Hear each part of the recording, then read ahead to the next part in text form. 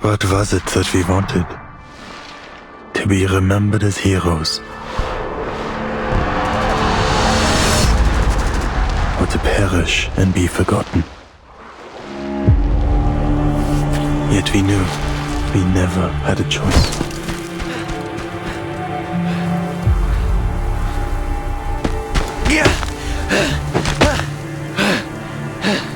The flames of perdition follow at your heels. What? You killed them all. But you may yet be cleansed. Stop. Stay away from me. Repent.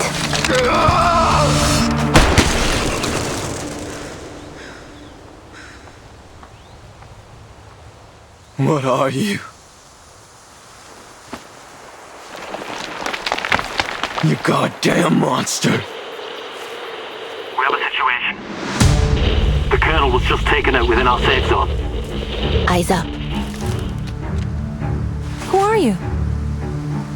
We do have a confirmed sighting of the sniper. Sniper. The Manus are probably lurking nearby. Take Marsha with you. Find them.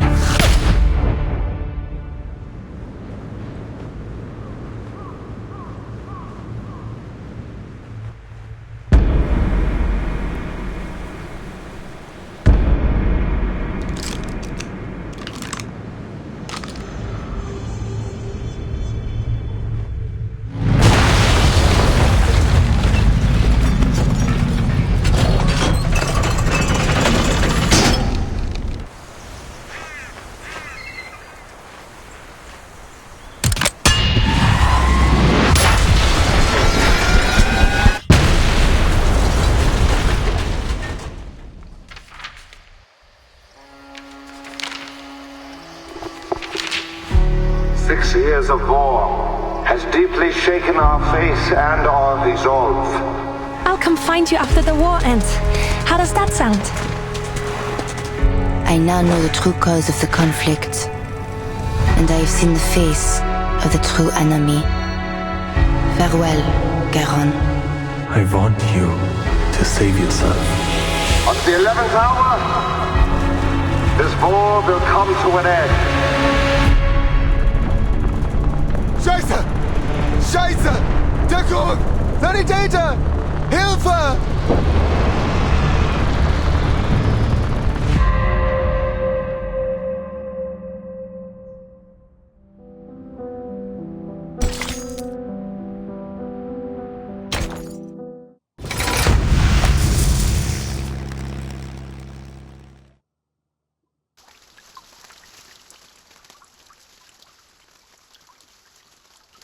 Everyone imagines their future.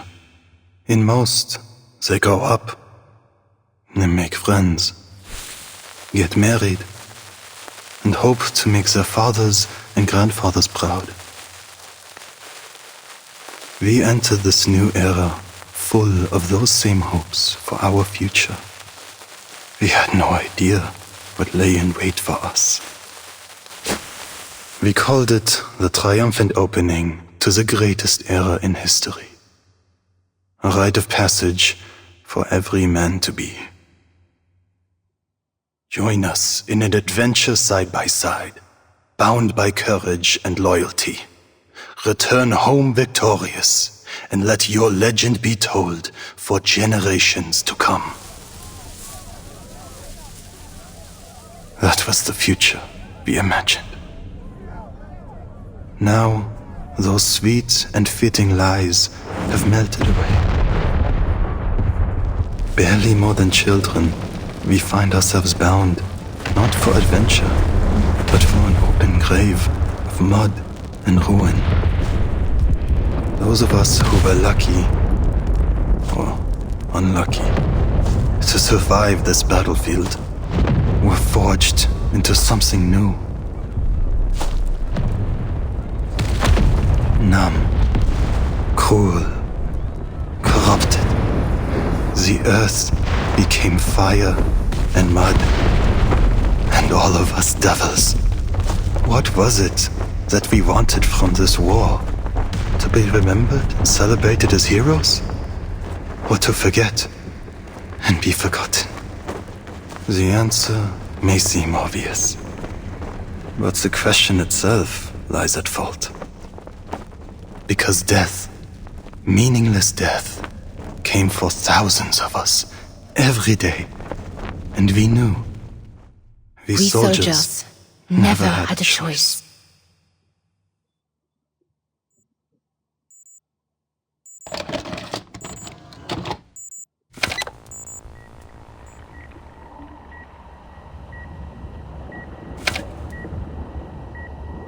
What do you see?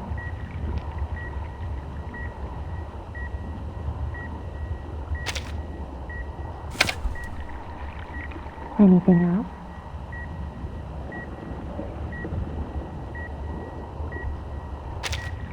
Is the air of God?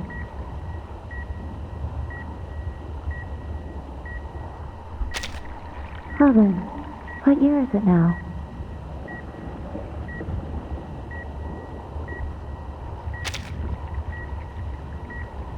Subconscious stable, no sign of invasive illusion, cognition reality match rate normal. Our test subject awakens.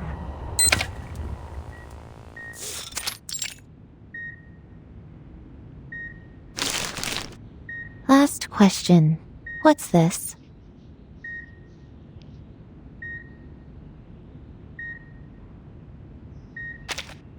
An elephant.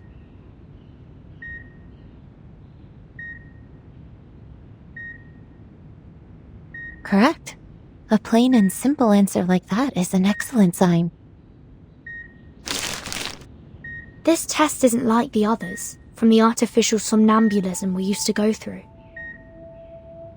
It's a special examination we've prepared for all personnel involved in the Antarctic operation. It wasn't my idea, by the way.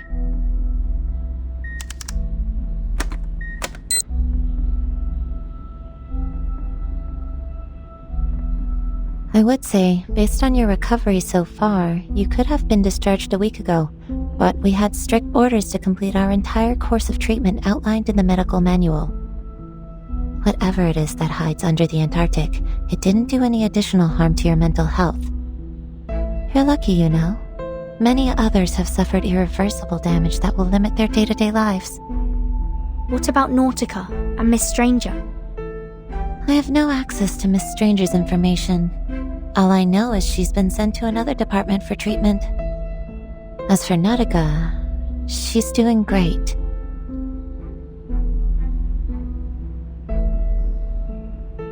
Where is she now? Does she have enough space to stretch? Mr. Hoffman cleared out a lecture hall for her. I wouldn't call it a palace, but it's spacious enough to meet her needs. Too bad, though. Now she's being cornered in there by every arcane biologist, ancient myth enthusiast, and crazy ritualist we have on staff. I guess they've decided she's an invaluable opportunity to learn more. You do have access to that hall if you really want to know how she's doing. Just go knock on her door. She's also been asking about you.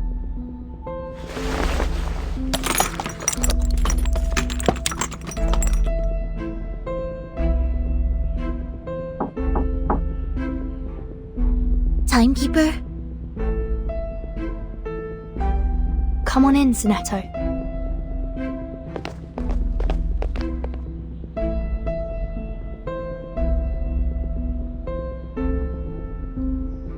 Hi, Mesmer.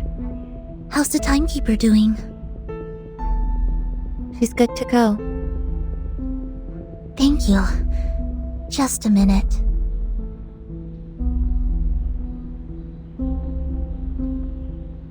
Timekeeper, Madam Z said the Storm investigation team is back.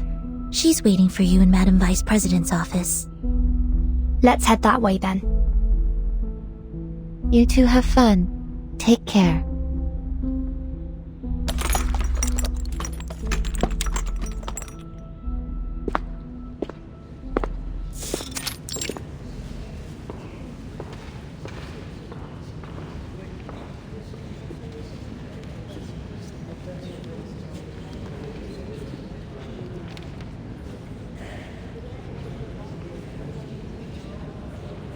There's so much tension in the air now. I suppose because this storm was different from the ones we've seen before. I look forward to hearing what Madame Z has to say about it. I don't intend to waste my time on this anymore. Huh?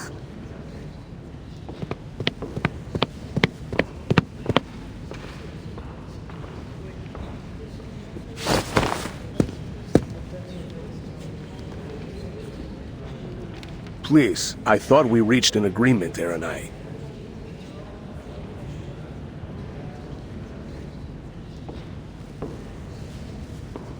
Naturally, I accept the committee's decision. If you really think we don't have to prioritize the Manus, then be my guest. Our top priority is to restore peace and order to this era. You should know that. We're at war, Mr. Pacifist. One far more dangerous than you could possibly conceive. Pacifist? What do you mean, pacifist?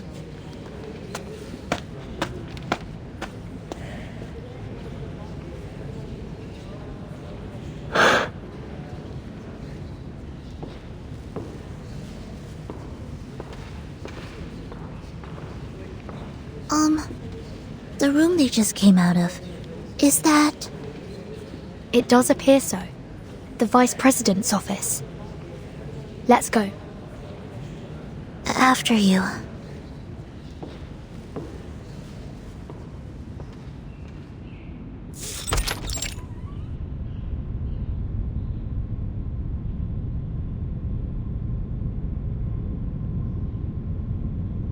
Very nearly perfect timing, Burton. Senator, I had heard that the rehab center cleared you for release, but it's all the more reassuring to see it for myself.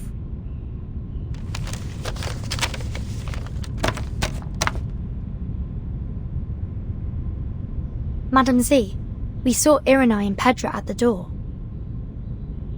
Let's not talk about them for now. Understood. So, the storm investigation team has returned. Correct. Thanks to the field agent squad and our investigators, we've collected enough proof to verify your hypothesis. History has changed. The 10th storm has brought us to an entirely different 1920 than we knew. One with the war still raging that should have long been over. Do we understand why history has changed? Laplace has two hypotheses. The first centers on the ritual held in the Antarctic.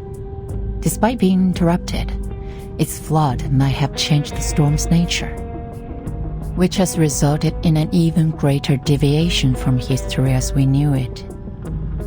Don't look so discouraged. That would be much better than the other theory. After her revival, Arcana may have obtained the power to use the storm to alter the course of history. If that is the case, in all likelihood, that means this war is likely a result of international manipulation by Arcana. Manus Vindictae is trying to bring more chaos to the world.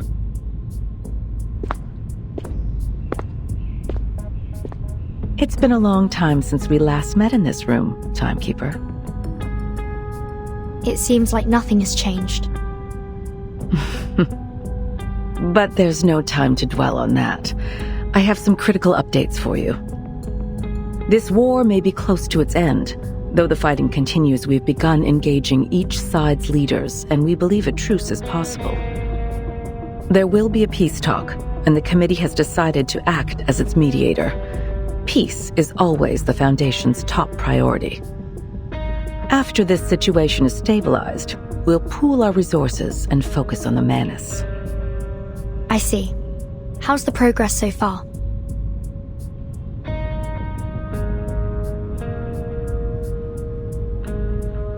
Our branch leaders have built lines of communication, and we have reached an agreement on some of the terms with their respective governments. Pedro will go to meet the commanders on behalf of the Foundation, with the aim to reach a lasting truce by the end of the month. If everything goes well, we may be able to restore peace before the new year.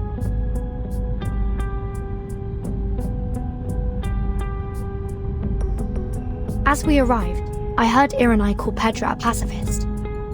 Does Iranai disagree with the Foundation's policy regarding the war? It isn't a matter of the policy, but the means by which we achieve it, to be precise. How do you mean? He and a few others believe all attempts to restore peace are bound to fail unless we destroy the Manus first. In short, he wants to do things the tough way.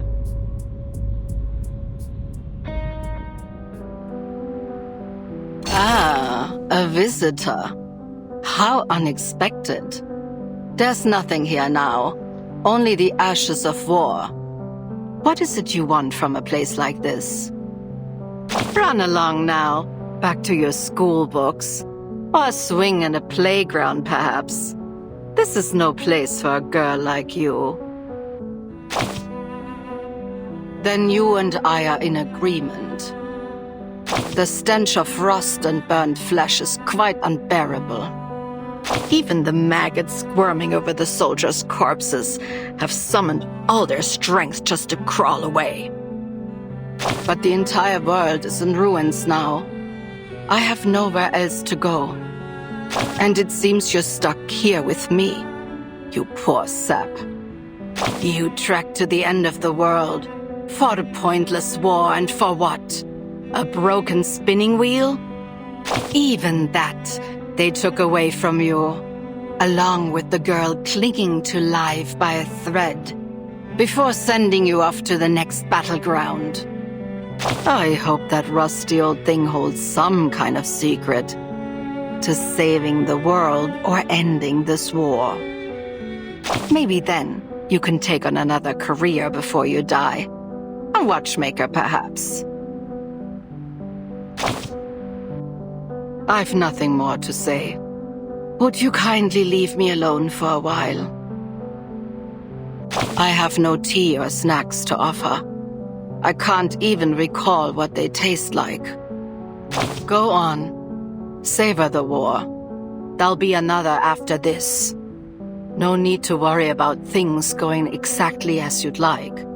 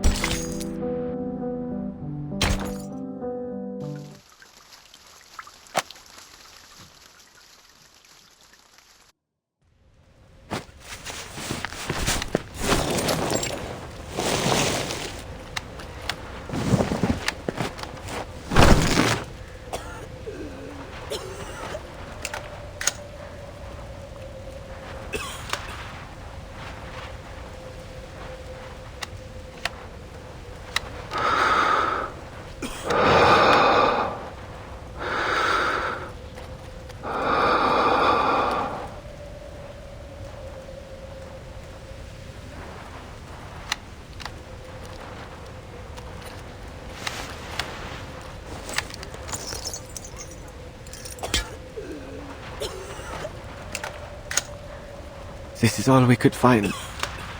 Can you take care of him, Charon? Natürlich. He will be given a proper burial. I thought they said this war would end before the winter came.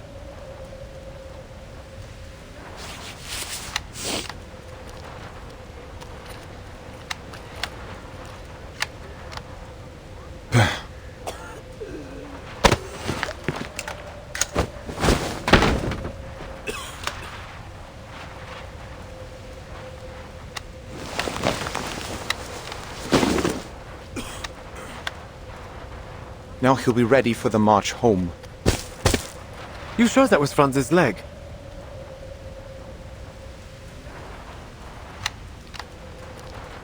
Better be. I risked my life up there grabbing it. He promised I could have his boots if he got scraped off. Mein Gott. I remember when he said that.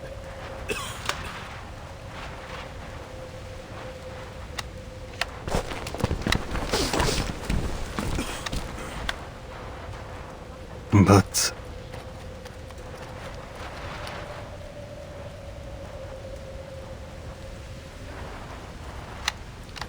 Andreas went missing in the last attack. The body will be impossible to move off the front lines without him. Your pony could pet its worm food.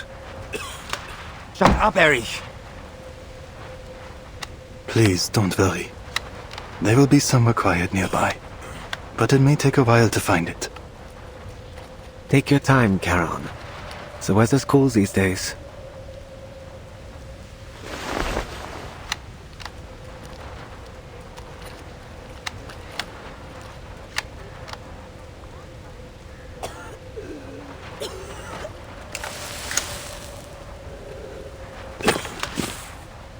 Charon, come here. Jawohl.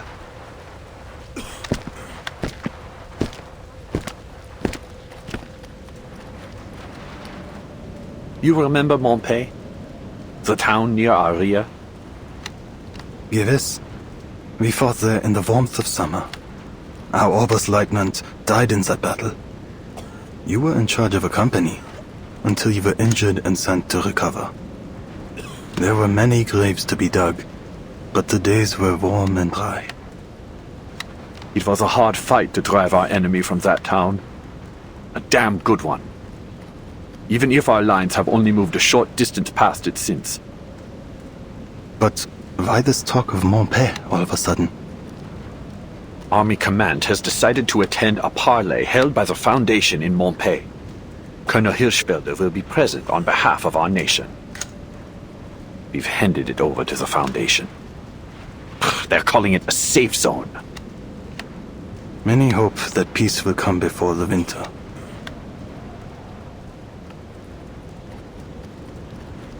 The only end to this war I can accept is victory. Total victory over our enemies. They say we've broken through on the Eastern Front. We only need to push our advantage and they'll collapse. Once we've freed up all that manpower and material, we'll be able to crush our enemies here too. We may run ourselves dry of ammo and blood before then, sir. No cries of victory are loud enough to wake the dead. Winning here is a part of something far bigger than you can understand. Is it? When you returned to the front after your injury, you came with eyes red as a furnace. You wore an old face, a mask of war. You haven't worn that mask in many years, since before our first taste of battle and blood. A whole class volunteered. Nothing more than schoolboys. We marched obliviously into the killing field. You should rest.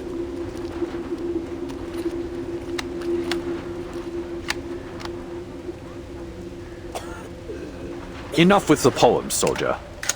I called you with an order. You must go to Montpaix. Herr Mühlenberger sent us a package, and I need someone to fetch it for me. I know you'll do your duty for the fatherland, my friend. Take as many bodies with you as you can. We can't leave them rotting in the trenches. Dismissed.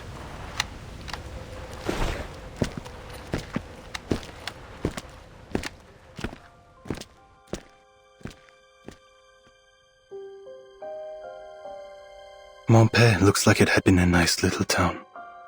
Before the war. Now, its old streets and laneways are pocked with craters and crumbling buildings. Cruel reminders of the brutal battles that raged through it. Silent screams still echo to me from its laneways. A reminder that a man who has seen war will only find peace when he is dead and buried.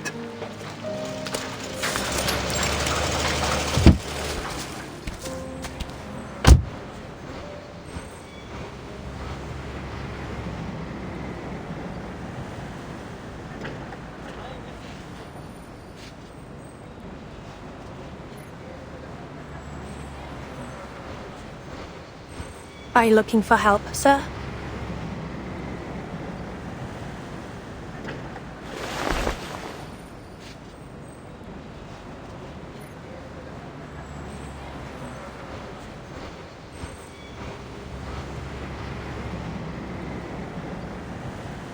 Hold on, soldier. I'm Krankenschwester Mascha. Please show your face so I can verify your identity.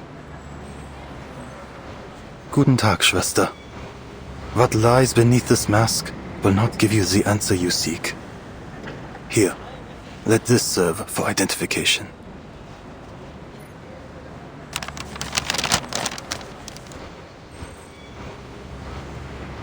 Major Eberhard Braun is waiting on a package from montpaix. He sends his NCO to collect it. He did not say from whom.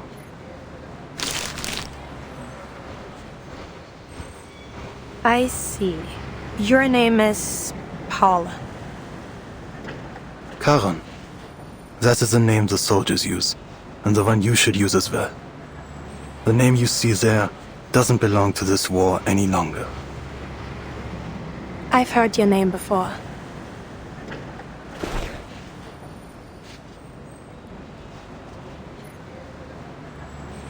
You'll find plenty of packages here. Go ahead and look for whichever one belongs to your Major Braun. But there'll be more paperwork to sign before you can leave with it. If you're willing to wait, things will get moving again once the parley has finished. Time is a resource the dead have in abundance.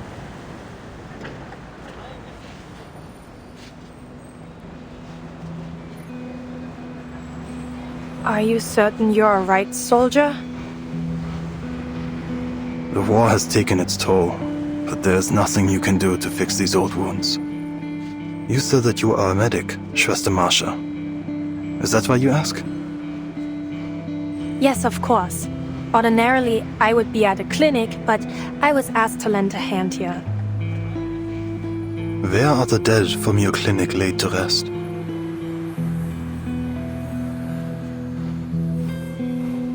We don't have any yet, by the grace of God.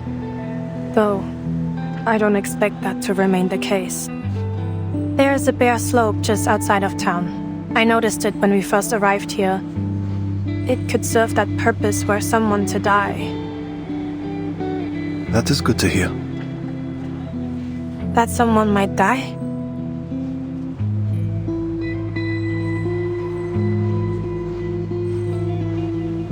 No. The slope. A quiet place is needed. Many of us from the front lines could find rest there. You mean your brothers in arms?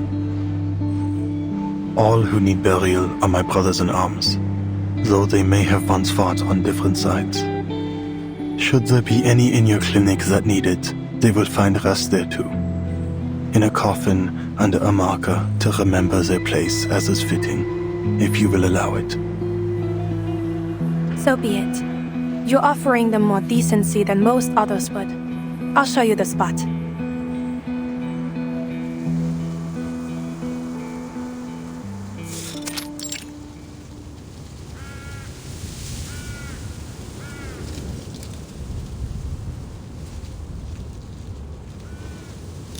Who's there? You've run late. I barely made it. This whole area is under heavy guard.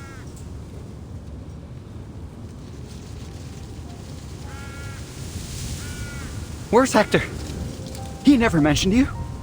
Give me the countersign.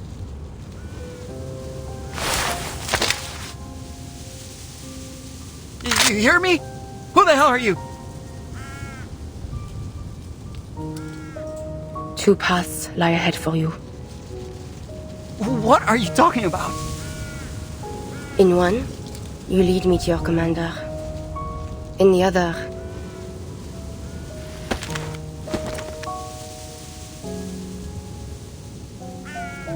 you are led into perdition.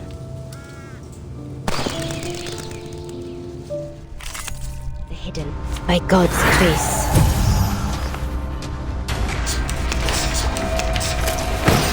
A short hit.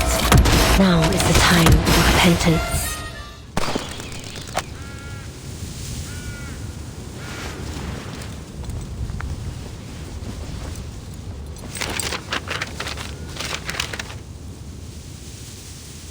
Foundation, parley, Hirschfelder.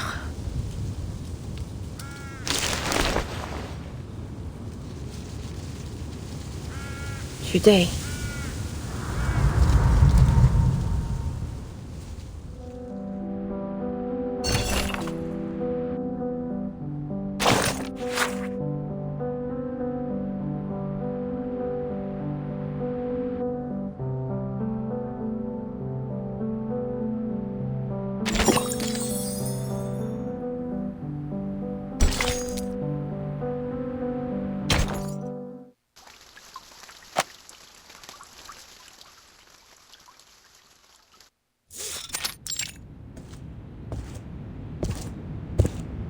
Are you sure you won't come with me, Capitan?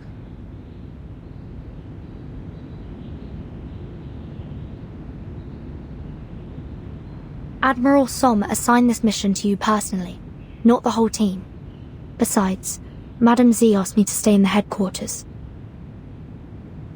Isn't it going to be boring waiting around here? The Storm Reformation Directive said Team Timekeeper isn't subject to the Foundation's orders. We can go wherever we want. Yet it also says the Timekeeper is still bound by Madame Z's orders, Lilia. Ugh.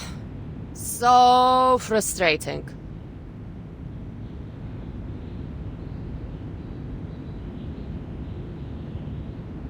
I thought I'd finally be able to show you what things are really like out on the steppe. It's going to be a view to remember. We'll have other chances. Yeah, I suppose a view like that doesn't change much no matter what era it is.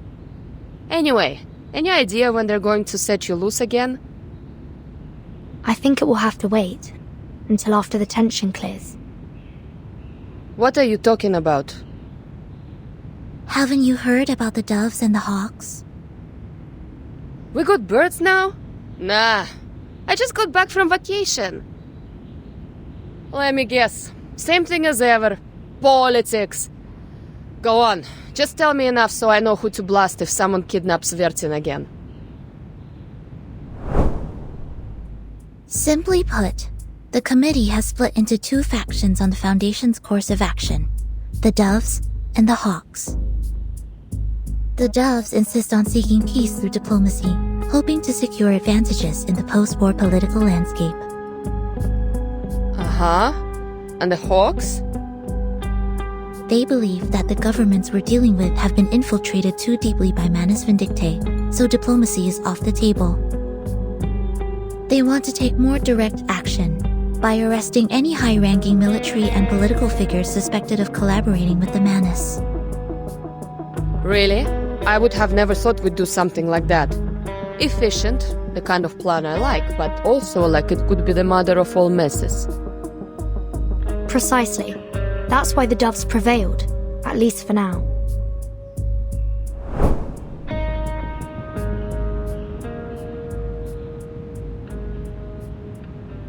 Complicated. So what side are you on, Capitan? I'm not on any side.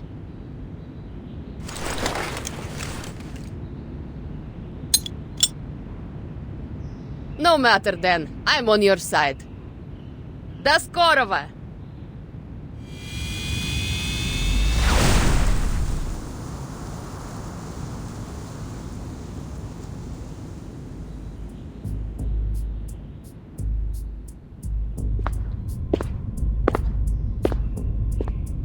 People are dying out there. We have to reduce the number of decision makers. We can't afford any delays. I need all the faction leaders to reach an agreement before the committee meeting starts.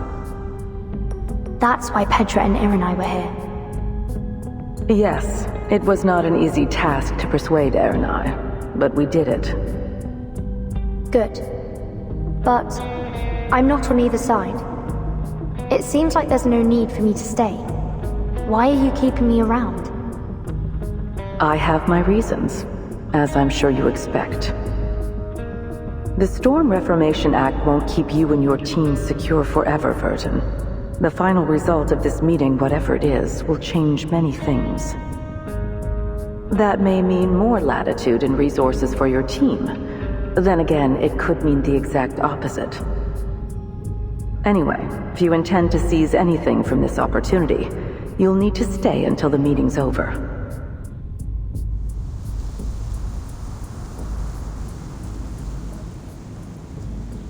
time to go, Sonetto.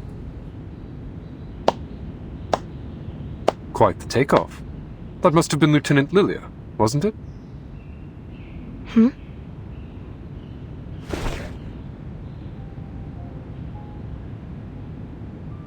Have I got it right, Timekeeper? You have. You must be Mr. Creius, the captain of the 12th. Seems you're already acquainted then. I've read the report on the Antarctic operation. Your name was mentioned.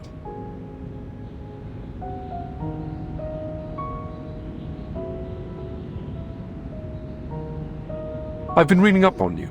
Just a few choice selections from your after-action reports before our Antarctic expedition. Seems we have you and your team to thank for thwarting many a wicked scheme, hatched by Manus Vindictae in previous storms. Shame we couldn't put a stop to Arcana's revival, too. Now look at the dog's breakfast of an era we stepped into.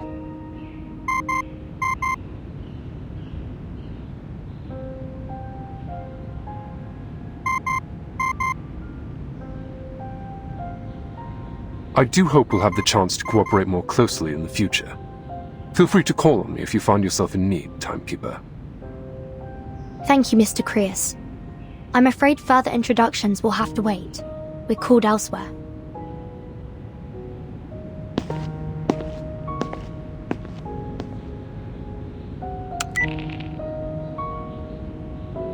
Speak. I passed along our intel about Manus Vindictae's possible infiltration of the safe zone.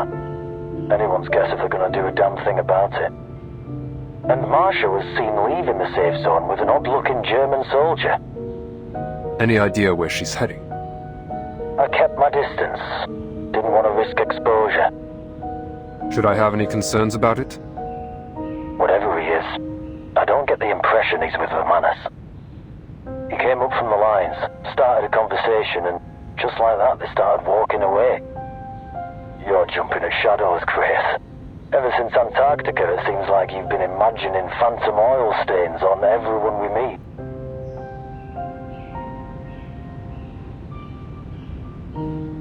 All the same, keep an eye on her. And take my eyes off the town. What about searching for those infiltrators? The Foundation has enough security on site to keep things in check. Yeah, right. Let's just hope those Haferbrains can do their job. Haven't Merrill and Paravian been transferred to HQ? I hope you weren't expecting a hand. I need them for my field mission as soon as our application is approved. Still waiting for that? They haven't learned to trust you yet? Focus on your mission, Yemalai.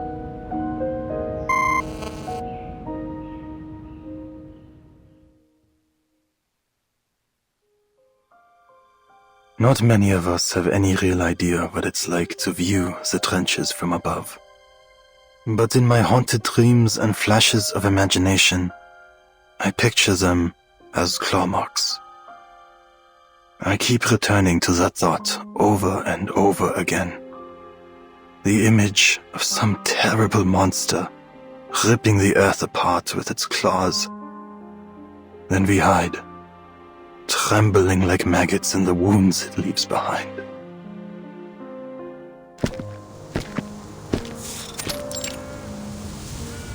Here.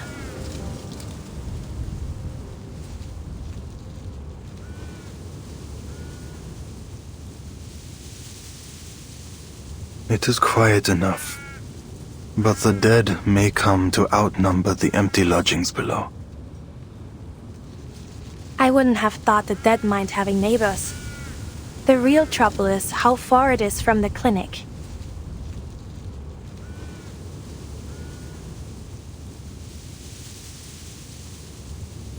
There is something about you. A contradiction lying under cloth and steel. I know what you want to ask. Yes, I was a knight once.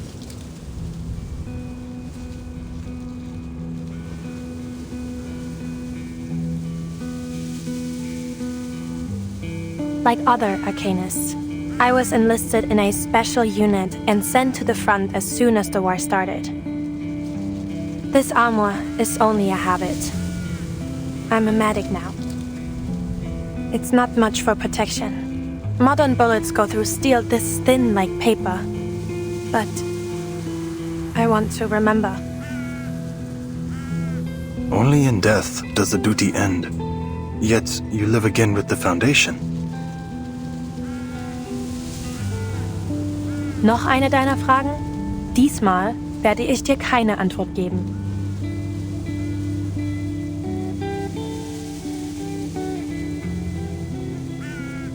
There was no ill intent. The ways of this war do not fall upon your shoulders. Our path is not chosen, nor can it be escaped. The end to our war is found in the grave. I know. Death shouldn't be the only way a soldier like you can find peace.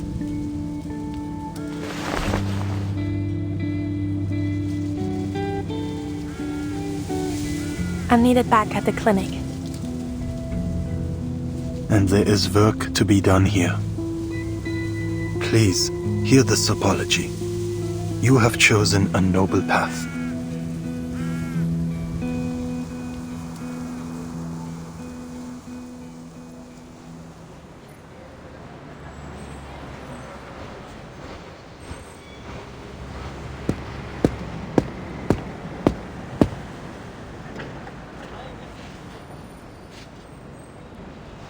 This meeting is over.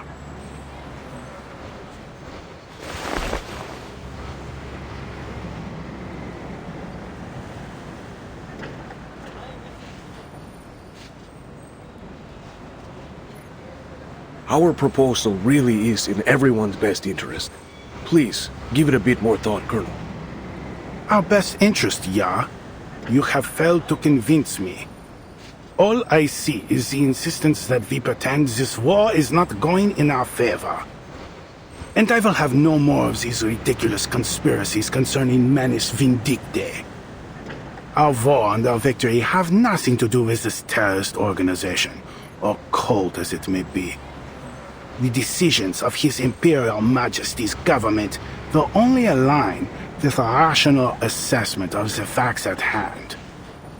We fully understand your concerns. Words without action. Would you at least consider a temporary truce? Keep your forces at the front, but halt all active military operations.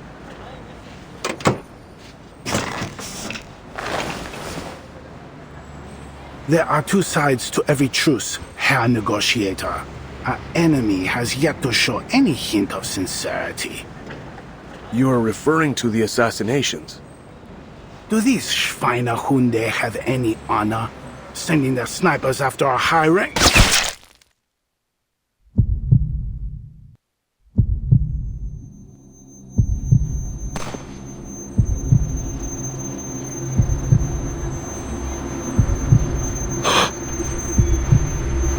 What the...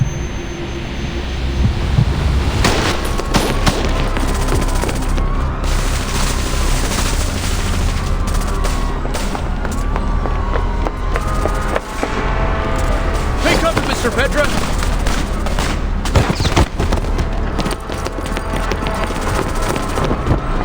Scharfschütze! Sanitäter! Der Oberst wurde getroffen! Wir brauchen einen Sanitäter! Los! Bring den Oberst in die Klinik!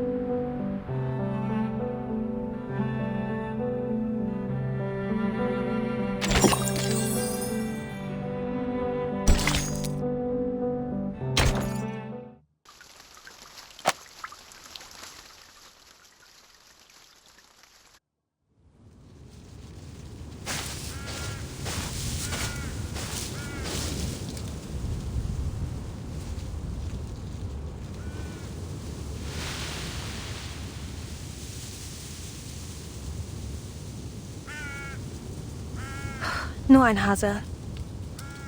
Wie schön, dass Sie zurückgekehrt sind.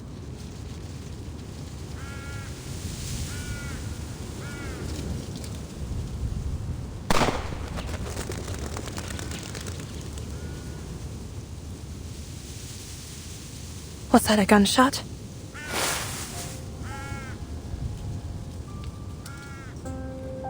From the safe zone.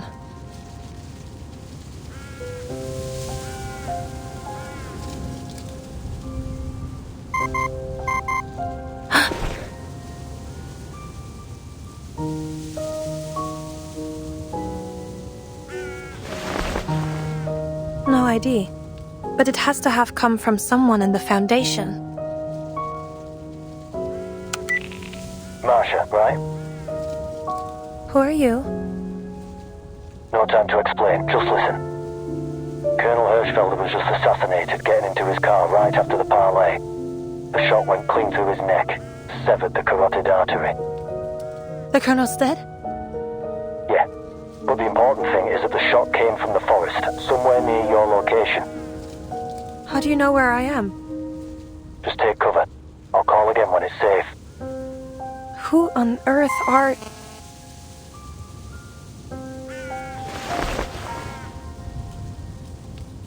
With the Colonel dead, there isn't much hope for the peace talks.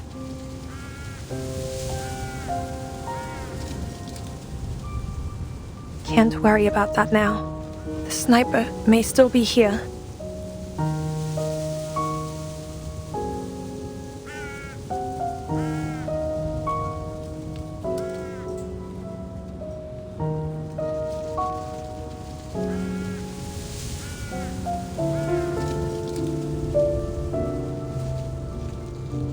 All I have is this pistol.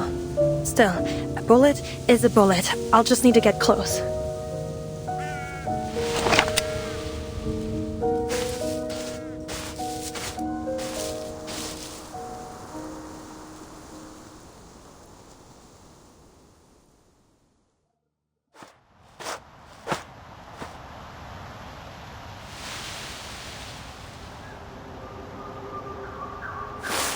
Over there.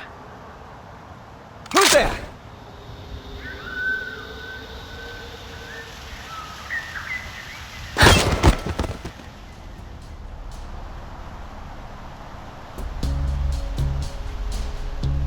Small caliber. 5 of them, 2 with machine pistols. Their uniforms, unclear in origin. Come out!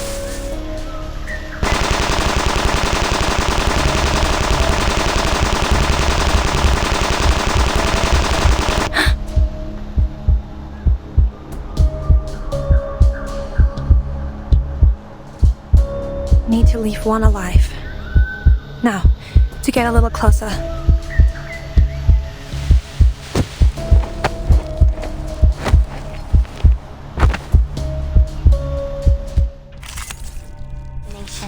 Are they the snipers? There! A white robe! It looks like a medic? She's alone! Take her out! Never underestimate your enemy, gentlemen. My sight. Sensing their thoughts. I have seen to the heart of you. Our victory comes in a tide of Close blood. your eyes. The enemies of peace shall be stamped out. A shot hit.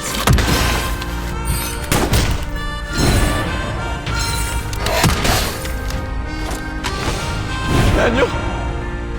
Fuck! He's down, boss! I should have known the bitch would be a distraction. Who made that shot? Retreat!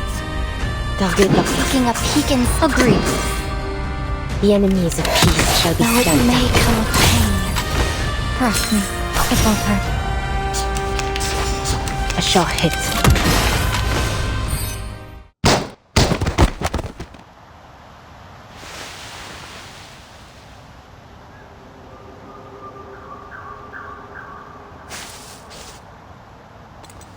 Black uniforms. Can't tell who they might be. Perhaps the Manus? Never mind. Who is it that helped me? Could you...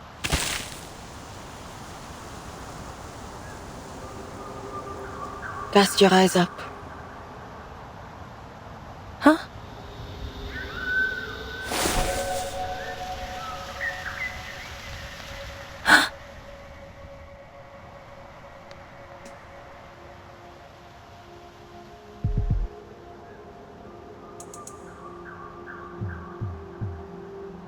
Was it you who shot these men? Do you know who they are?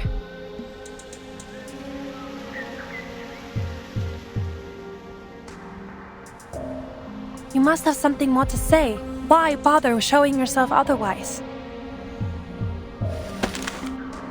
Tell me, what is it that the Foundation concerns itself with here? That's no secret.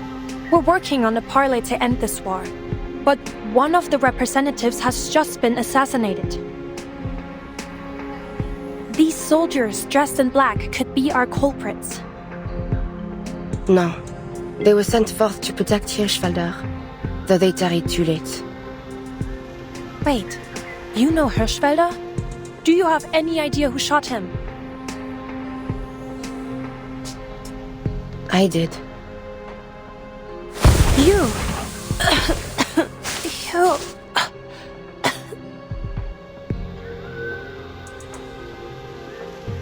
Why?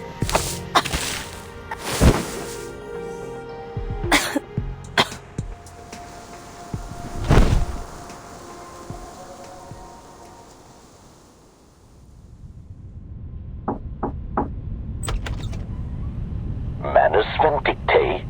No. The Field Marshal will not entertain such a thing. You've simply conjured up some invisible enemy to achieve your goals. We can conclude only this, that our enemy agreeing to this parley was only a ruse, and that the assassination of our colonel was meant to sow fear in our ranks.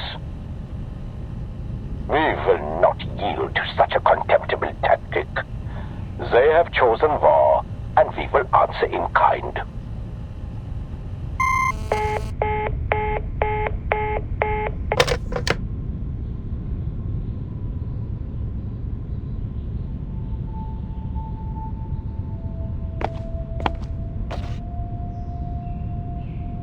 The assassination in Montpaix has been a serious blow to our global efforts.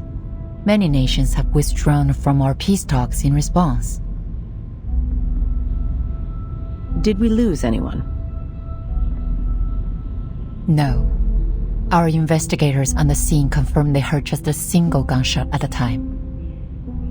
We do have a confirmed sighting of the shooter. Yes, I heard. Yet they didn't fire on her, which means our shooter isn't likely to be with the Manus.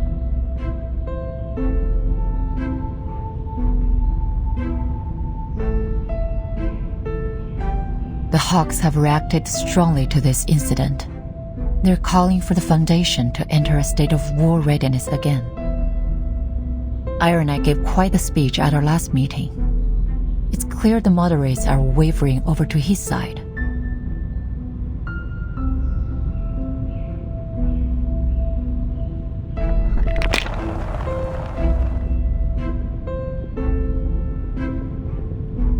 True, but there are still things we can do to maintain the balance. We must consider violence our last resort. Send a special unit to Montpaix. I need to figure out what really happened. Reezer is on a mission at the Eastern Front. They won't be back in contact for several days. There are 3 squads presently available for deployment. Codenames Metaphor, Almond, and Minerva. But I don't believe any of them are suitable for this mission. We're left with only one option, the newly founded 12. That's Craeus's team. I'm sure he'd be eager to buff up his resume with this mission. He's eager to prove himself. All the members of the 12 used to work for Craeus at the Visuals Bureau. Their experience could be useful for this mission. Many of the arcane crime cases they cracked involved the Manus. I understand he's been seen in the company of several prominent hawks. He even spoke with Erinai several times. Are you suggesting his policy leanings could pose a problem? On the contrary, he'll make a fine choice, precisely because his appearance at the front line will calm the hawk's nerves. Understood. Tell Kreus he and his team will set off in 2 hours.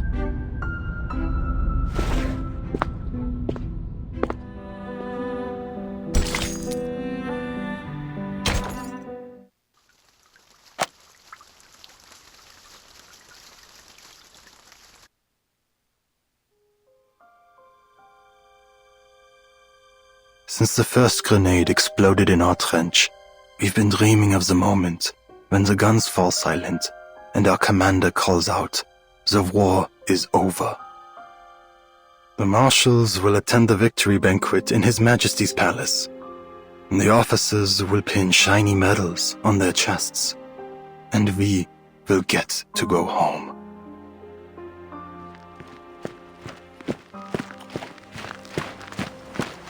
Out of my way, soldiers! I said make way!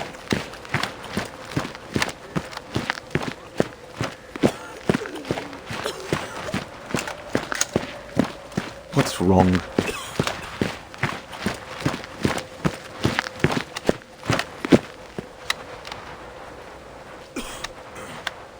Wilhelm, 2nd Company.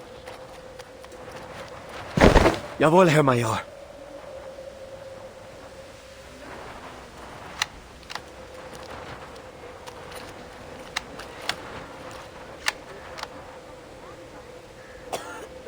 You will be in charge of these runs from now on, and I'll need you to choose the pick of this litter to join the stormtroopers. Jawohl, Major.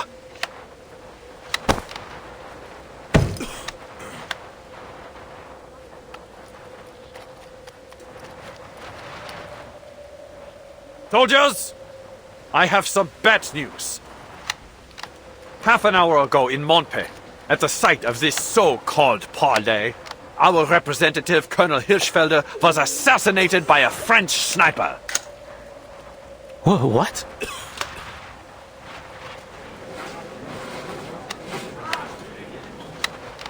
How's the Traum? The devil is he talking about? How could a sniper have made it so far behind our lines? Shh.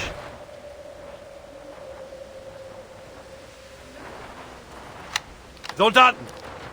We can't let our enemies sow fear within our ranks! Let their desperate attack bring us together and give us the strength to destroy them once and for all! They will pay in blood for what they've done!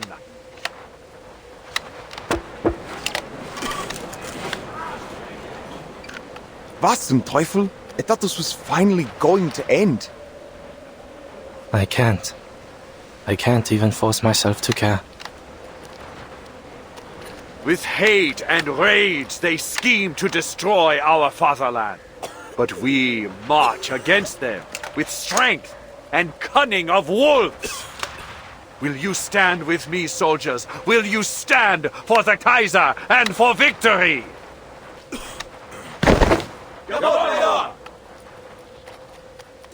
They're good. You've shown me your steel, soldiers. You are the pride of the fatherland. Victory lies ahead, ready for the taking. Now take up your rifle and get back to your positions.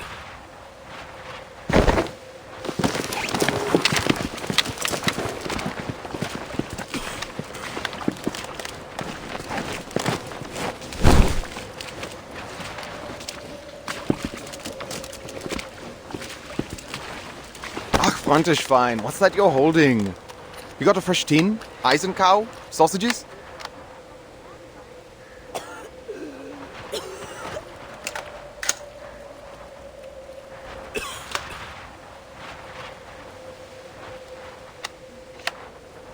God!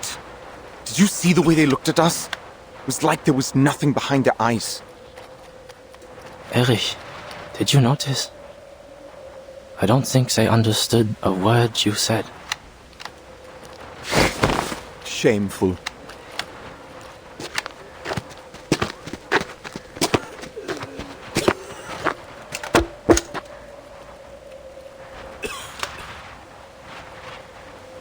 Come on, boys, follow me. I'll show you to your dugout. Mind the gaps on the duckboards. Herr Hauptmann, perhaps first we should drill them on keeping their heads down and avoiding artillery. Remember how many comrades we lost in our first days? Not now. First we need to... Oh! Take cover! Get in there, move!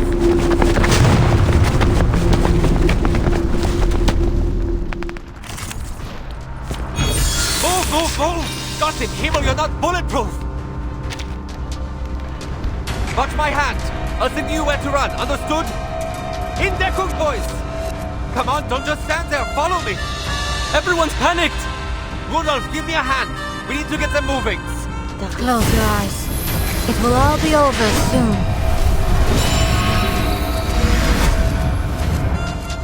This is now, though it may come with pain.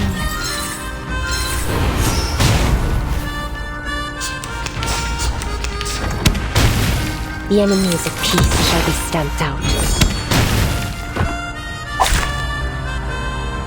A shot hit.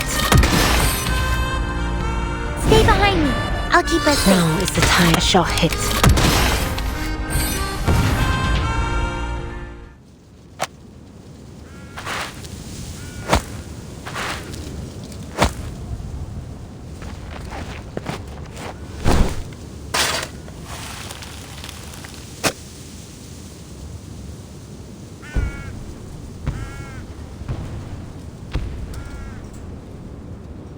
It seems peace lies beyond our grasp.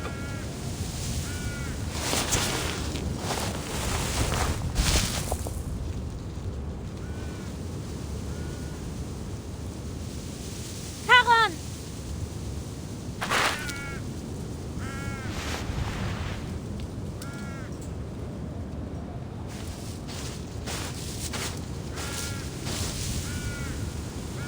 You don't remember who I am? Your presence is familiar, but faces and names come slowly. There are so many memories here. It can be difficult to tell what is from what was. I'll wait a little longer next time.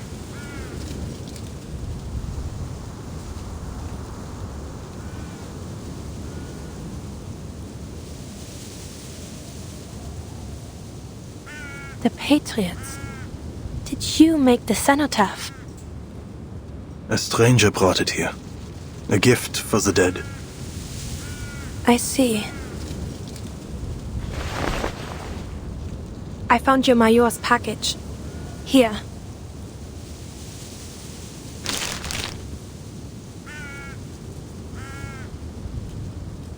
A message came for you, I think.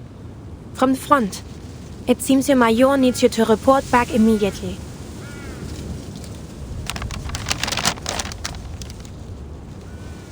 Jawohl. Soldiers must go where they are ordered. Another thing. They're sending a new head of security to oversee the safe zone. His name is Kreas, a tall man with red hair. He'll be responsible for investigating the assassination. You can contact him if you need anything. The Foundation has already tightened security on every road to the town. I don't think you'll run into...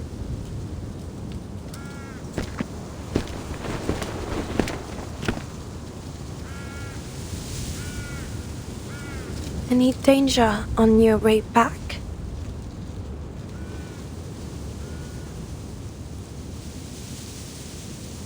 You're...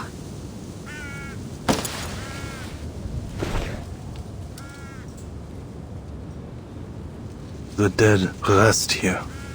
They have seen enough violence. You don't know what she did. She...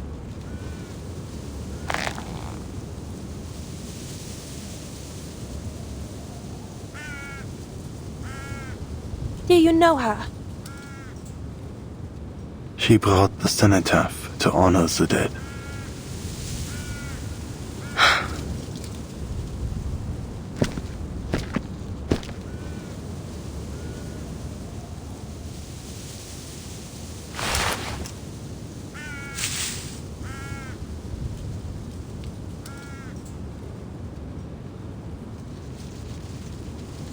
Ihre Haut. Sie sieht so aus, als wäre sie aus Stein. Und dieser Kopfschmuck. Ich glaube, ich habe ihn schon einmal gesehen. Könnte es sein, dass du...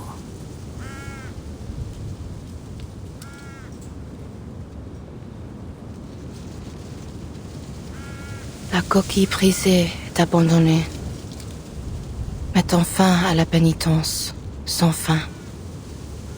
Que vos âmes traversent les arches, du sombre vers la paix. Que votre chemin soit libre de l'œil rouge, tandis que vous aspirez au paradis.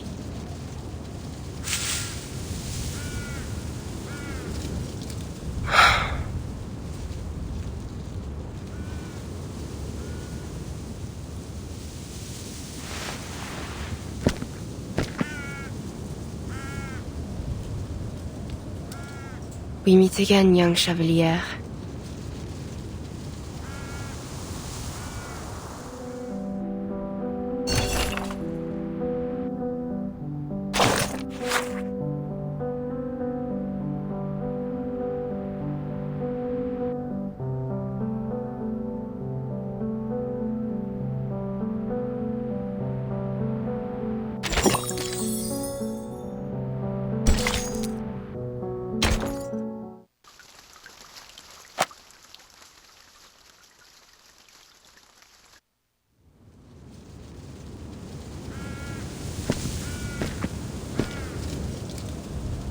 He that is slow to anger is better than the mighty, and he that ruleth his spirit than he that taketh a city. Pardon? You possess remarkable self-control, a trait seldom seen.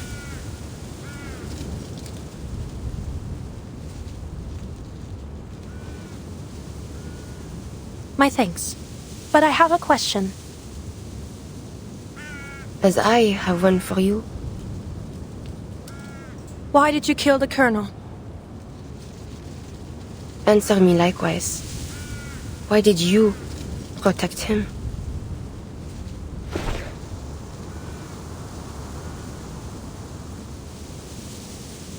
We're trying to end the war. And I as well. You seem to mourn the dead, but you don't realize how far you've set us back. We were nearing a ceasefire.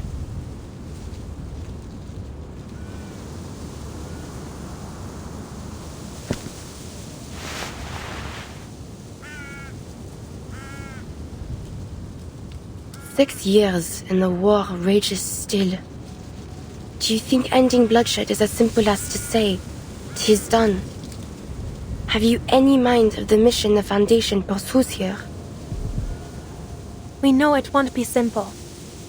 Yet each side was open to negotiation. That's why they sent...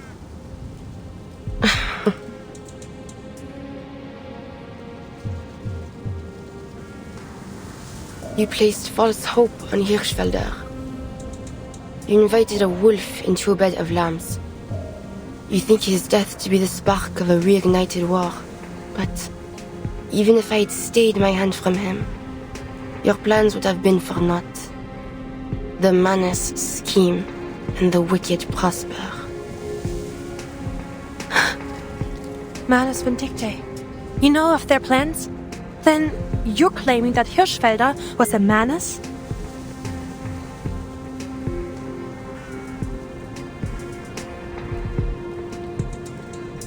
He is not one of those devils.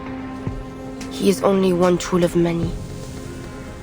The Manus offer the gifts of Mammon and Asmodeus, greed and destruction. Hirschfelder was tempted by their technologies and became a willing servant in their schemes.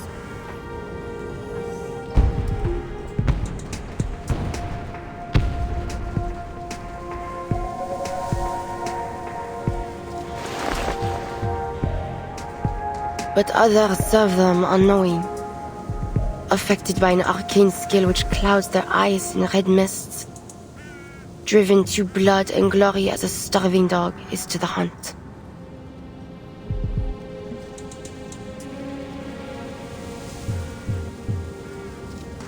Your commander, Eberhard Braun, bears that mist.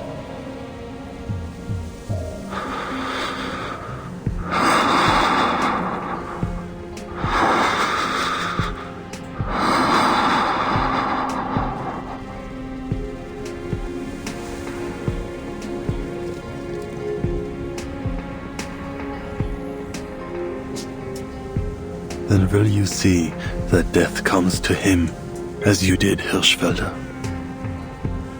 That is not yet certain. I do not kill without purpose.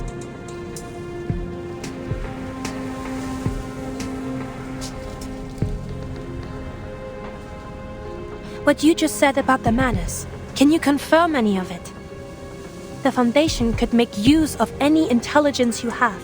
We may be able to save these peace talks. But we will need proof. All is vain. There is nothing new under the sun. When I told my commander about the Manus, all I received for my effort was scorn. Their eyes were not satisfied with seeing, nor their ears with hearing. Kings and generals yet still turn a blind eye to the suffering. If they had a shred of the light of God within them, they would never have pursued this war. As for the Foundation, that which is crooked cannot be made straight, and what is wanting cannot be numbered. I have no faith in them.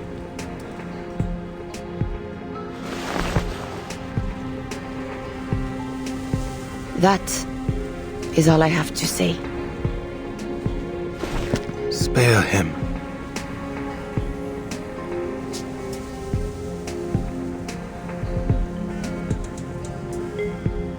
Eberhard Braun, I need you to spare his life. Neither mercy nor vengeance is mine to give.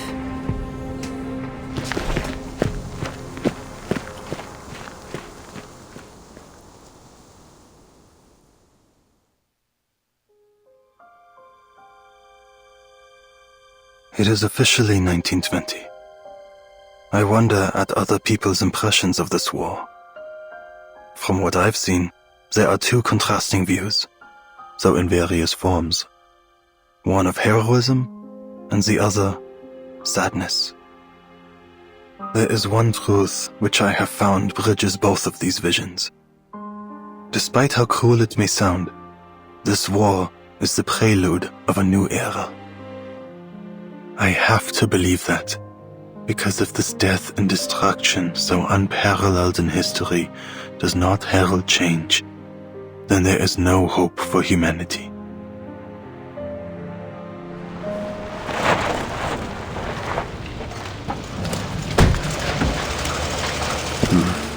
How bleak.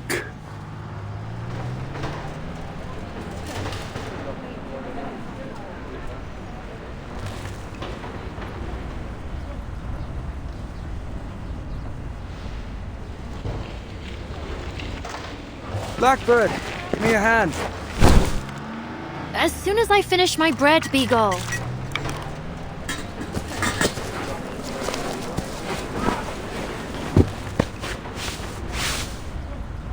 There are 122 armed personnel available at your disposal, sir. 23 of them are arcanists. I've brought you their profiles.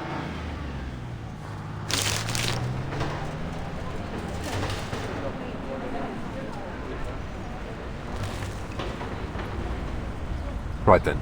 I'll read through these. Now get back to your position. I need eyes on our command post. Yes, sir.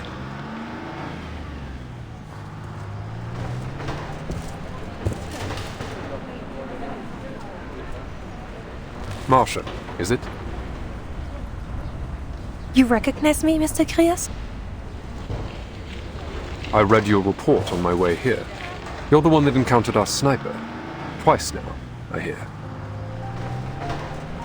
Correct. I have some additional details about my encounters. The first is that I appear to have been followed out into the forest the first time. I was warned on my device just after the shooting. Never mind that. What about the other thing? That doesn't concern you? Fine. The other thing is that I have reason to believe our sniper is a gargoyle. A gargoyle? There are records of gargoyles participating in this war as part of arcane skill response units.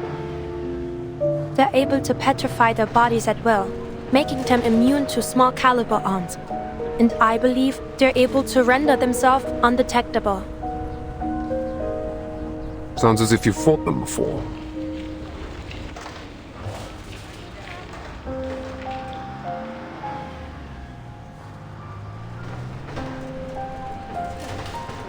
You could say that. It would go far to explain how she managed to enter montpaix without being noticed. I'll have to ask HQ to send us a counter-arcanum device. She shot the colonel, but then slipped out, leaving our own agents unharmed. We can't be sure of anything, but we can't rule out that she may possess reliable intel about the Manus.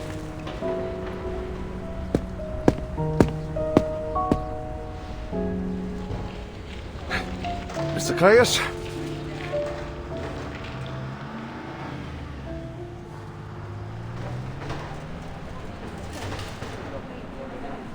I'm Herr Georg Kramer from the Interfactional Committee. I've come on behalf of the Reichstag to start another round of negotiation with the Foundation. Didn't you get the message? The parley has been cancelled, Herr Kramer. Seems there's no more room for negotiations. My job now is to investigate the possible involvement of Manus Vindictae.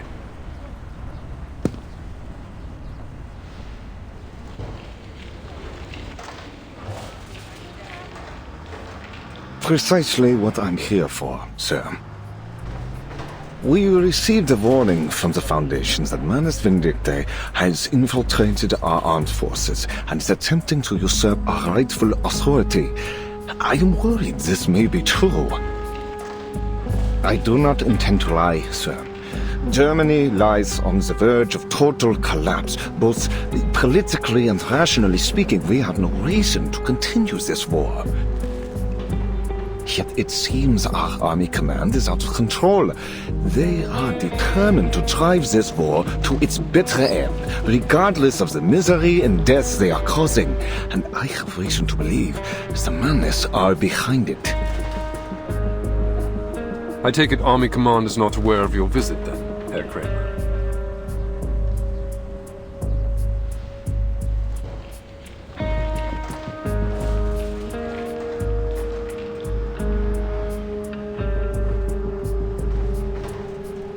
I represent the majority of the Reichstag, sir, as well as the office of the Imperial Chancellor. We are united now. All we need is some hard evidence. If it can be proven to His Imperial Majesty and to the Reichskanzler that Army Command has been infiltrated by this Manus cult, I am certain we will have the authority to end this.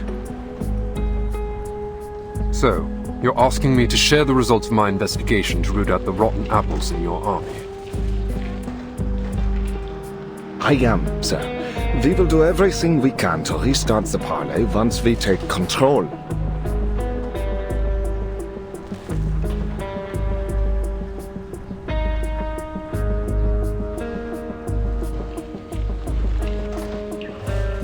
And we're willing to reach a ceasefire on certain conditions. I assure you, I'm not just saying this because of my stance. For the sake of my country and its people, this war must be stopped.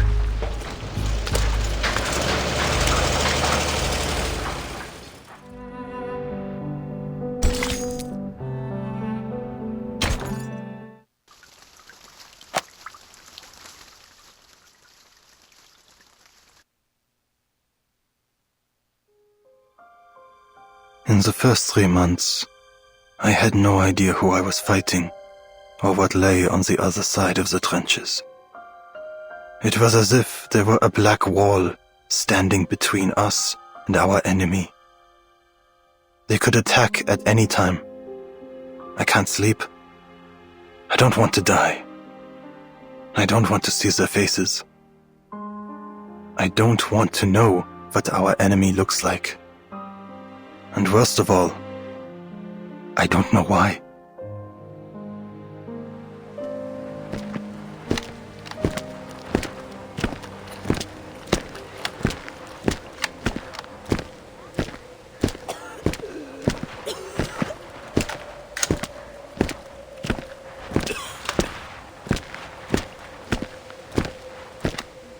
Ach so, you're back, mailman. Tell us, where did you take little Franz? He lies beneath stone, in a silent wood, and marches no more.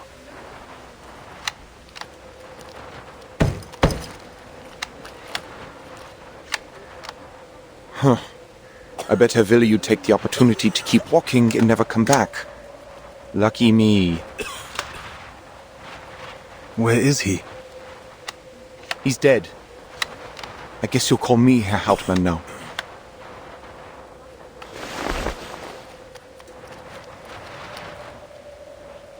Caught a shell. Just like that.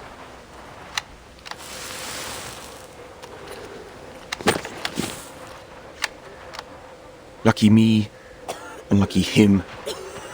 That Schweinhund.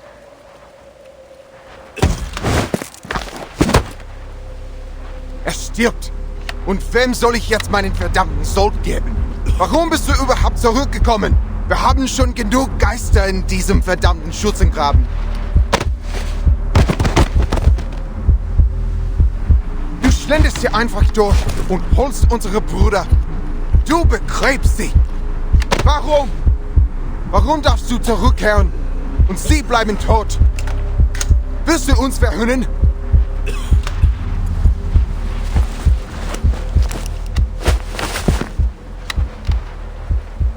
Der Tod verspottet nicht. Und er kann auch nicht aufhören, zurückzukehren. Er ist ebenso machtlos wie jeder andere Soldat, seinen Dienst zu erfüllen. Welches Schicksal uns erwartet, bleibt verborgen. Sein verschlungener Pfad zeigt sich erst, wenn wir ihn betreten. Niemand wählt die Stunde, in der der Tod ihn findet. Scheiße!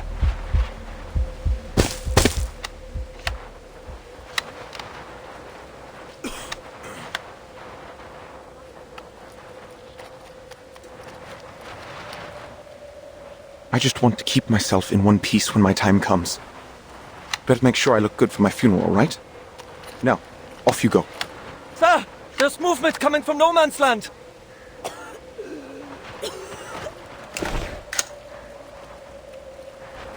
What?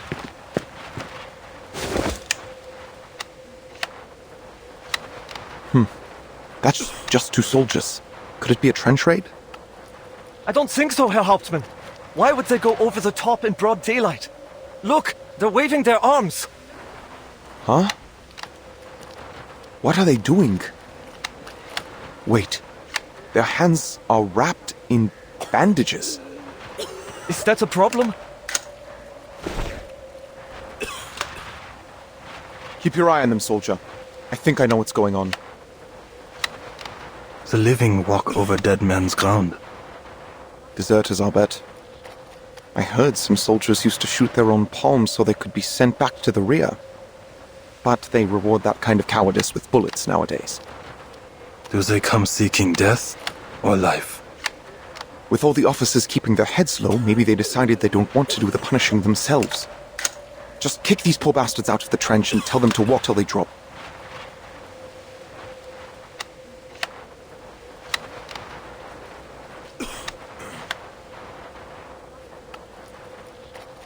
They do not march to us as warriors, but as broken men. You're right. Pass it down the line. Does anyone here speak French? Oui, a little. I took some French back in school. Schnell, schnell! Say something. Ja, Herr Hauptmann.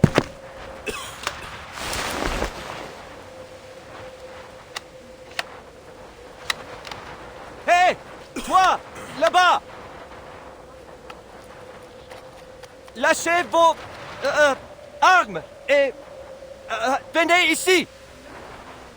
Nous. What? Verdammt, who the hell shot him?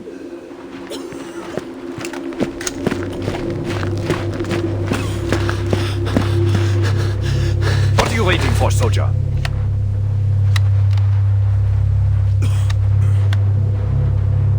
I killed him.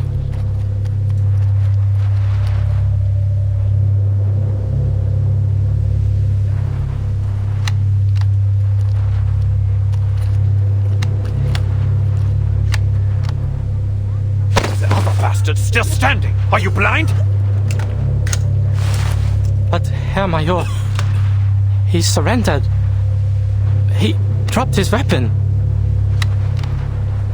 It's a trap, you idiot! They have a bomb or some kind of infectious disease. Do you want to keep him, soldier?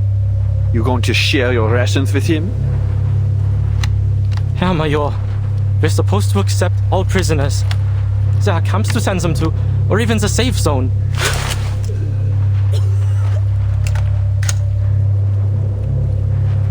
That was an order, soldier. You are to shoot that foreign devil, or I'll send you out to test if their snipers are as spineless as you are. Hey. Major.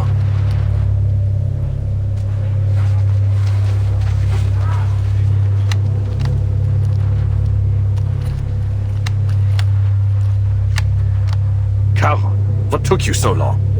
Don't you know I could have you shot for dereliction of duty? Punish the guilty then. But the man that stands alone is innocent.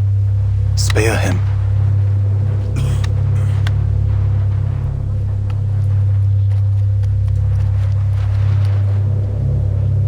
You are not entitled to challenge my authority, Sergeant. His war is over. His blood should not water these fields. Feigling!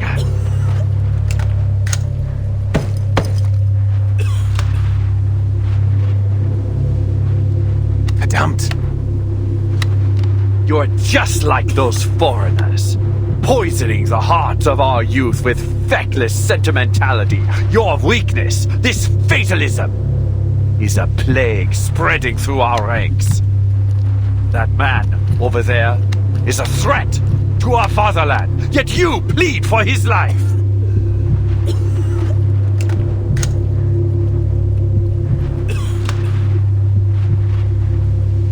I won't let this cowardice ruin our nation. We will keep fighting until no man alive stands against us.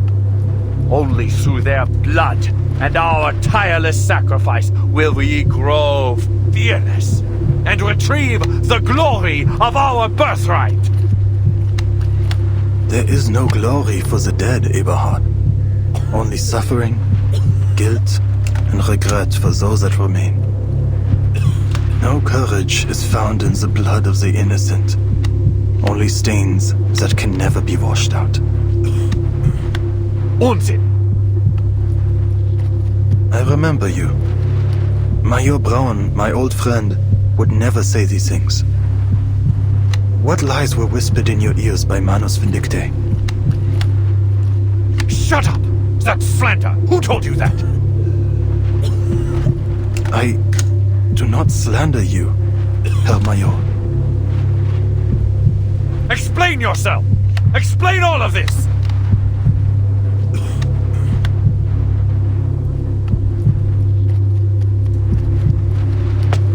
Lügen! Manus Vindicte!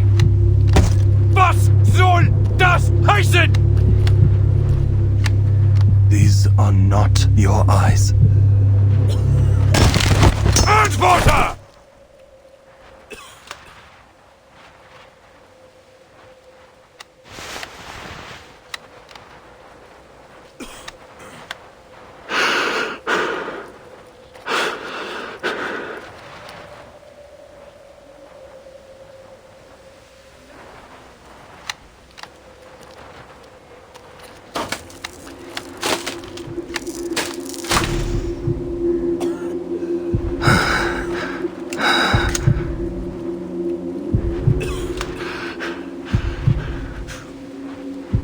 Raise your head, Sergeant.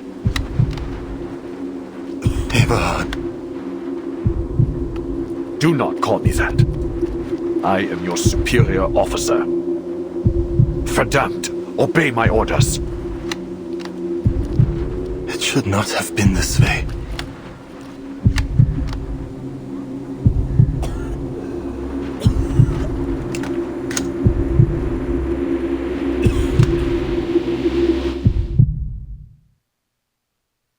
Gott. Im Himmel. This is not a sight fit for the living, Eberhard. But perhaps you must be reminded. No! Your face! Cover it now! Do you remember the fear as bombs exploded by our sides? The pain when our brothers moaned out their last breaths? Have you forgotten? Or have you only hardened your heart? This war is... Sacrifice is necessary for a nation to make progress. Every soldier who has died for the fatherland should feel honored for their sacrifice. You should have been honored, Paul. Jetzt sprechen wir nicht von Opfer. Der Tod ist keine Ehre. Er kennt kein Ritual, keine Tugend. Er ist Leere und nichts. Der Krieg hat uns den Tod zu sehr zur Gewohnheit gemacht.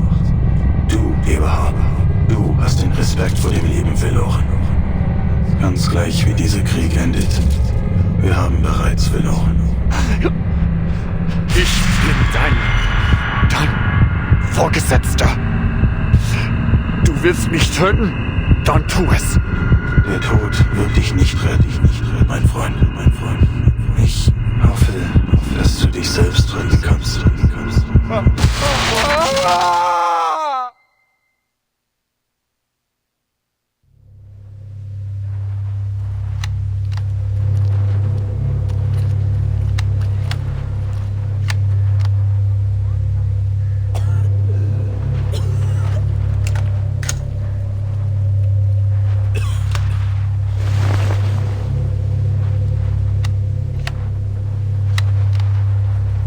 Scheiße. What the hell just happened?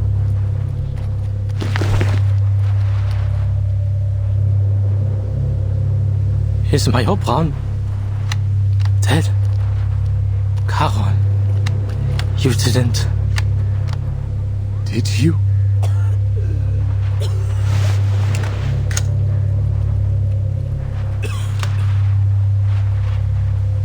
He will live. We will leave here together. You have command, Erich. Make the right choices. I don't want you to see what lies beneath. Please, look away.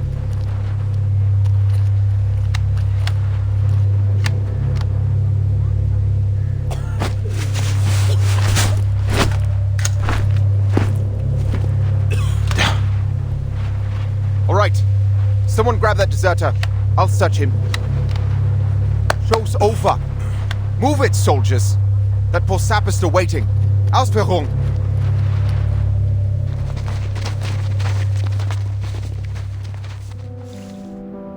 Look at these boys.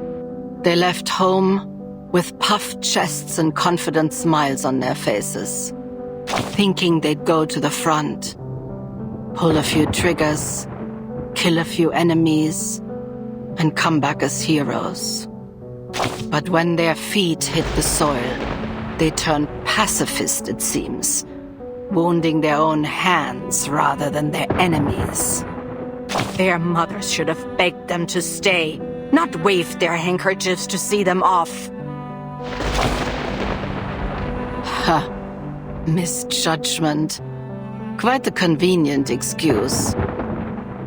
Soldiers follow orders. Officers give them. Higher-ups make them. Parents send their children off to die.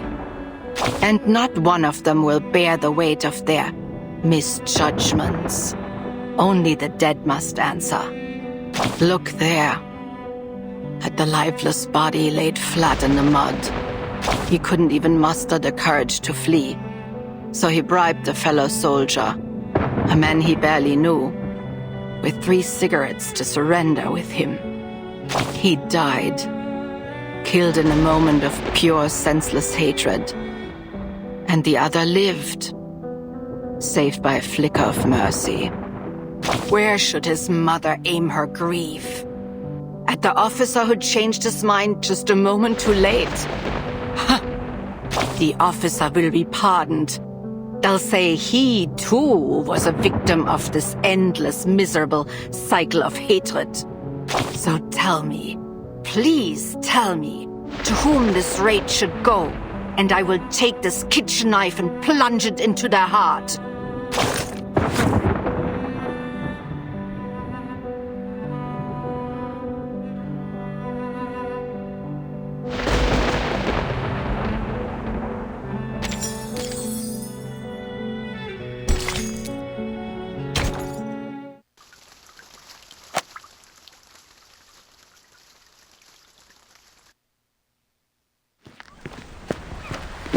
Don't worry so much, Paul. We'll find glory on the battlefield. No man can stop us as long as we stick together. Come on, let's join the war and prove ourselves to Herr Mühlenberger. Think how proud your parents will be. Their son, a war hero. Eberhard! Verdammt! Where's Dietrich? He and Becker are dead. Grab that gun. We need to go. Move!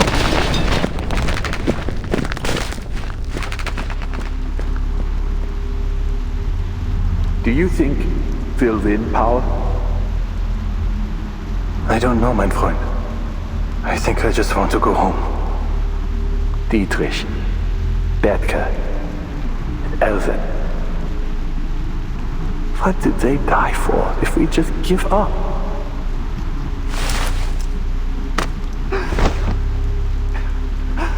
Hang in there, Paul. The only way to make their sacrifice count is to win. We promised we'd go home together. Paul! Paul!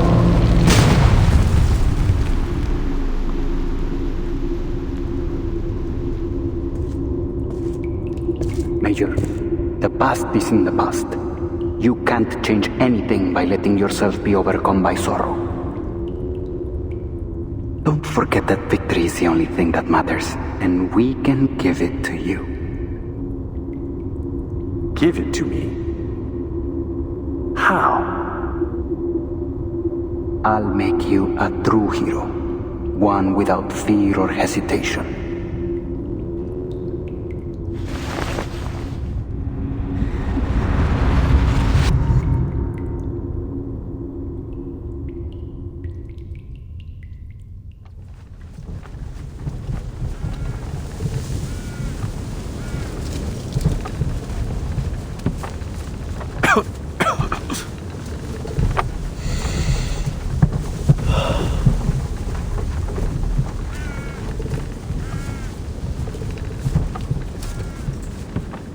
You're awake.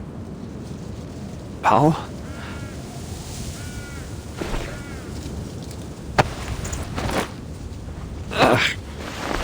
My head hurts.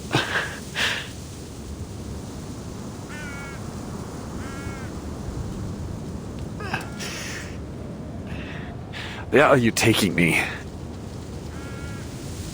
Montpaix. The Foundation may have some cure for the spell you have fallen under. No. No.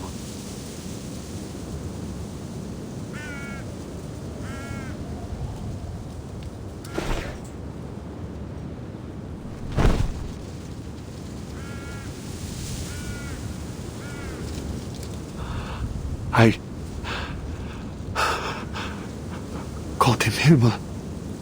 What did I do?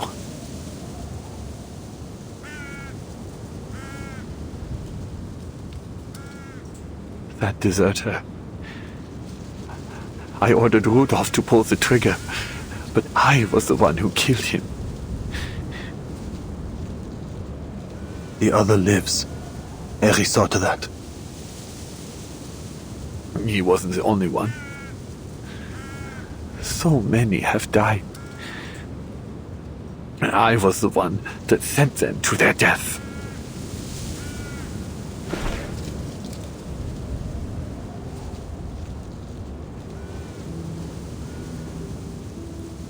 Do you remember, Paul? There was a poem by Goethe. No, Schiller, maybe. Those days at school feel like a fairy tale now. Herr Mühlenberger asked you and Dietrich to write it out on the blackboard. You two didn't even know where to start. I remember I thought he was going to snap you both in two. Just a few months later, we were here. Dietrich died that very first day. Do you remember how we cried that night? We thought it would be the saddest day of our lives.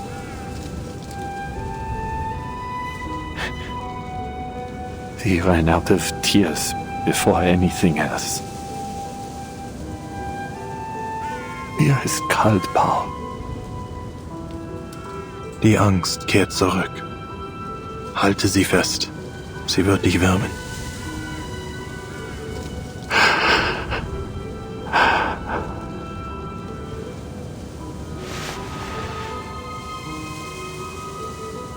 This is the place you found, isn't it? Where Franz was buried. He lies below us. There are so many graves. But I am still alive. Why, Paul? Why am I not lying among them? The living speak of luck. The rest are silent.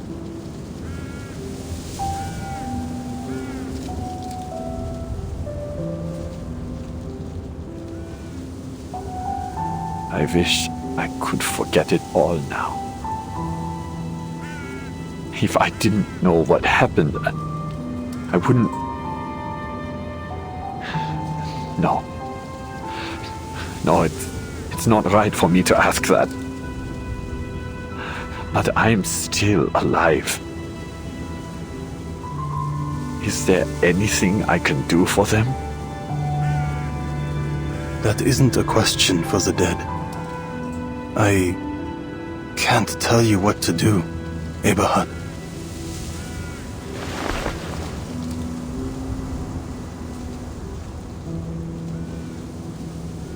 You mentioned Manus Vindicte. You remember? What about the Foundation? You talked to them too, right? Do you really think they can stop this war? They pursue peace, but it cannot be found by their efforts alone.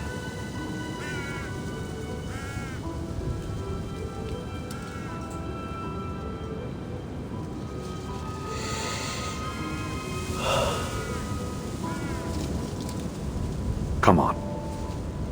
Let's go see Montpaix again.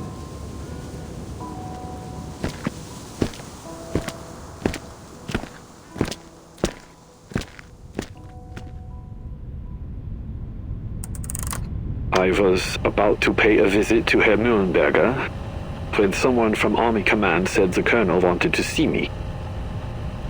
I was taken to a meeting room with many other officers. I recognized them.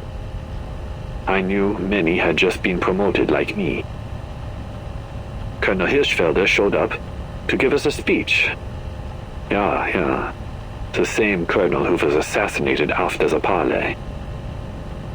The time has come when our nation calls for heroes, he said. With our foremost goal to create a prosperous new world for our children. We have fought valiantly. And now the war turns in our favor. We stand but one step away from total victory, yet it is at this very moment that our soldiers have lost their courage. They waste their time looting every barn, cellar, and shed in search of treasure and drink to numb their fears. delaying our operations. Their greed and cowardice have spread through our army like a malignant tumor. Fortunately, we have found a cure. An organization that believes in the promise of our victory has provided us with an extraordinary development. That's all I remember. I don't have a mind for technology, but it just washed the fear off me. Thinking about it now, we must have been like lab rats to them. As soon as they finished their ritual, we became so sure of our victory that we began yelling and singing as one. We were just fresh-faced boys again, thirsty for a war we'd forgotten.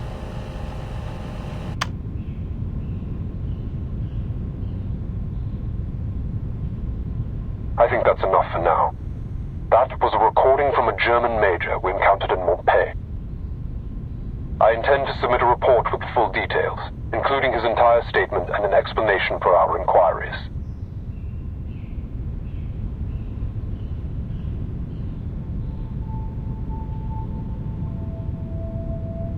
Manus Vindicta is moving quicker than any of us could have imagined. But none of this makes sense.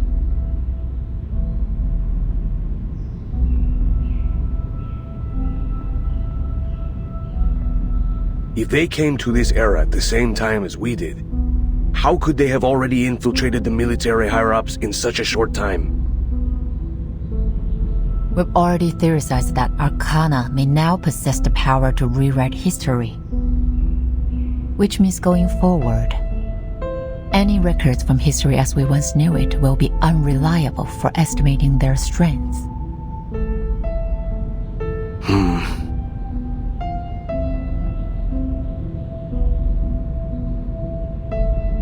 Pedro, what were the other representatives' opinions concerning Manus Vindicta?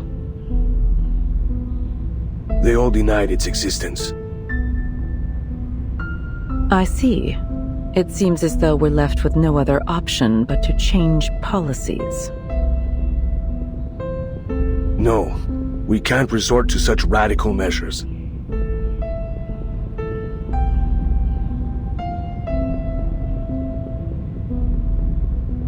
The Foundation risks alienating any potential allies if we act too aggressively now. This war will not be the end of our fight. We will need to rely on their cooperation in the future. And that requires trust and a sense of security. On the subject of governments, I have some news to report.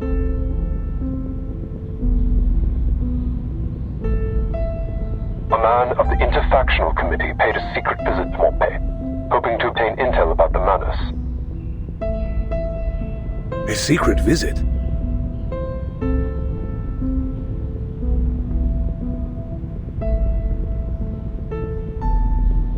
What did they say? Do they intend to use our intel against the heads of their army command? You've guessed it. If their government manages to rein in the army, it'll be much easier to reach a ceasefire. But if anyone were to find out, we might be accused of interfering in their internal affairs. Have you considered that, Creus? Officially, the Foundation never made any contact with their government. All I did was have a candid conversation with a man about my concerns for his people. At any rate, they haven't any reason to expose their cooperation with us. There are simply too many uncertainties to consider.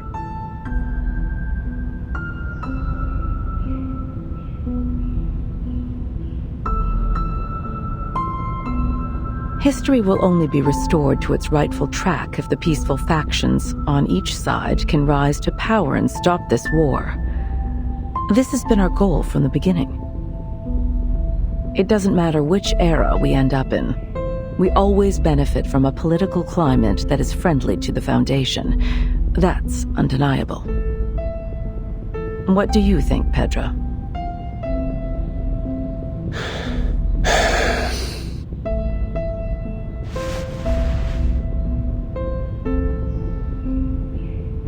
I might be able to persuade some of the other committee members to support this proposal. If we're certain of this course of action, then we'll have to provide intel to those seeking peace, in all governments involved. Good. No faction should put their own goals above those of the Foundation's. We'll need more to verify that Major's statement. Send investigators to search other regions and report everything they see. Creus, continue your investigation. Follow every possible lead. Understood. We'll dig up whatever they have buried.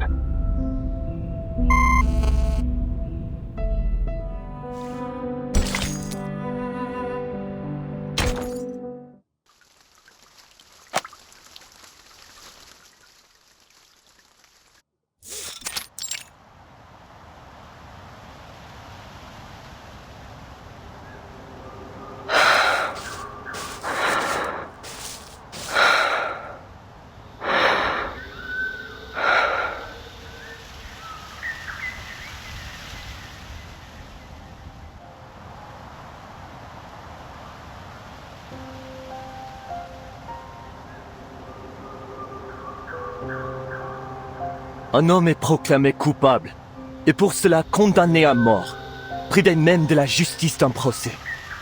Son exécution est survenue telle en vain, le réduisant au silence avant qu'il ait pu prononcer un mot de repentir.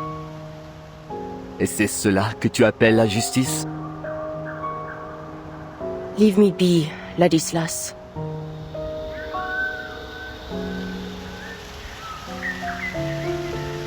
Hast thou reflected on thine actions? Meeting eye for eye and tooth for tooth. Is it justice or vengeance still? Do you think so little of me, that I would call it justice, even were it not so? Blame me then, cousin. Damn and condemn me. I care not. Never would I damn thee, cousin. For it is thy soul for which I am most concerned. I fear it doth wither with every act of malice. Hark and listen well. Dost thou forget the nature of our unholy ancestry? We are the kin of demons.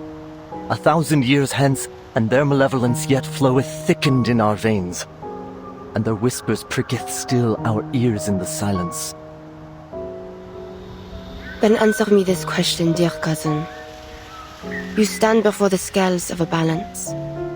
On one pan, the lives of 10 men, and on the other, 100. If you had the power to shift its weight to save the money, would you? A question that is heavy-laced with blasphemies. Hast thou already bent thine ear to the devil's lies? Answer me, cousin. Elsewise, there is nothing more that needs to be said.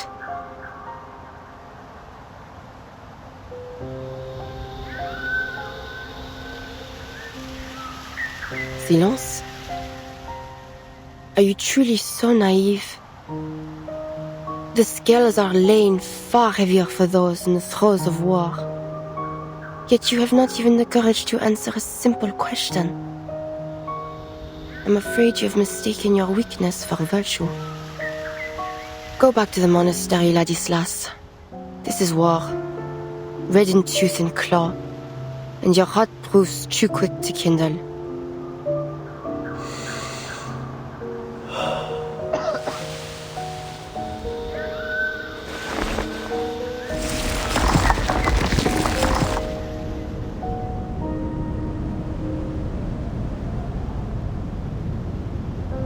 You are again at odds, it seems.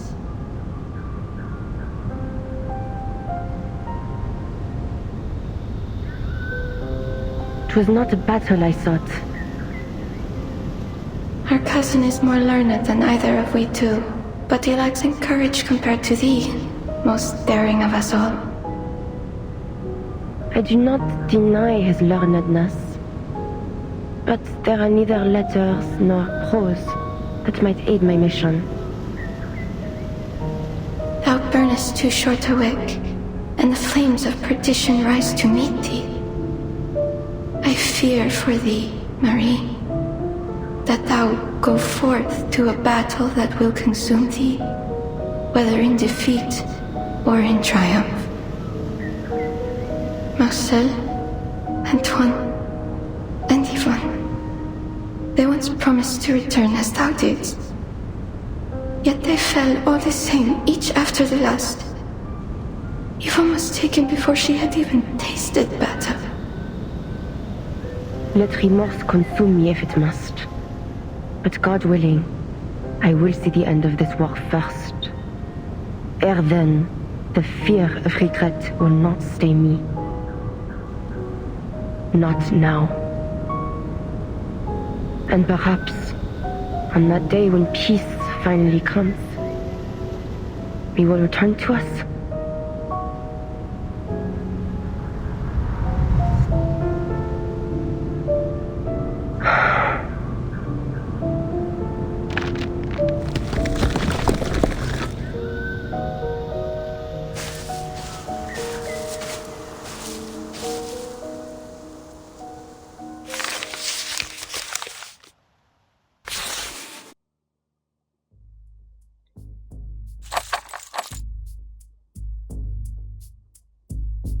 Major Brown was able to recall some of the locations that may have been used by the menace. His coordinates aren't what anyone would call precise, so he'd best start searching ASAP. Chester, you'll take the forest. Casper will be expecting you on the edge.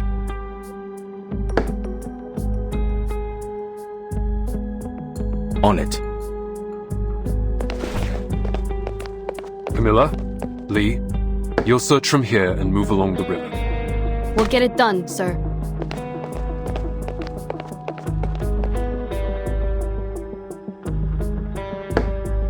Charles, Amanda, you're on Hill 299. You'll need to cross no man's land to get there. Make sure you establish your identity with both sides in advance to avoid friendly fire. Understood.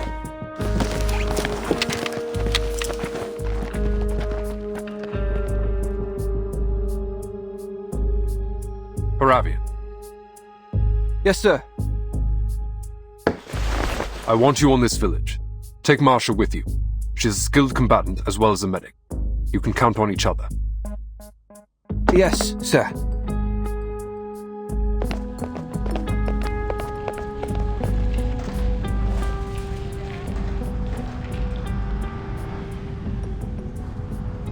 So, does that mean I'll remain on standby in Montpaix? Yes. I need someone coordinating the defense of this town should the menace attack. Oh.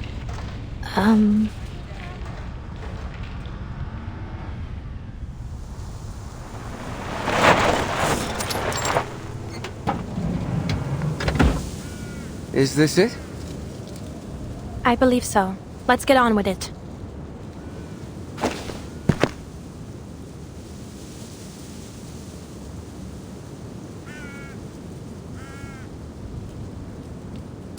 Watch my 6.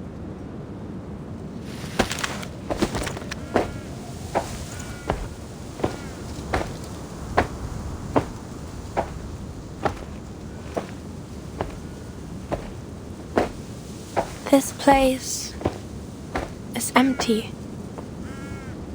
It's heartbreaking to see it so quiet. We're ahead of schedule. Let's start by checking the houses one by one. Good.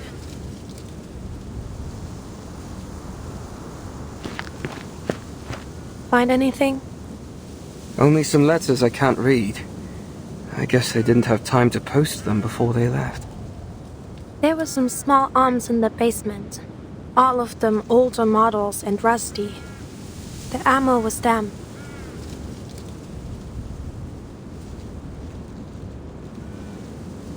This place had to have been looted more than a few times. The only valuables left are the ones too heavy to move. So basically there's nothing here. What do the Manus want it for?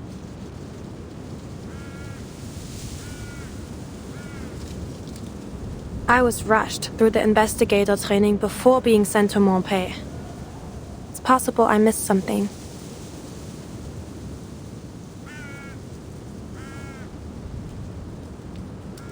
Don't worry. You're doing fine. Mr. Creyas always says training is no match for experience. Blackbird is a prime example. I mean, Meryl. You met her back in Montpaix. She's been through all the training the Foundation could throw at her, but she still isn't ready for the battlefield. I probably shouldn't say, but she nearly went mental during the Antarctic operation. The battlefield is crueler than ordinary people can imagine. A few weeks of military training just isn't enough.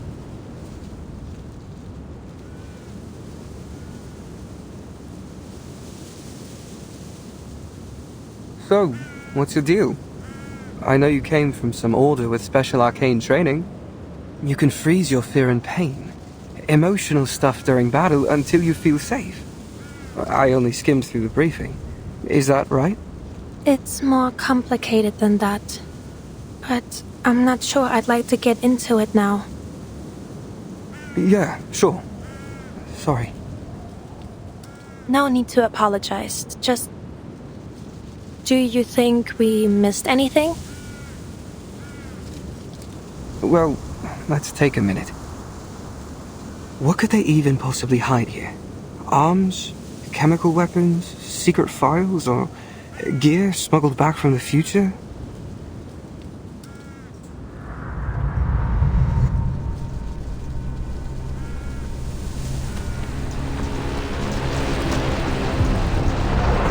I don't know much about management dictate or the future.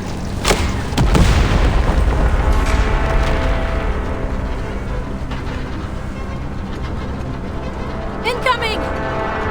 Armored vehicle, 200 meters northwest of the village. Take cover!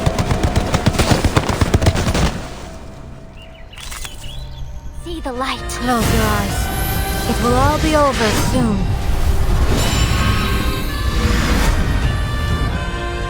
Le glas funèbre sonne pour toi.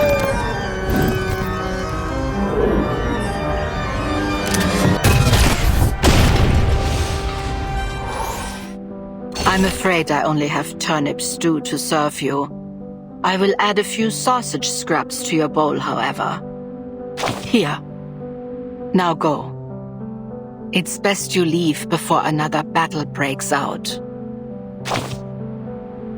Ah, yes. A tragedy to serve such a dish to such an honorable guest. But I'm afraid I have no tears left to shed to season the thing. If this farce had ended sooner, perhaps I'd have treated you to a feast. Bacon, beef stew, pretzels, mashed potatoes, sauerkraut, and a tankard of beer, of course. But the big men in the army disagreed. They valued shiny medals on their chests over food on their people's tables. Right. Since you insist on staying, I will go to the market and see what I can find. Sit here for a while longer if you like. Prepare for a lifelong stay, even. With any luck, this place will become your grave by the time the next farce ends.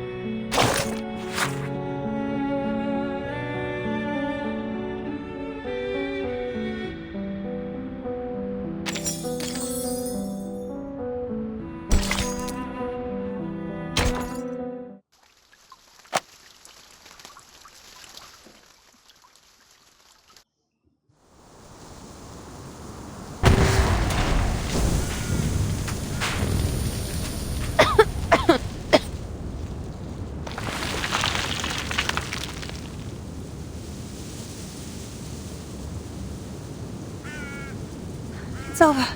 Someone helped us. Parabian, are you alright?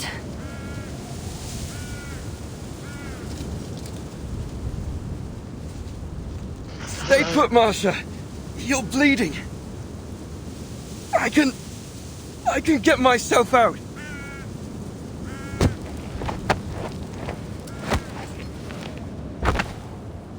We're all clear. Let me help you. Don't fuss over me. It's just a bit of wood. You need to stay put. Your head and shoulder are bleeding. What? Am I hurt? I'm feeling faint.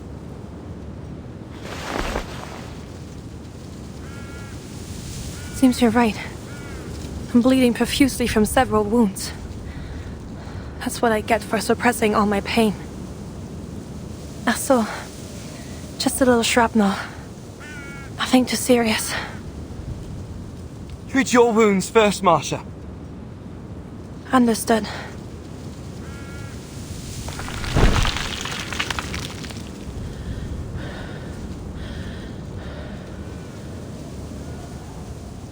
I'll be alright. I just need a little rest.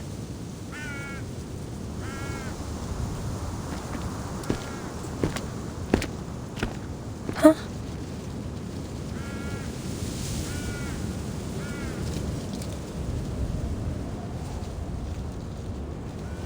Who?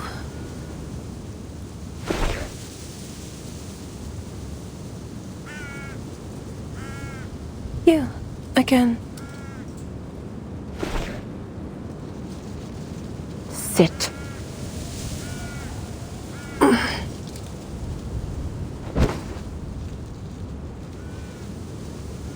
You saved us. Thank you. What brought you here? Collecting intel on Manus Vindictae. Have you no reckoning on the danger in this place?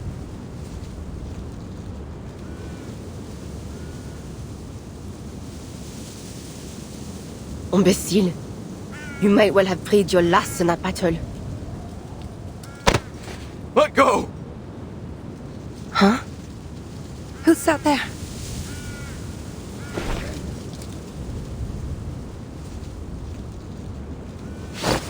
Let me go! You're gonna get me killed!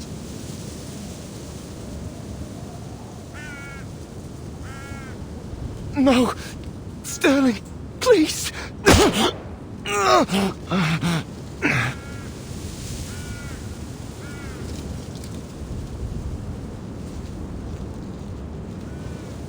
Fuck!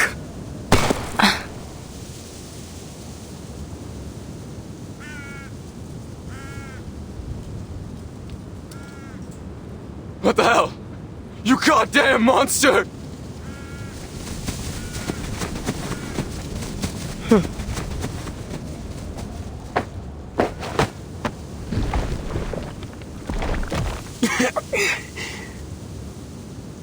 Thanks. Who are you? Are you with the Foundation?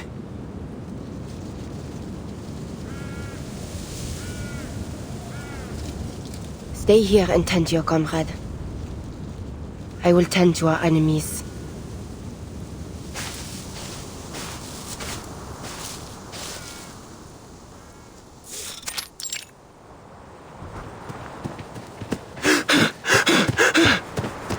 Are we the only ones left? Where's Colton? Dead! Now get the lead out and run! She's coming at us! She's coming! Shoot her, Eugen! Shoot her! I can't see her. Where are we running? Look! There's an old mill ahead. We'll regroup there to intercept her. Keep running, you idiot! I see her now. She's there. Die! You idiot! My hand!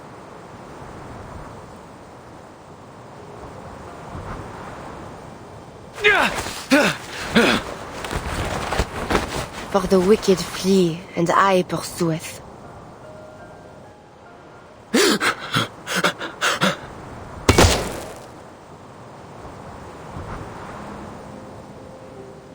Why won't you die, you devil? A devil, you call me?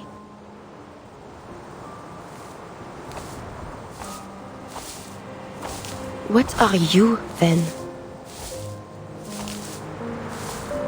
What hast thou done? The voice of thy brother's blood crieth unto me from the ground. You who discord between nations and plot schemes for the undoing of man. Who then is your master? For if you do the devil's work, are you not a devil like me? J'ai pitié de vous. Repent and you may yet find mercy in the judgment of the Lord. And now art thou cursed from the earth. What the hell do you want? Back off! Sterling, isn't it? You need not fear me. You still have time.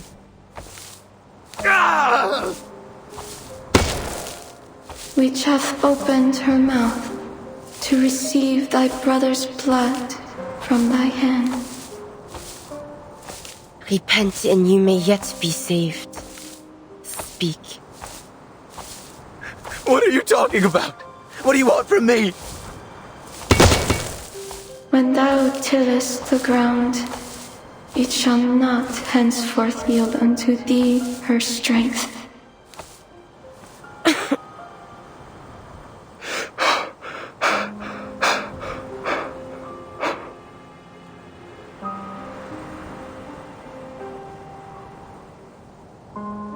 Answer me. For what purpose does Manus Vindicte drive the world to war and ruin? Mother of Resurrection, the guiding one.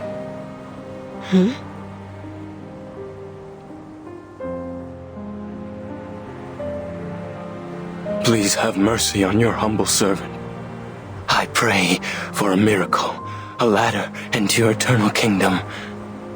I hereby offer my life to you. Please save me from desperation and take me to the golden era. A fugitive and a vagabond shalt thou be in the earth.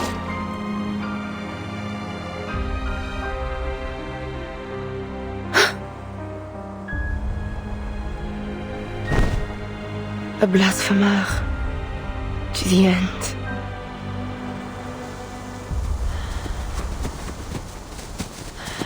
Miss Sentinel? Miss Sentinel!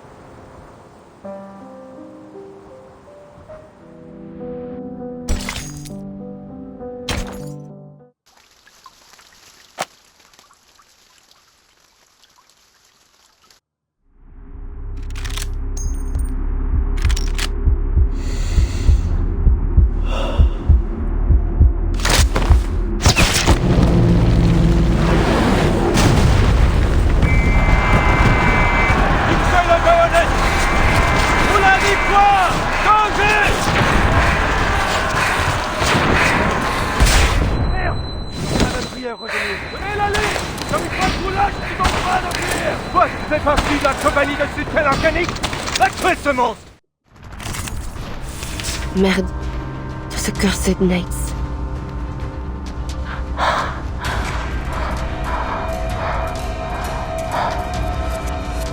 Calm yourself, Marianne. Steady your breathing. You need not panic. This will not be the end of you. My psyche unveiled the hidden. This is now.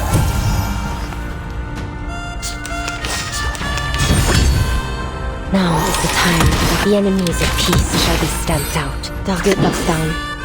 Now is the time for repentance. Don't waste your time. A short hit.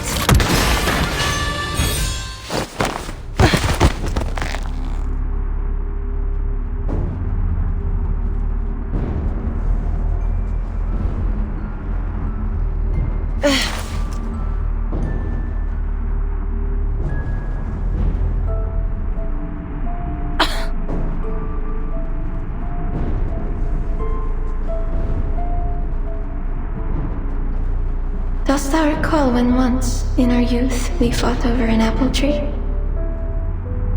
Lâche-moi! Nein, du Teufel!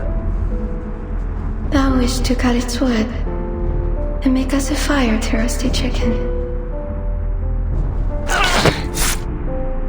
But I rebuked thee, for I believed the tree would bear fruit, and it would be the sweeter bounty of the two.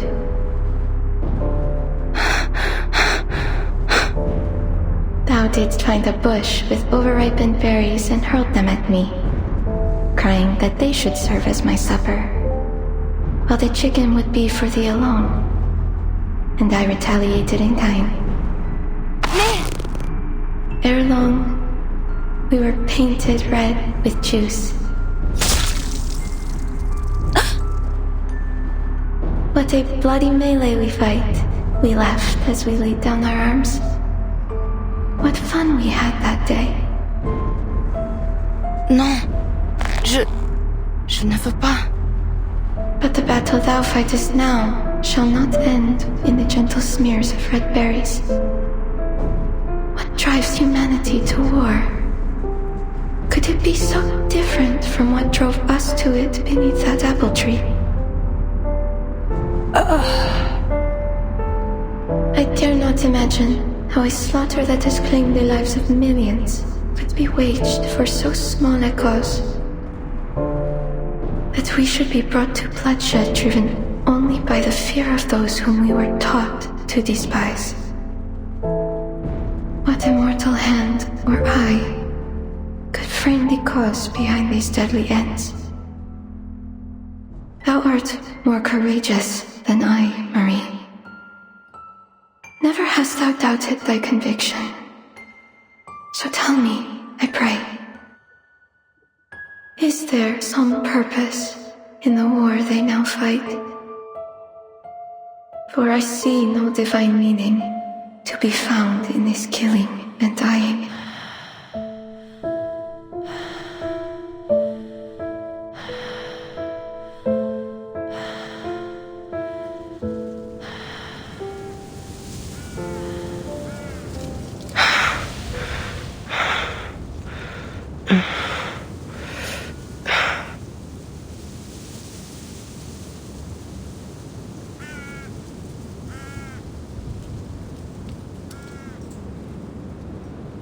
Agnes?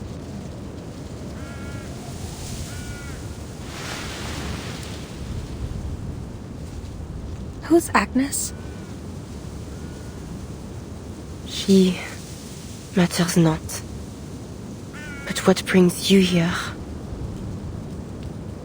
I'm taking you somewhere safe. Paravian, that young man who came with me, is back at the village. He'll continue with our search. Before you ask, I'm doing fine. Like you, I'm made of sterner stuff.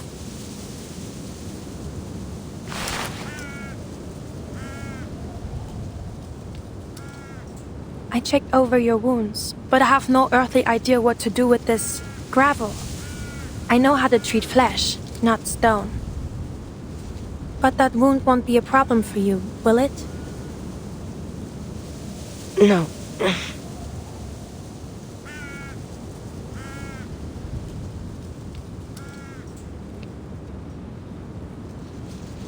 Were you dreaming?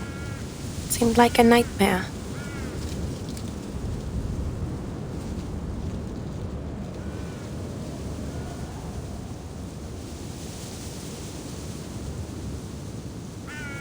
I don't know if this will help.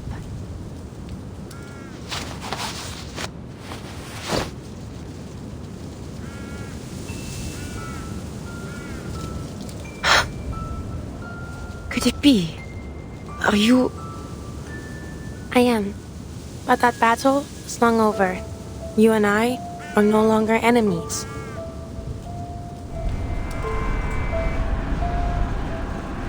It was a senseless fight. I hurt you. It wasn't your fault. In fact, I thank you for it. They thought I died fighting you. I used that as my opportunity to leave. For some time after that, I was with an international rescue team. We came under attack by the Manus for our efforts, but the Foundation intervened. Wait, then you remember me?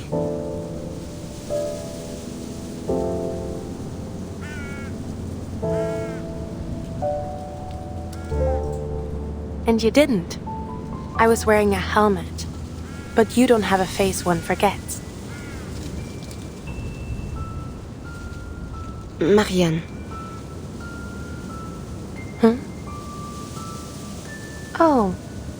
What's your name? Marie Anne. It's lovely.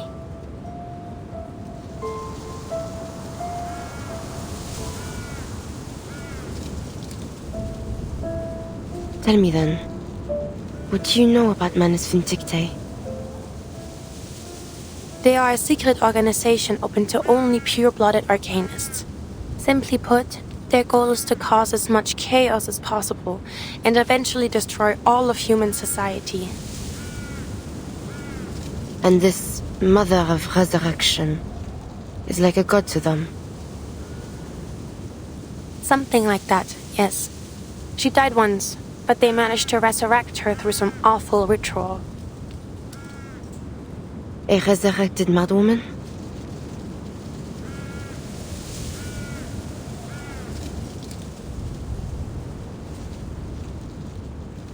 Then she is a false prophet. An imposture of the true resurrection.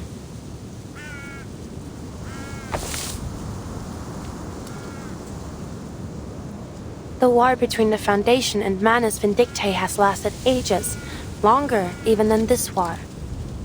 You and the Foundation share the same goals, and the intelligence you gathered may prove crucial for us.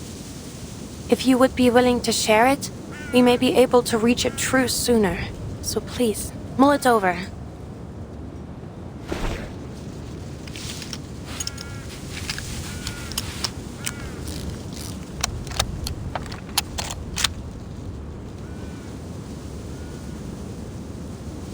My search into Manus Vindictae began at the turn of 1918.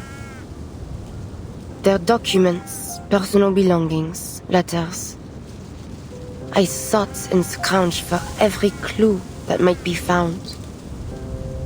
From these, I learned of their mission, to prolong this bloodshed, supplying both sides with arms of dreadful artifice.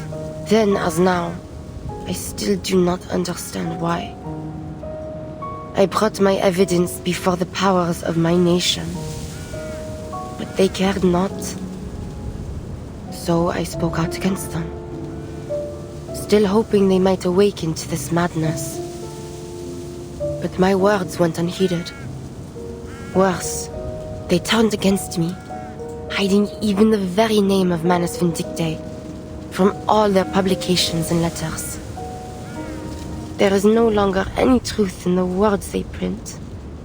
Only lies, meant to stir the pride of youth to deadly, pointless slaughter. Youths who were but children when the war began. That is why I have turned to this. To killing the ones who incited this war. It was the only choice I had left. Perhaps it has all been for naught. But at least I have put deeds to words. What has the Foundation done?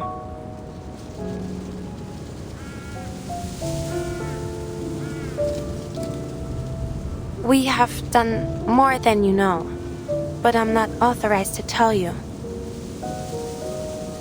You expect me to offer all I know to you, yet still withhold your trust. I'm sorry. No, I suppose that isn't fair of us. If there's anything we can offer in exchange to make a deal, I'll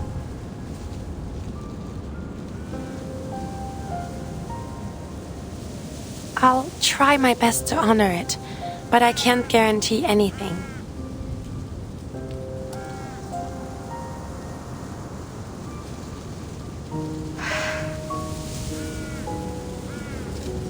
I will give nothing to the Foundation. Neither freely nor for any bargain.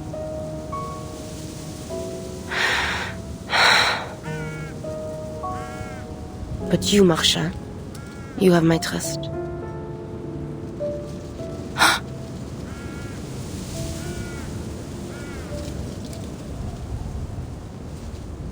Follow me.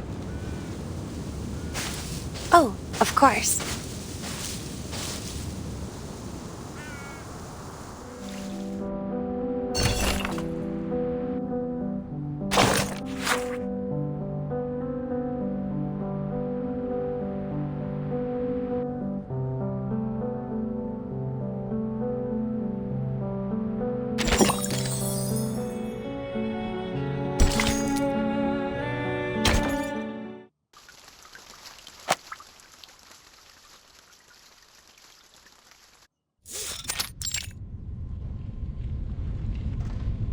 vehicle? The driver was a menace. They're not just supplying the war anymore.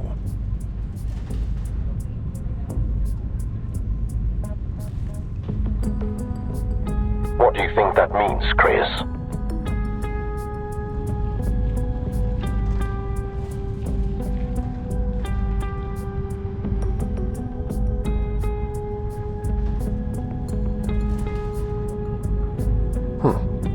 That the Manus have decided to build themselves an army.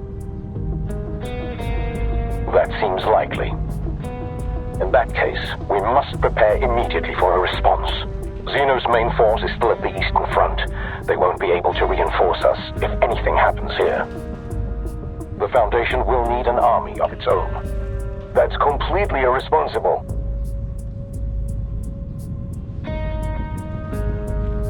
It will only increase the tension on this front, and it directly violates our peace policy. Manus Vindicte takes in only pure-blooded arcanists. That doesn't make for a large recruitment pool. It won't be much of an army, really.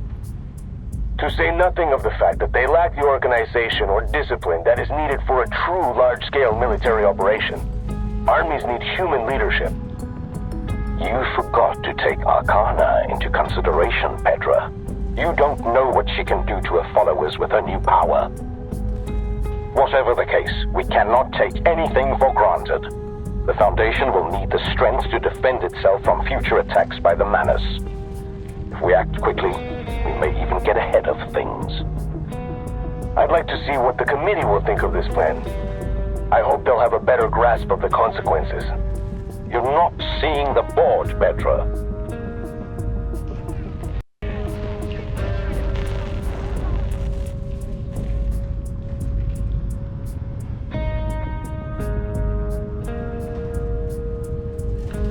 We can't rule out the possibility of a large-scale conflict.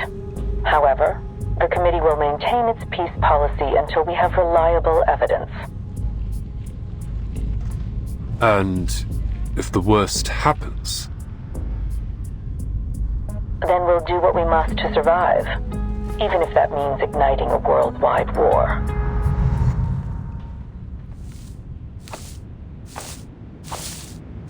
We have arrived.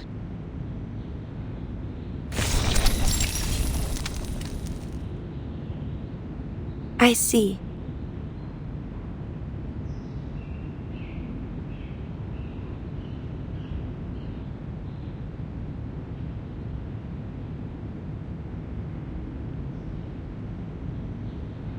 This monastery, it's not an arcane creation, is it?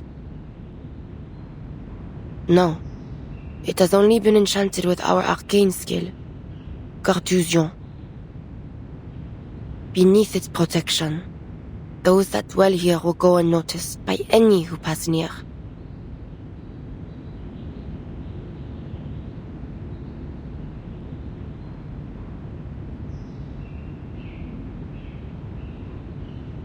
Greetings, I'm Marcia, investigator of the St. Pablo Foundation.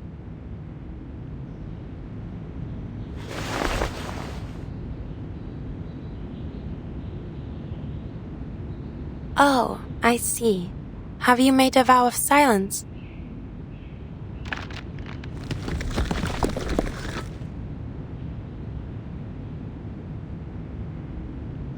Huh?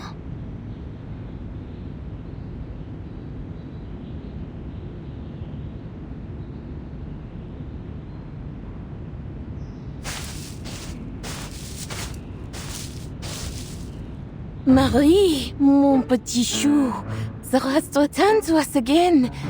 But oh, child, thou needs rest.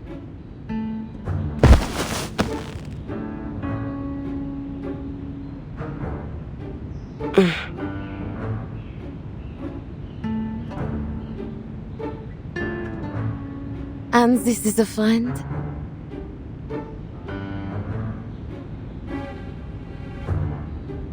Oh, poor child.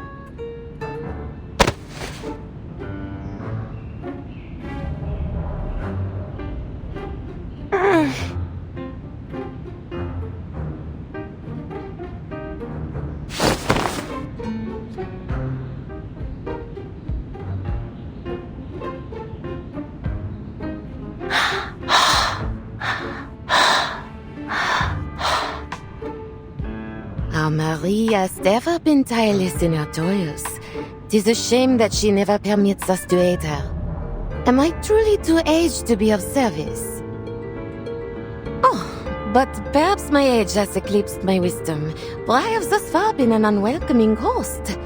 Allow me to brew you some tea.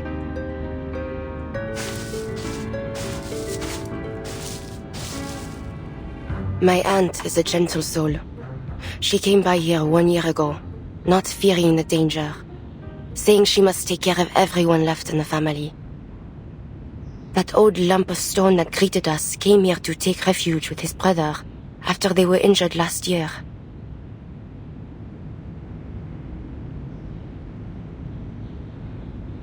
Only a small number of my kind dwell here. Many of us remain divided by the war. Enjoy my aunt's hospitality. I shall go now to collect what you seek. I'll be here then. Hold on.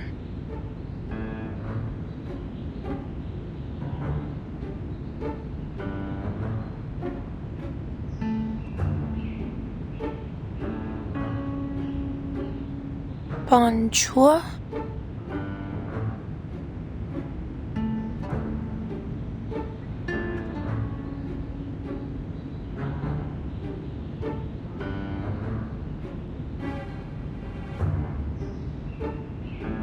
This is... Why hath my cousin brought you here?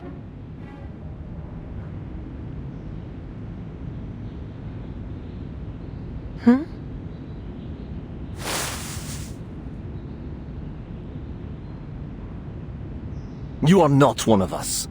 You are a bringer of war in our house of peace. What does your foundation seek from our quiet holes?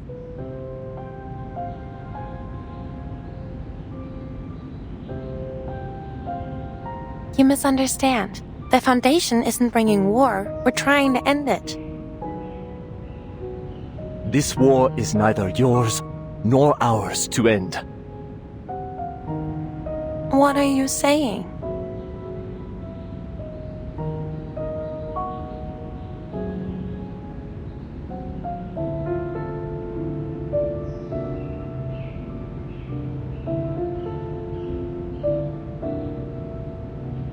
It has come as a divine punishment for the faithless who have turned from God. Its end will come only with the extinction of civilization.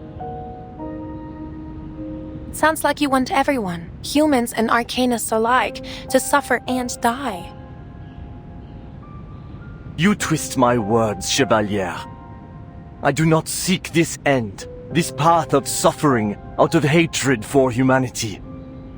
No, I do so because I pray fervently for their deliverance.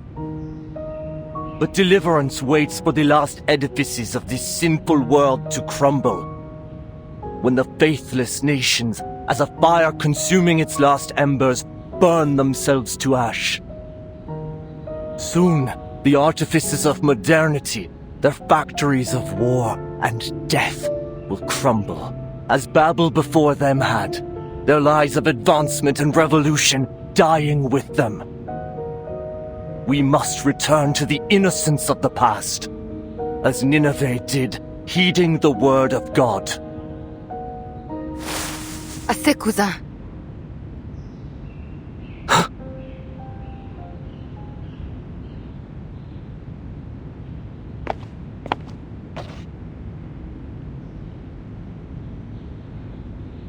Tes prophéties ont empêché notre invité de prendre son thé.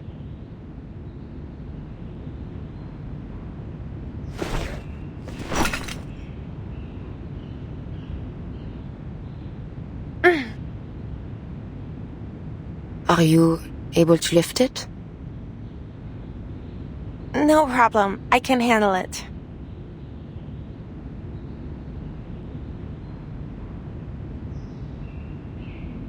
Marianne, n'est-elle pas issue de la Fondation que tu dis dépourvue de volonté pour mettre fin à cette guerre? Quel effort vain poursuis-tu donc à présent? C'est une amie, Ladislas. Je lui accorde la liberté de venir et partir ici comme elle veut. Mais elle n'est pas... C'est mon droit de le faire, n'est-ce pas? Oui.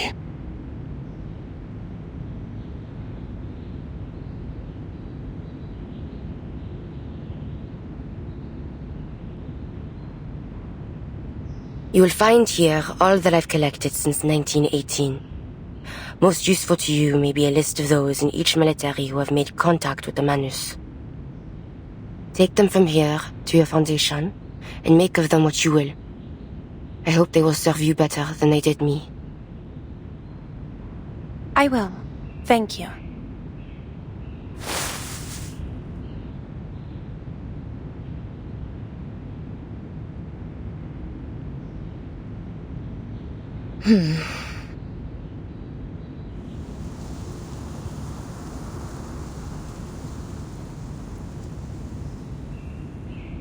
Cousin, why hast thou concerned thyself with the affairs of this sinful world? We are involved now at our peril. Even if this war was, as you believe, a divine punishment, the people have suffered enough. Ont-tu donc souffert? Je ne vois que des cendres et nul sac de pénitence.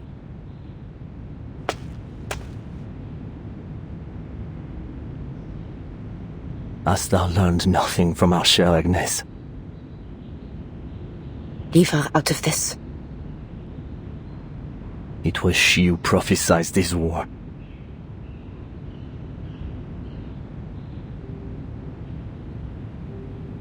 And whose body turned to stone as it came to pass. Was she not the closest of us all to the ear of our Lord? Then I can see only one reason for her sacrifice. It is a warning to us. Tell me, if that is so, why God would choose such a warning? Revelation and prophecy oft appear inscrutable to those that disbelieve them, until the truth is made manifest.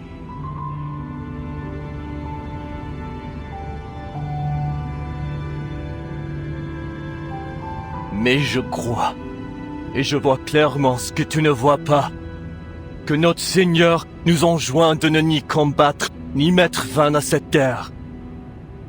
Car cela est venu tel un nouveau grand déluge, destiné à balayer ce monde pécheur. Agnès reviendra à nous lorsque notre innocence passée sera retrouvée et reconstruite à partir de leur ruine. Mais la foi doit être préservée si elle doit être reconstruite. Et c'est la base encombrante aux fidèles, à nous, les gargouilles. Je t'en prie, écoute mes paroles, cousine. Dépose ton épée de vengeance. Ne réponds pas aux démons qui murmurent dans ton sang. Et ne souille pas davantage ton âme déjà si lourde de péché.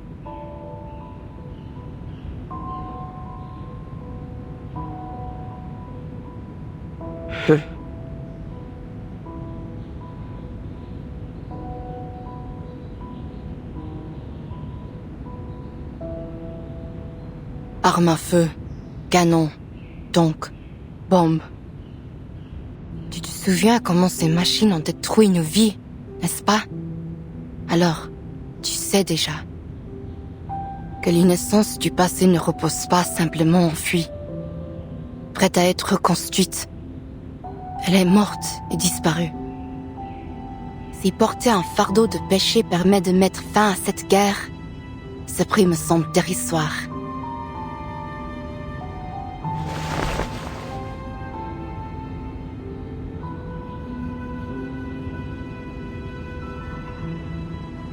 As-tu oublié le péril de nos ancêtres? Ou les nombreux noms que nous avons effacés de notre lignée lorsqu'ils se sont égarés du chemin de la droiture? Le son démoniaque a déjà submergé notre famille. Et je crains qu'il ne te submerge bientôt toi aussi. Et moi, je ne souhaite pas devoir effacer ton nom, Marianne, de notre lignée.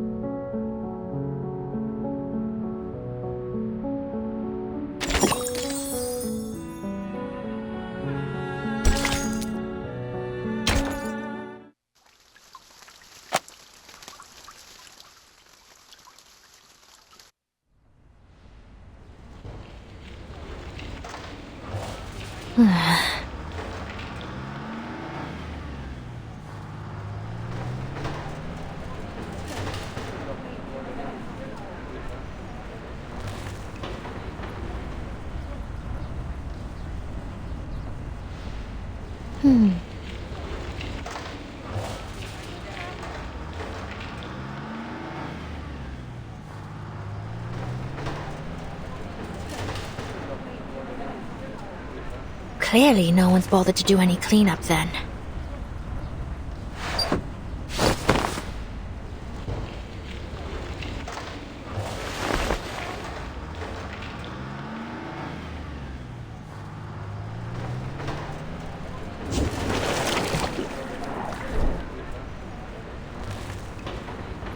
Counter-Arcanum device operating normally.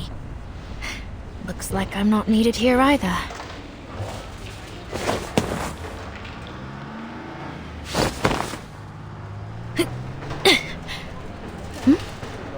Aren't you... Meryl?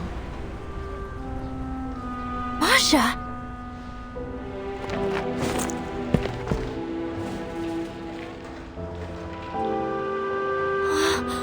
It really is you! You're back, finally! Is Paravian alright? Oh, poor guy's had a hard time of it, but at least he's still in one piece.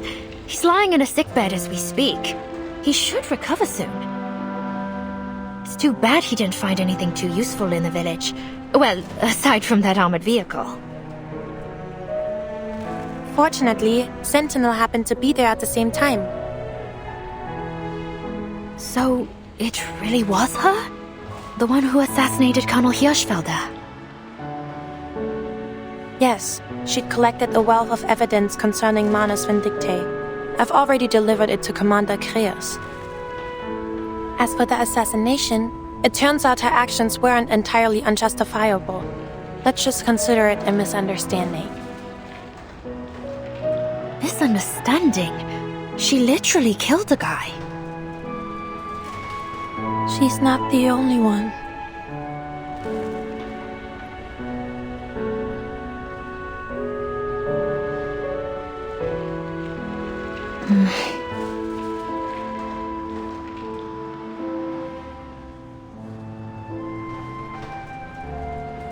Well,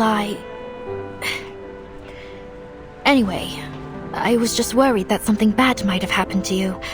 Like what happened to... To whom? Charles and Amanda. We haven't heard from them in over 4 hours now. They were dispatched to investigate Hill 299, correct? Has any help been sent their way? Commander Kreas sent some men to look for them. Hopefully, we'll hear some good news soon. Most of the other teams have finished their investigations. A few of them are already in the safe zone, actually. Apparently, they found a lot of useful info. So, we won't have to head back out again, right?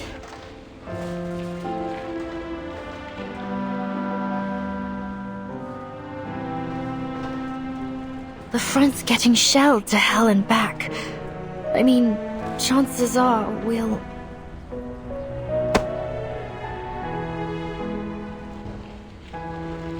The evidence Sentinel provided is quite damning.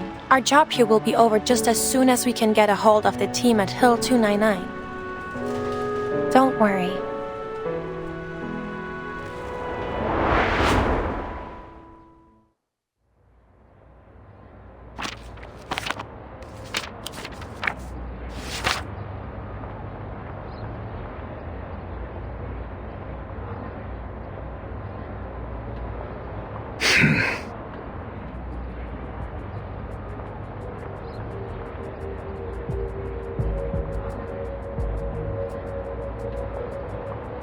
This is unbelievable.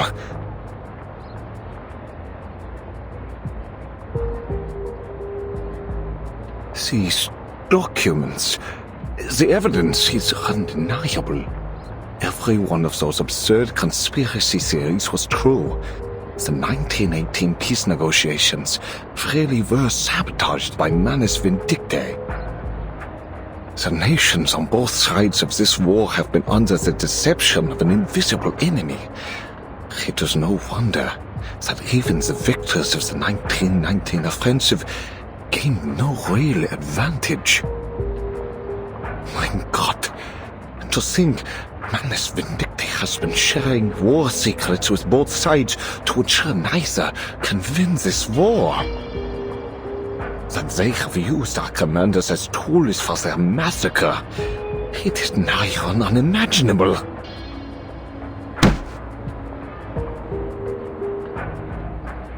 This does not simply concern one nation. These documents could topple nearly all of Europe's military leaders. With this list of managed defectors in our hands, and if we act with haste, we may finally put every one of them behind bars.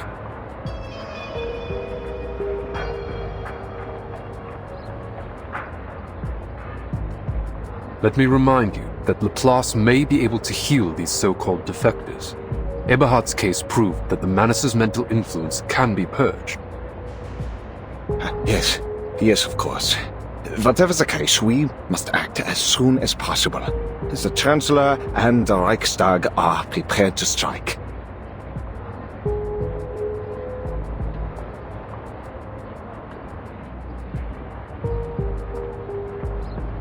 Agreed. The evidence is sufficient. There's no need to delay. Wunderbar. Just think of the soldiers finally making their way home. This is the day we secure a century of peace for Europe. Sounds like a line for the history books.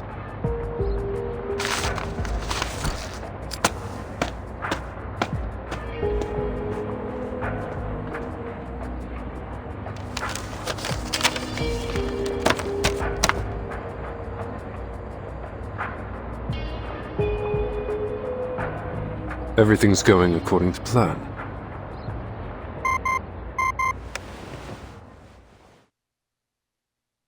Good. The other teams have shared the same intelligence with the pacifist political leaders in their respective regions. All the Foundation has to do now is watch for any interference from Manus Vindictae. But won't this approach cause even more turbulence? Timekeeper.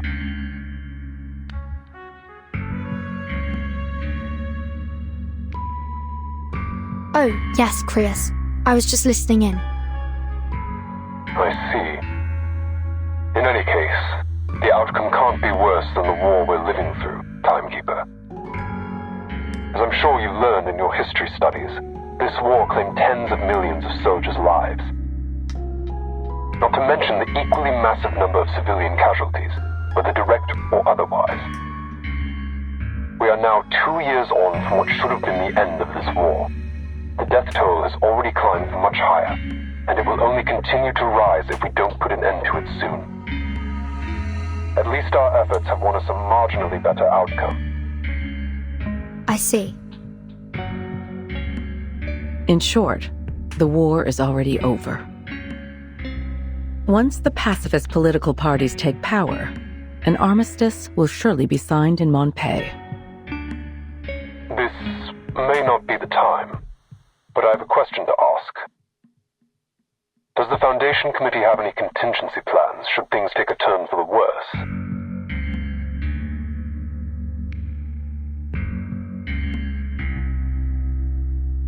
Did you notice something suspicious?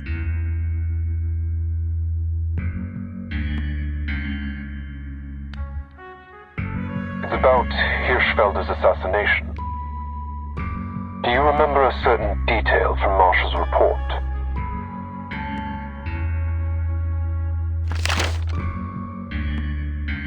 You think his death to be the spark of a reignited war, but even if I had stayed my hand from him, your plans would have been for naught.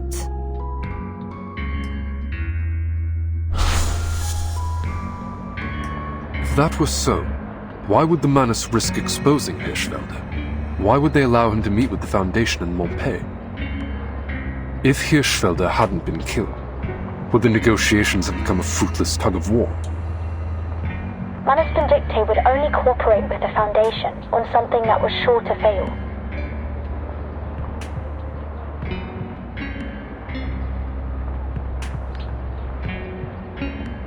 Could it be that they're purposely diverting our attention? My thoughts exactly, Timekeeper. That said, securing peace is our top priority at the moment.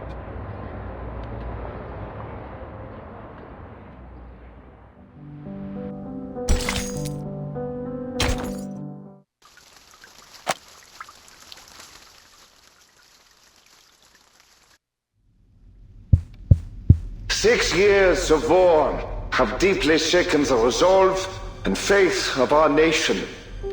It is clear to all that this war cannot continue any longer. Afraid of the loss of power that peace may bring to them, leaders across Europe elected to collaborate with the evil cult Manus Vindictae, sacrificing countless young lives in meaningless carnage. But carnage is precisely what Manus Vindictae desires. Unseen by all, their wicked influence has long wormed its way into the leadership of every warring nation. But worry not, the conspiracy has been thwarted.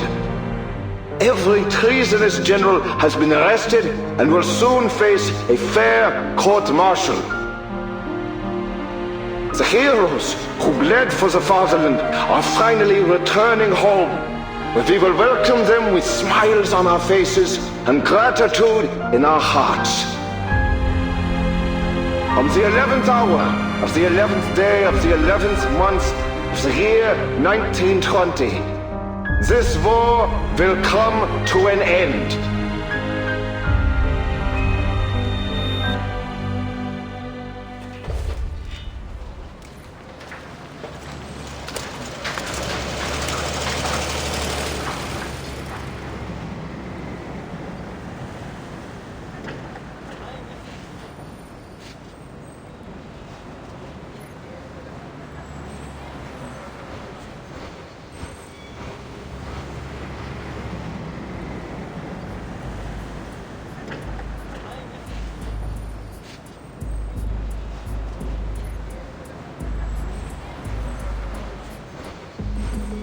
Third routine patrol complete. No anomalies detected, sir. No further warnings from the Arcanum detection group. Should we lower the alert level? Maintain the current level. I need at least 2 squads on standby at the command post at all times. Yes, sir.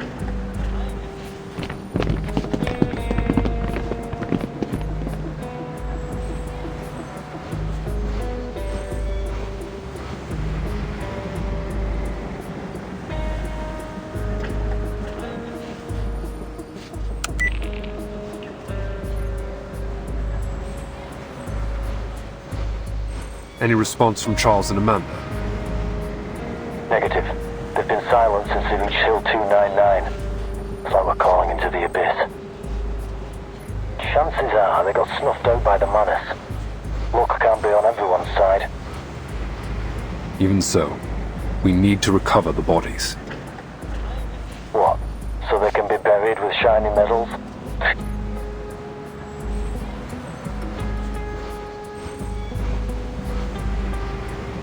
A couple minutes walk on the battlefield and I'll find you a whole pile of that scrap metal. Any other signs of enemy activity? Nope. Not a single trace of the Manus scum.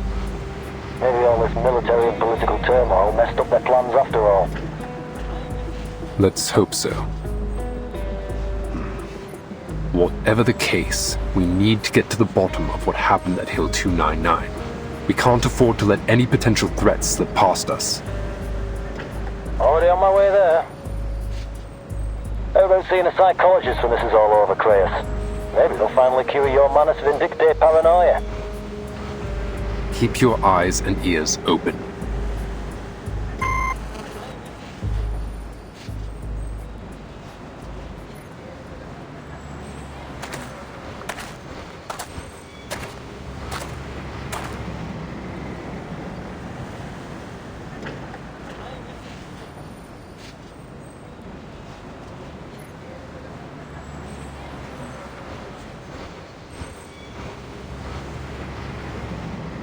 Will Andreas ever return?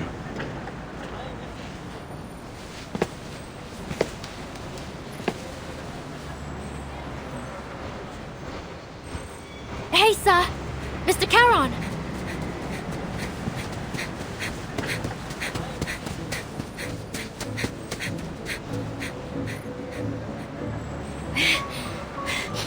You leaving already? Marsha told me you're heading back to the front.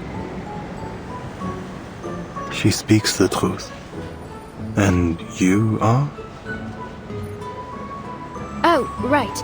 You don't know me. But Marsha told me loads about you. You know Marsha, don't you?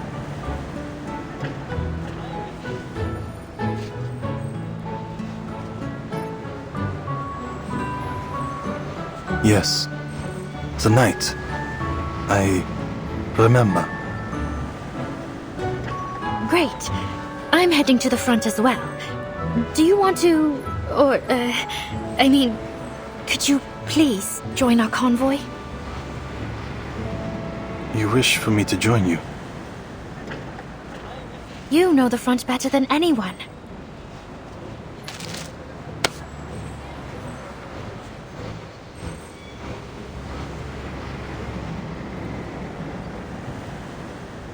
Please, Mr. Charon, come with us. We could really use your help.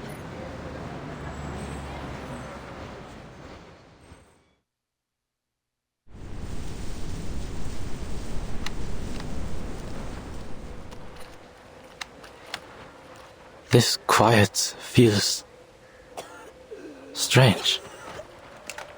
Halt's Maul, Rudolf. Why, damn it?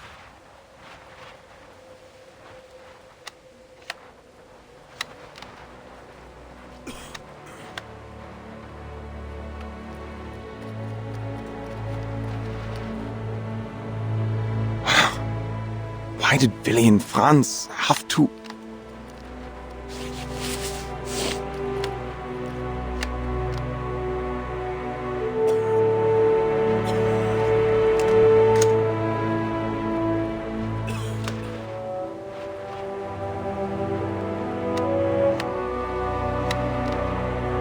So, who won in the end? Does it matter?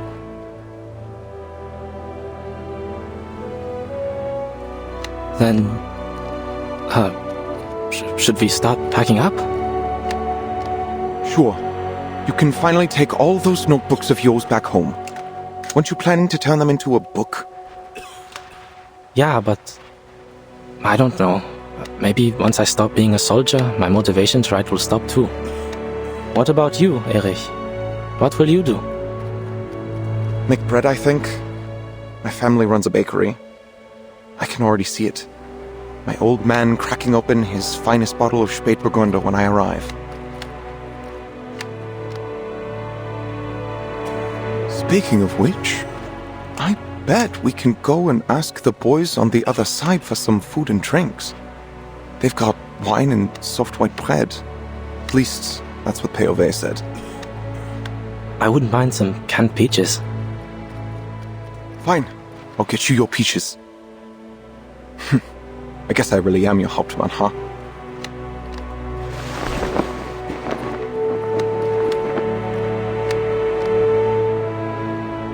Erich, do not hurry to leave the trenches. Have patience.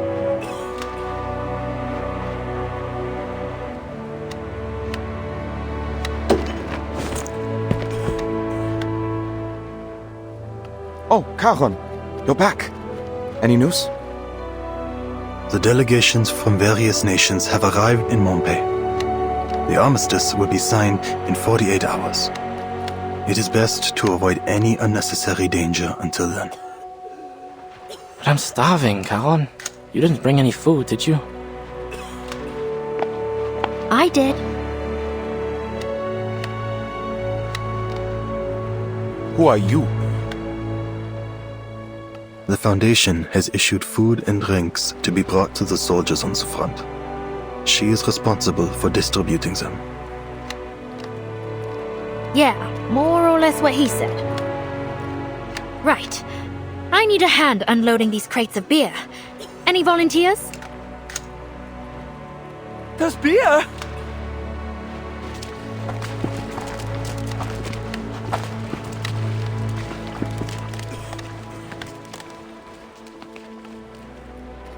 Hey, easy there. There's plenty to go around. Boys! Boys! You're humiliating yourselves! Get in line and I'll choose a few of you to help out.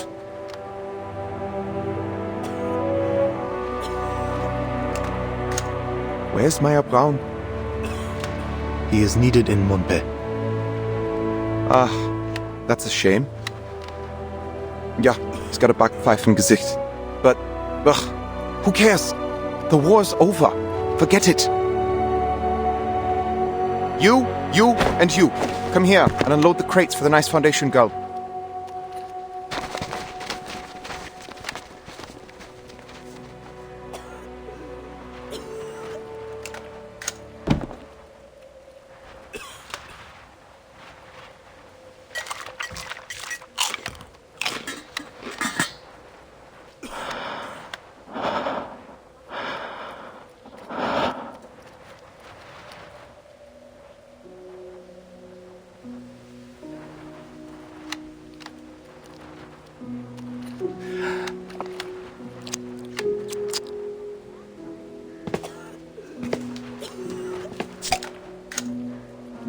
Come on, Prost!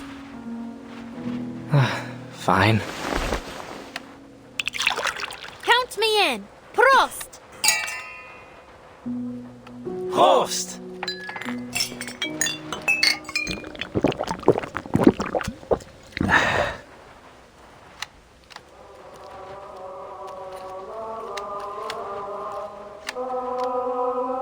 What's that? Do you boys hear singing? I hear it too, from the other side. Why are they singing? Oh, right. These are humanitarian rations. They've been given to the other side too. They're probably celebrating.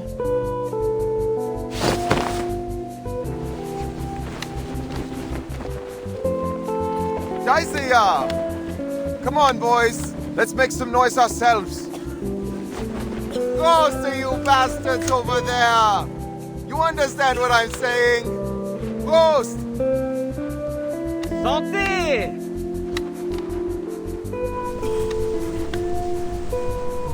Auf den Frieden! Auf den Frieden!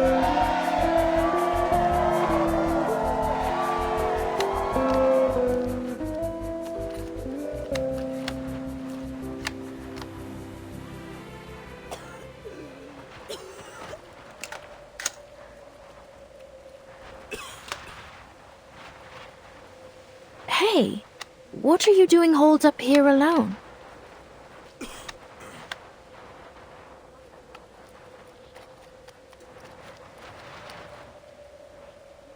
The presence of the dead is not fitting among such joy. What are you talking about? You fit in perfectly.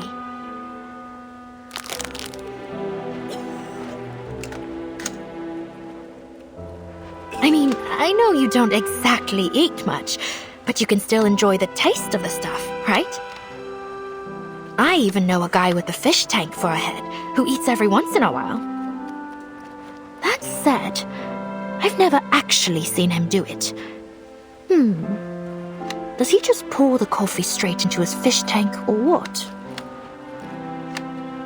The offer is heard, but refused. Such things have better use to you. Seriously? Aren't you ever hungry? There is always hunger within me. But food should be saved for the living. Eat well while you can. Stay alive. Well, you're not wrong, but I wouldn't exactly put it like that. Come on, take it. Hound's always poking fun at me for eating too much anyway. Hound? Oh, never mind. Just take it, alright? It's not like it's easy to get a decent meal out here on the front.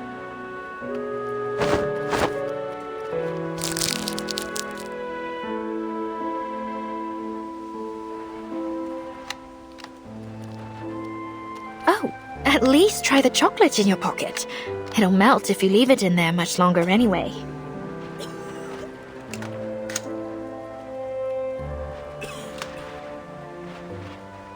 It is time I left.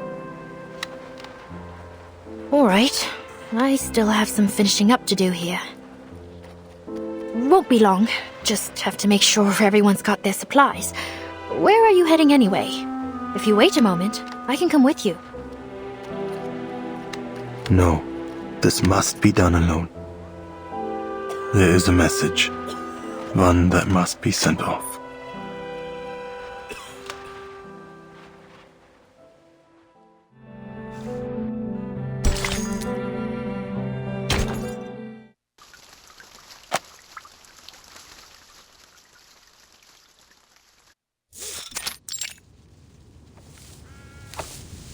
Here you are, Eberhard.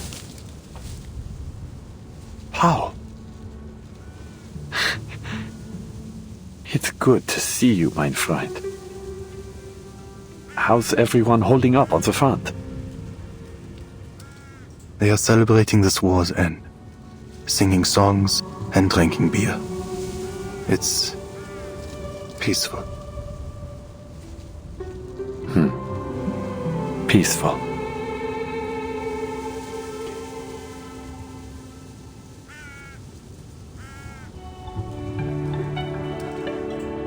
It's unexpected that the Foundation would allow you to move so freely. No, my duty is done. I have no place in Montpaix. No place among suits and politics.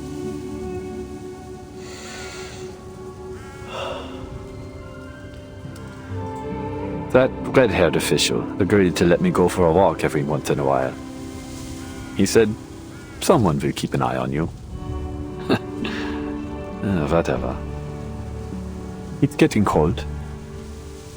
But I enjoy a crisp winter morning like this. It reminds me of our days as students. Remember? We had to get up before dawn. I was lazier than you.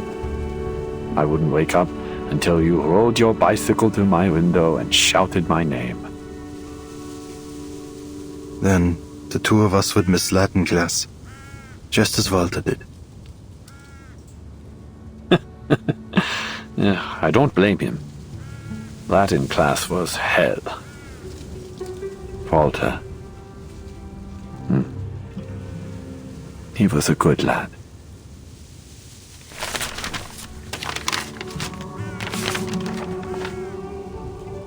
This parcel is to be delivered to you.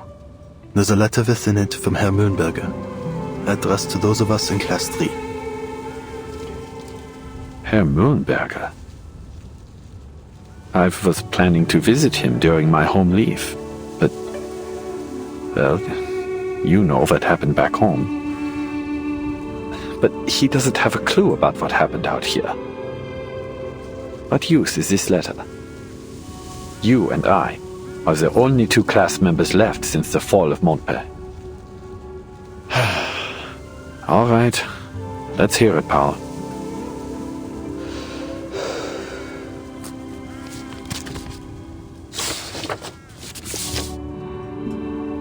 Meine lieben Schüler und ehrenwerte Soldaten. Der Krieg hat einen kritischen Punkt erreicht. Und als euer Lehrer ist es meine Pflicht, euren Mut zu stärken. Ich weiß, dass die Sicht auf den Krieg von der Front aus begrenzter sein könnte, als für uns im Vaterland. Lasst mich also klarstellen, der Sieg ist in unserer Reichweite. Obwohl das Leben an der Front hart ist, denkt daran, dies ist ein Opfer für eine größere Sache. Lasst daher euer Leiden süß sein. Dies wird der glorreichste Moment eures Lebens sein.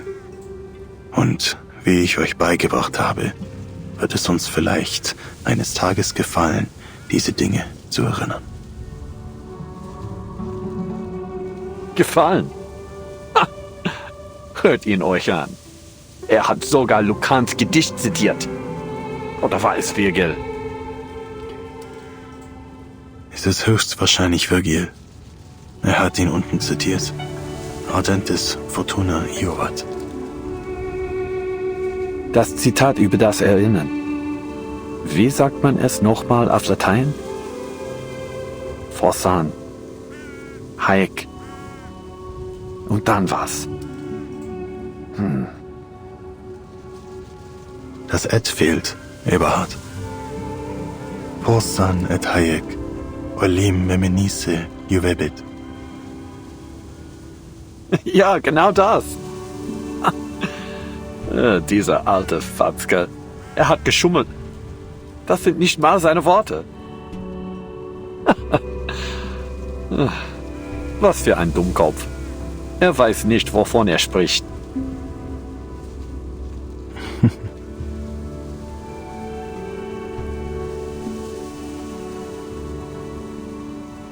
Paul, I'll never be pleased looking back on any of this. If I have children one day, how will I tell them about all this? I sent our fellow countrymen directly into the line of fire, a death trap, knowing full well that the enemy would retake the ground in mere hours. Young lives, lost one after another. And for what? Some senseless orders? I've heard enough. Put the letter away.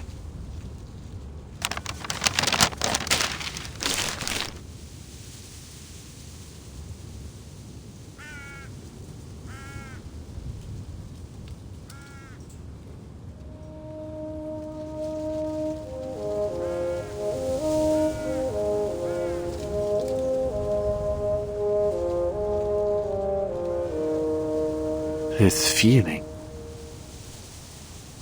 I've never felt it before.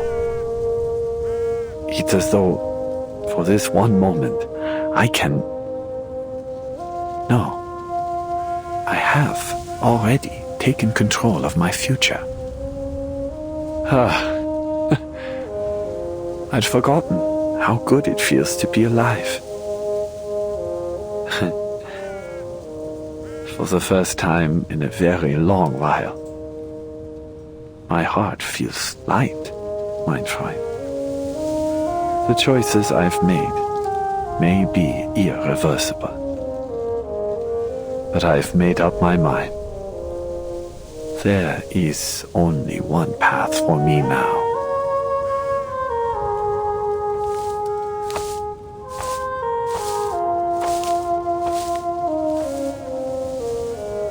Do you not wish to continue your studies? Your writings are surely safely stored in the school's archives. Would you return to school, Paul? It is unlikely, but you still may. For what? For knowledge? A diploma? That might have mattered to the old me. But I'm no longer that boy. Eberhard. It's too late, mein Freund. Far too late. I need some time alone. Please, write the reply to Herr Mühlenberger for both of us.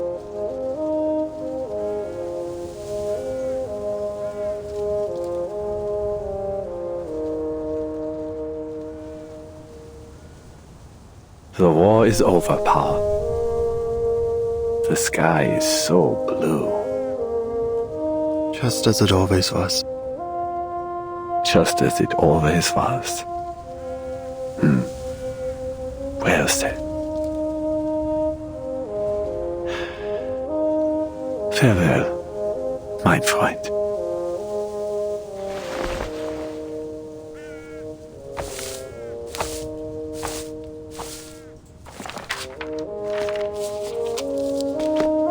Sehr geehrter Herr Mühlenberger, Ihr Brief wurde von Ihren Schülern wohl erhalten. Sie haben gemeinsam die dunkelsten und härtesten Zeiten durchgestanden. Aber nun sind der Kummer und das Leid zu Ende. Sie zeigten Mut und Treue, doch diese Tugenden wurden zu einer Last, viel zu schwer für Ihre jungen Schultern. Deshalb werde ich Ihnen keine leeren Worte mehr aufbürden. Der Krieg hat diese jungen Männer in etwas ganz anderes verwandelt. Das Wissen, das sie ihnen vermittelt haben, ist nun nutzlos. Und sie werden nie wieder ihre Lehren hören. Zu diesem Zeitpunkt muss ich Ihnen mit schwerem Herzen mitteilen, dass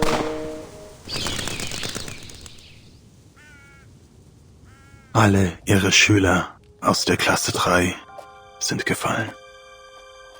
Mit besten Grüßen, ein toter Mann.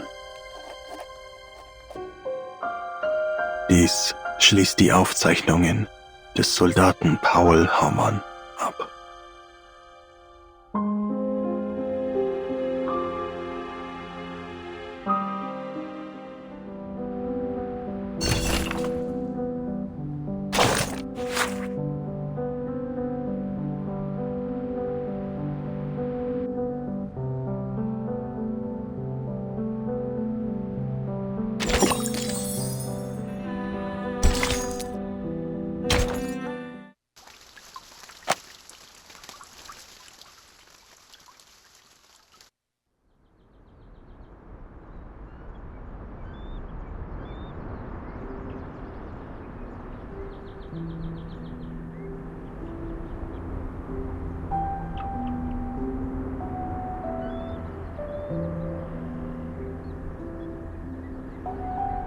What am I to do, mon petit chou?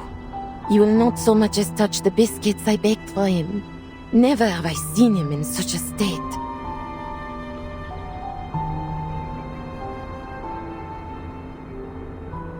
Ladislas.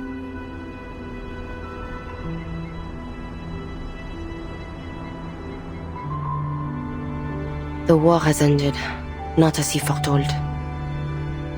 It may take some time ere he is able to free himself of his guilt. Cher Ladislas, keep thy heart in the Lord, for he shall forgive us no matter how great our missteps.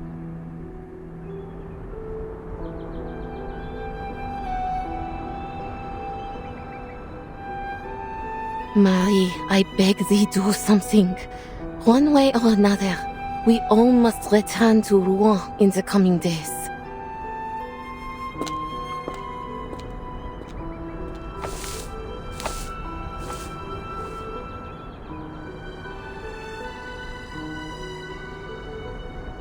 Ladislas, you foretold that Agnes would return to herself come the end of the war.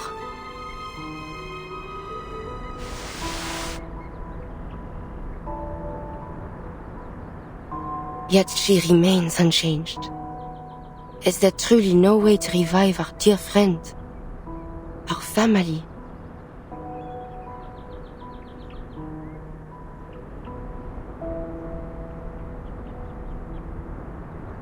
Marie?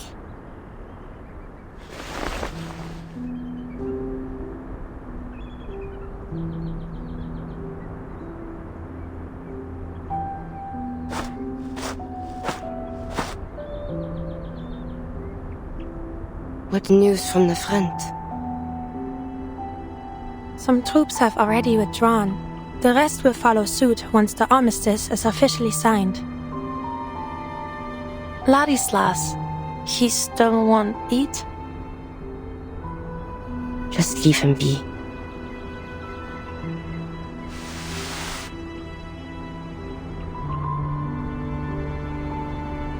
If you don't mind me asking, is this statue real? What do you mean? I'm not sure how to put this into words properly. It's just that I've never seen her move. Ah.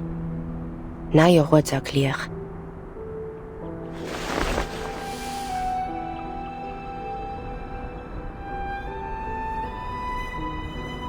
This is Agnes, a distant cousin of mine. We share a great-grandmother.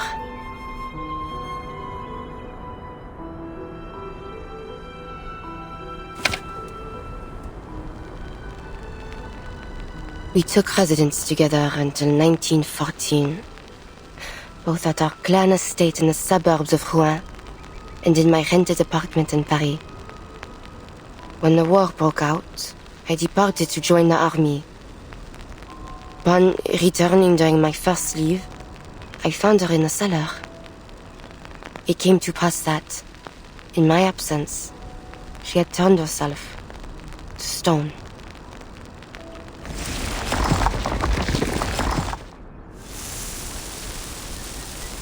She can stay in this form as she pleases? Only so long as her heart yet beats. Were she to turn to stone from within, she would be unable to restore her body to flesh. But Ladislas informed me of another possibility. He said Agnes's petrification was an extraordinary act of self-sacrifice, and that this sacrifice was also a prophecy. Gargoyles were not to coexist with this war. He said that a miracle would occur, that Agnes would be freed from her petrification. I thought it might have been true.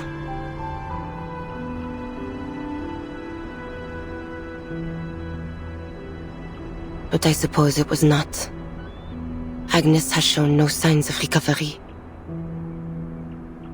There must be another way.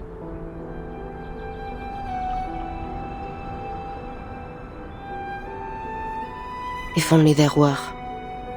If only I knew of one. But there is very little I know of our bloodline.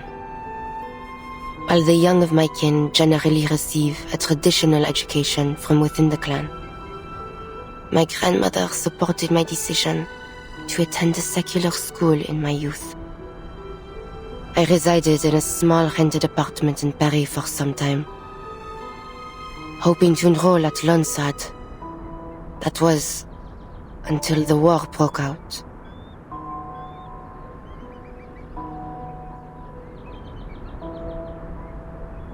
This war, well, you've seen the face of it. It takes but one shot to end a life. And this war has hurt millions. Friends, family, loved ones. I have lost far too many. Marie. Forget it. Tell me, have you yet time today? What do you want to do?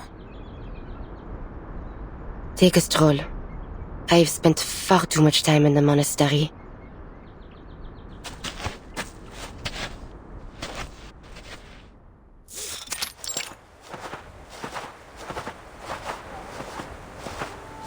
A pilot?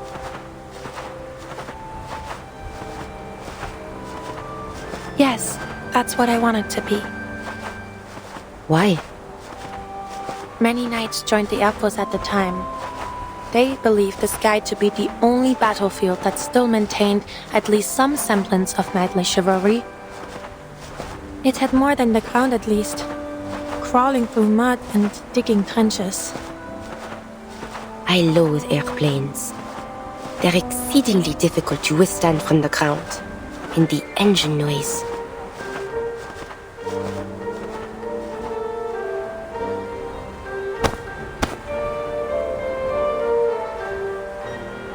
Relax. You don't need to fight them anymore. In fact, I'd wager you'll come to like traveling by plane in time.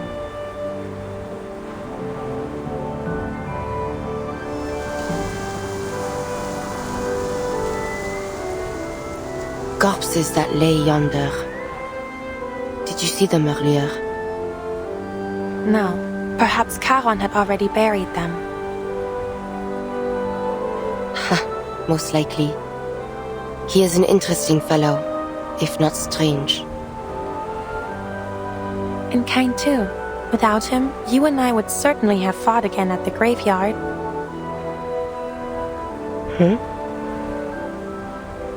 Oh, that reminds me.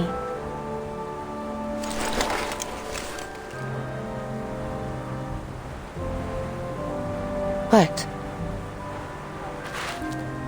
You threw a smoke grenade at me. Hey!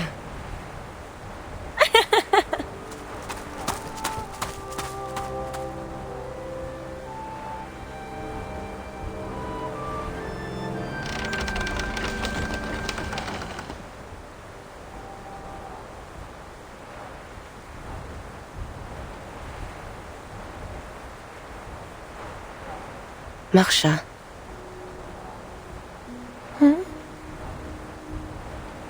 Are you leaving? No, I have plenty of free time today. Not now. After the armistice. I know well that the Foundation has tasked you with keeping a watchful eye on me. It's not exactly like that. All is well. You may stay. So long as you do not lie. I shall even aid you should you require it. But do not attempt to persuade me to join the Foundation. I cannot abandon my family. I know that. I'll be leaving after the armistice is officially signed. It comes from the windmill. Sounds like a horse to me. A horse.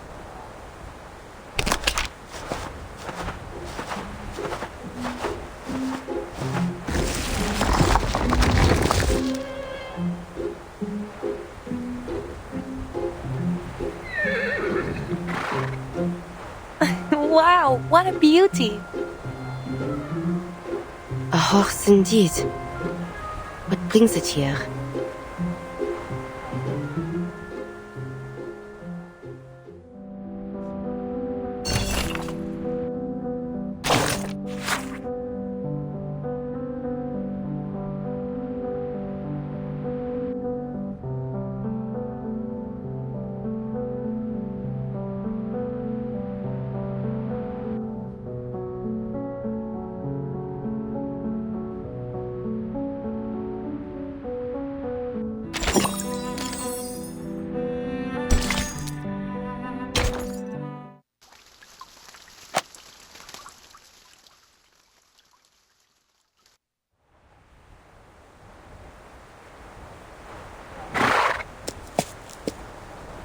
Here, come on out.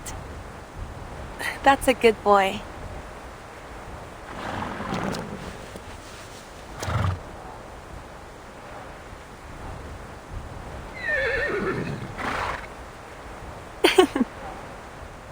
Oh my, Marie. Look at his beautiful coat. Not even the colonels have such handsome companions. He seems to have taken a liking to you. Can you ride? What sort of question is that, Marianne? You are talking to a knight.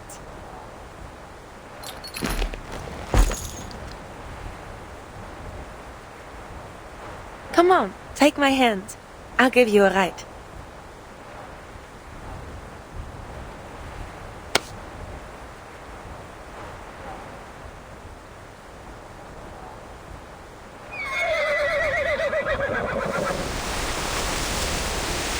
Feels perfect for a gallop, but I'm worried you might fall.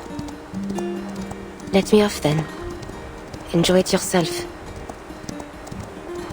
What fun would that be?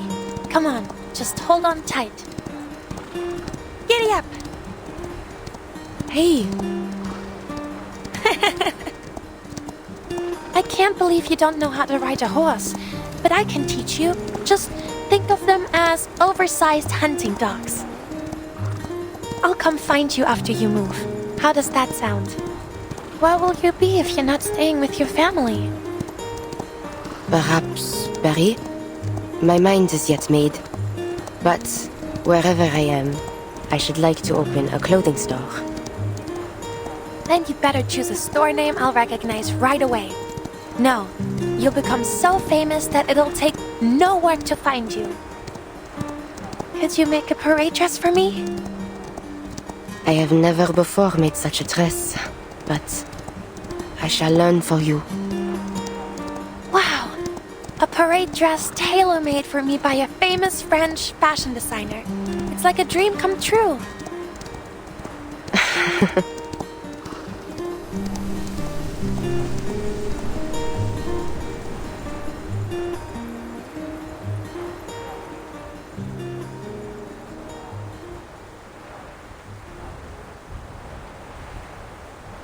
What of you?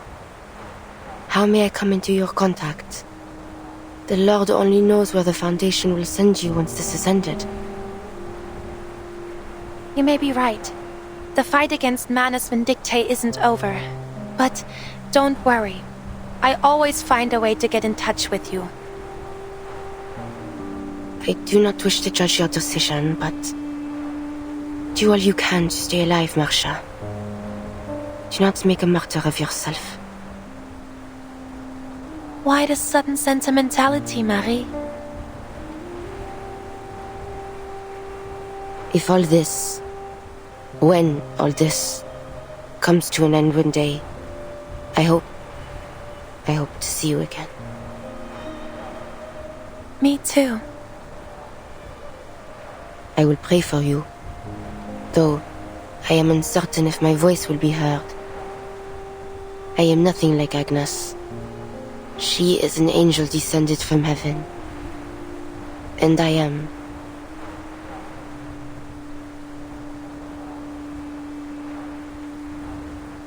Never mind.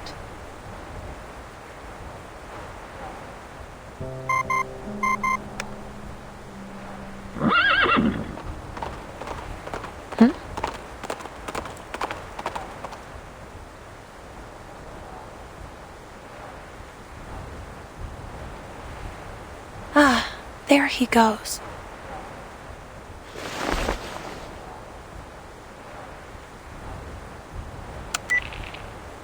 Marcia, we need you on the front immediately. I've already sent you the coordinates. Bring the gargoyle if she's willing. Who are you? We'll meet soon enough.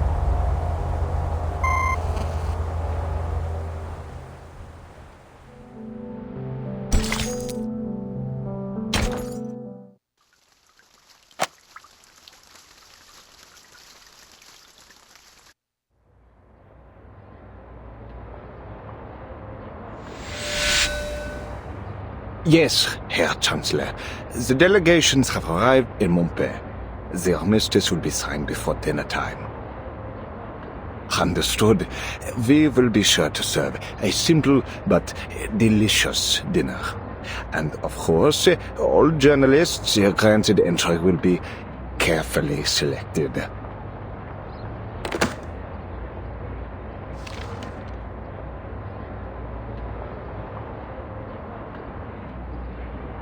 Oh, no problems so far.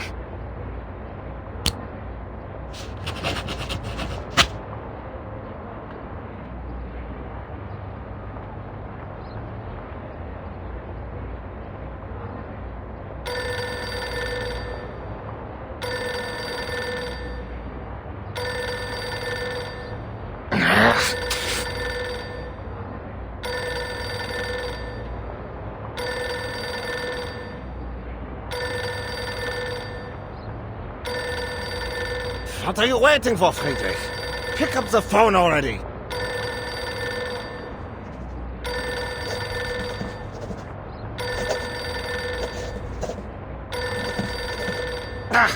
Pick up the phone, you hear? Damned!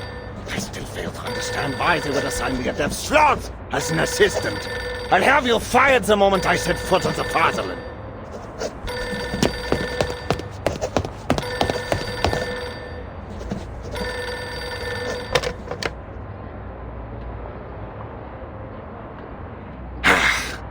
That's more like it. Hmm?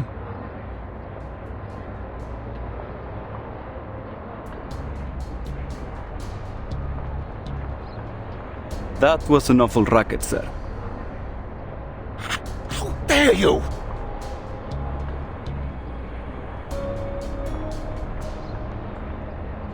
I have more pressing matters to attend to. Yes, it's about time.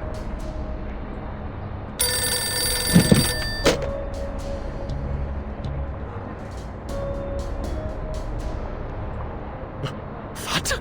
Explain yourself this instant!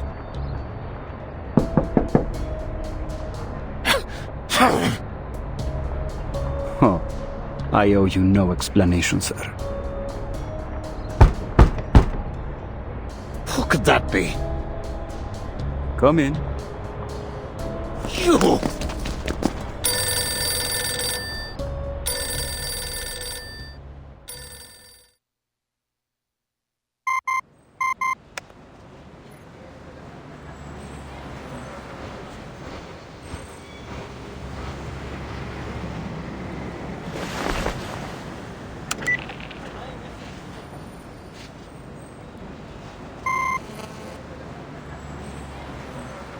No response either.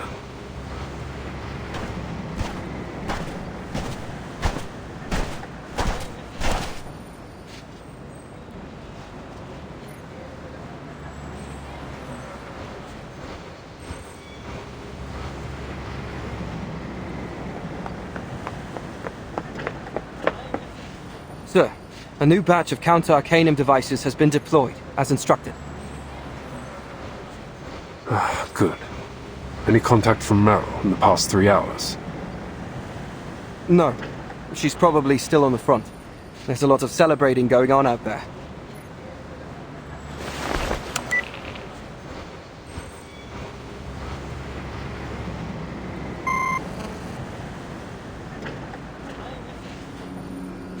Something's not right.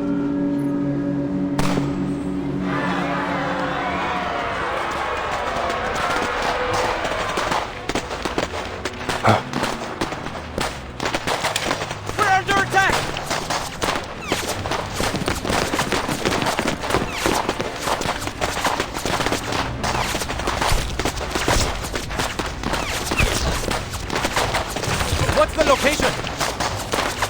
I saw them in that house. They're wearing black. I have to.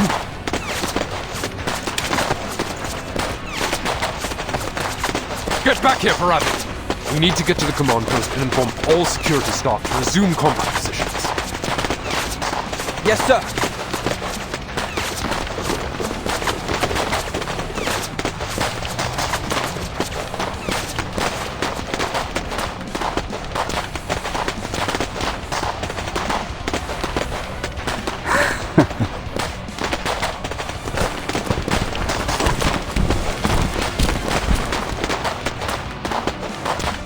Finally, no more hiding. The moment of truth has arrived.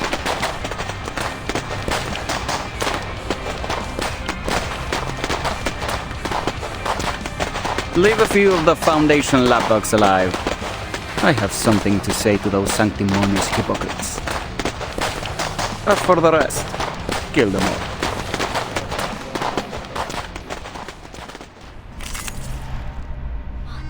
A shot hit. Face the truth.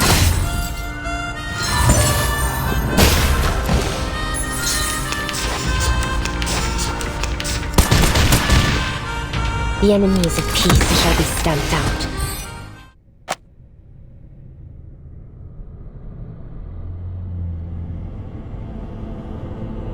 Search every room. Leave no stone unturned.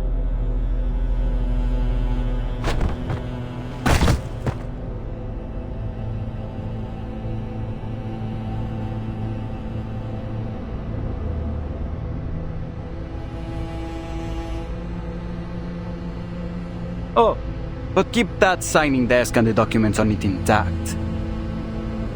It'll make for a great headline shot.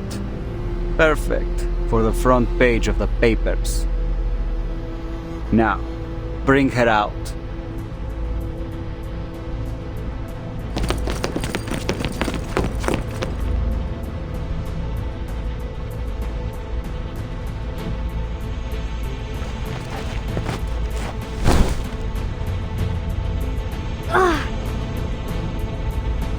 Quiet.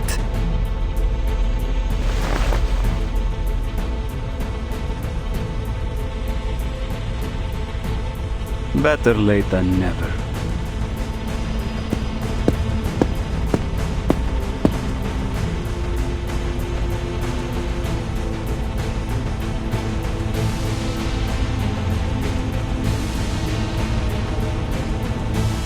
All that endless searching, huh? Well, here we are. You finally cut us.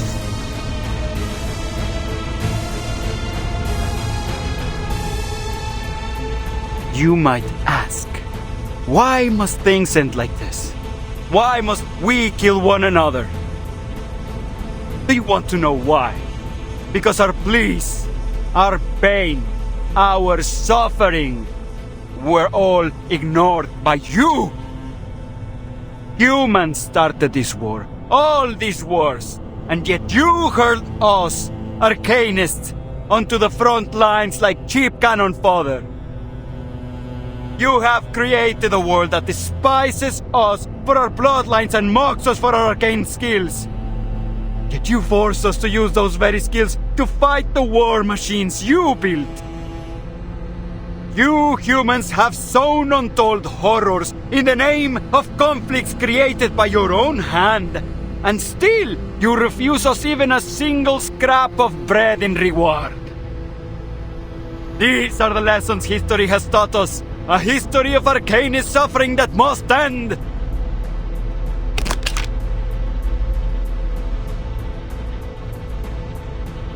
So when I heard that arcanists were uniting, marching under the banner of a formidable army, I caught a glimpse of hope. In fact, it shone like never before. Foundation lapdogs, human scum, mark my words. This war has only just begun. From this era onward, the unjust reign of humanity shall be overturned. All arcanists from every era shall march under the banner of Manus Vindicte, until the ultimate, most glorious era arrives.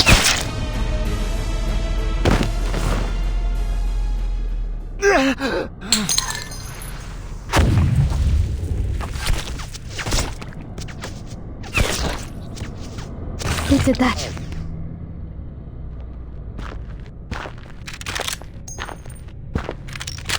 Lapdogs, eh? Couldn't come up with anything more original?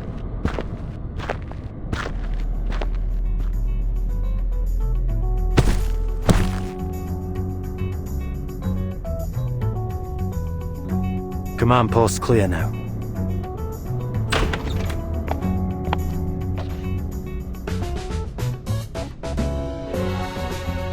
You're late, Yemalai. At least you're not dead.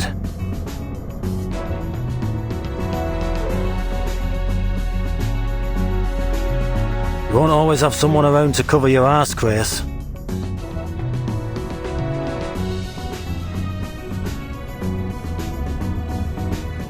What have you found? Long story short, we're a step behind the Manus. They've got an army, launching an assault on the front lines as we speak. We're talking about a force the size of a traditional brigade, possibly even two. They're hiding out beneath Hill 299, and every one of their soldiers is an arcanist. Hill 299? Any news on Charles and Amanda?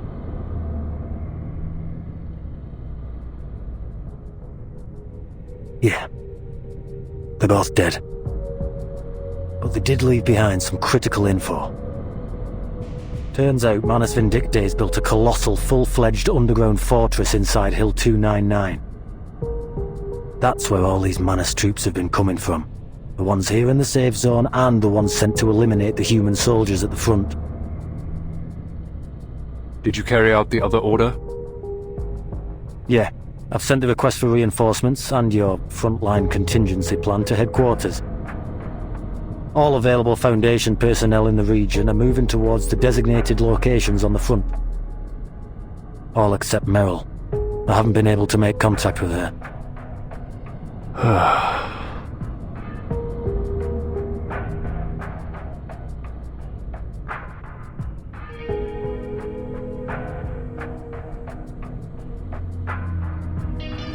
You really gonna do this, huh?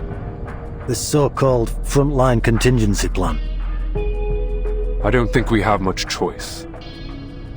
How are we gonna deal with Hill 299? It came out of nowhere.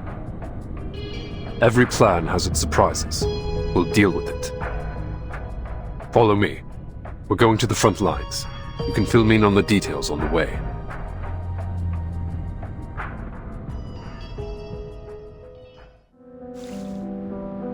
The lapdogs are barking again. Their masters remain quiet, for the most part. And you know why. But silence gives no orders. So the masters whistle. Just a pitch, no words. And so no words are heard. Only the baying of dogs. How dare you? Do you think I should speak like some slick-talking veteran? I'd slit my throat myself if I so much as uttered a word akin to those devils. They're bastards, abominations, every last one of them. Please accept my apologies. Wounds are hard to heal when they are torn open time and time again.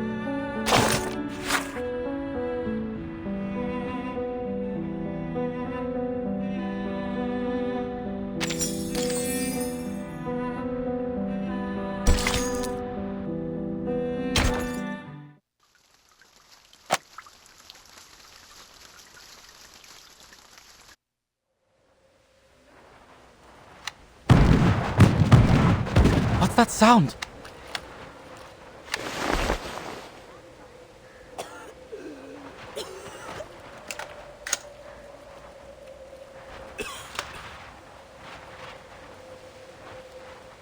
What are you standing there for?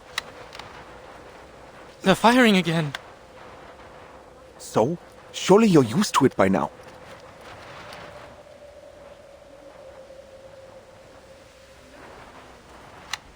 But isn't there supposed to be a ceasefire? I know it isn't official yet, but there's no point in firing now, is there?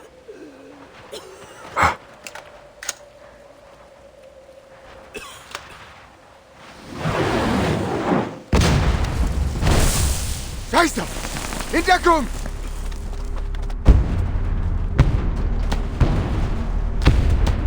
Ja!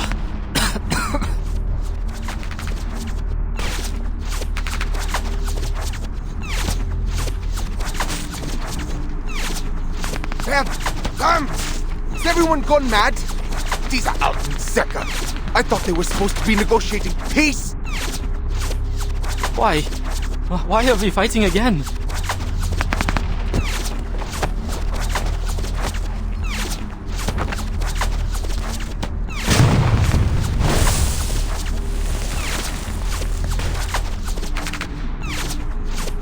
No! Forget that rubbish! Get inside!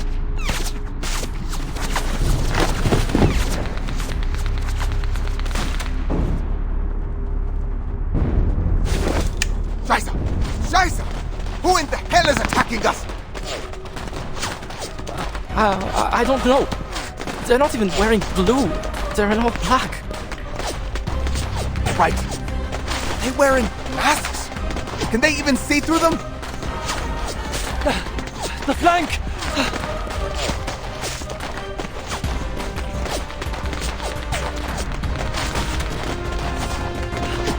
I don't know who or what they are, but they're coming from our flank!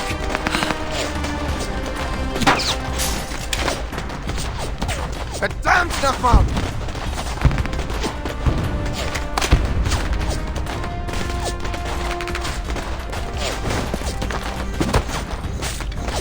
All men from the second company, assemble!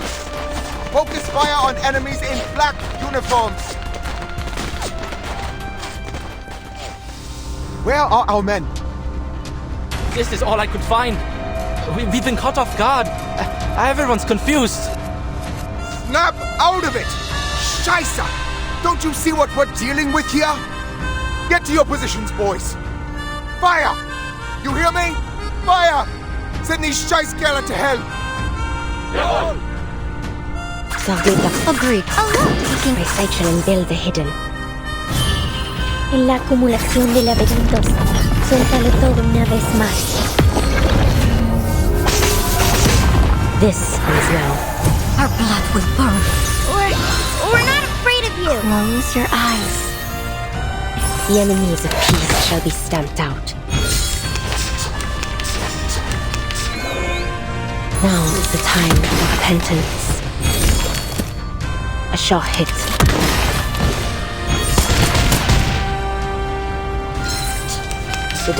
Sin todos más allá, sensing their thoughts. Le glas funèbre sonne pour toi.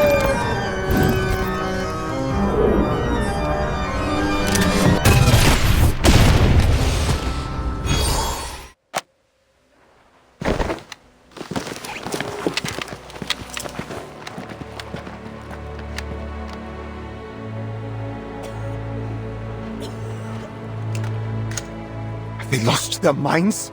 They just keep charging right into our gunfire.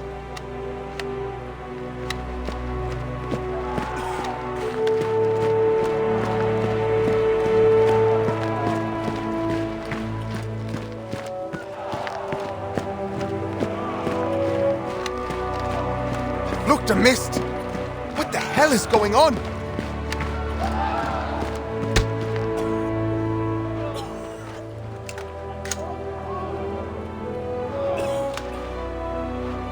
Are you the captain of the second company?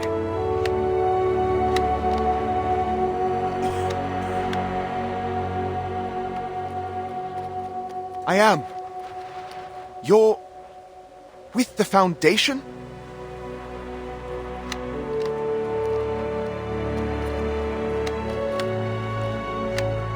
I am Creus, the commander of the Foundation personnel stationed in Montpaix. This is an emergency situation. Manus Vindicte invaded the safe zone. We neutralized the threat there, but now they're on a mission to kill every human soldier on the front lines. Every human soldier? You mean including those on the other side?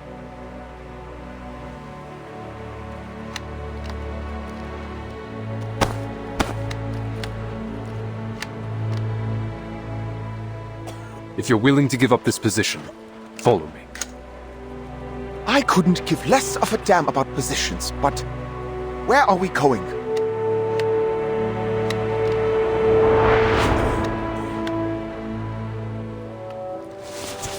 Anyone still standing? Help me clear this bunker.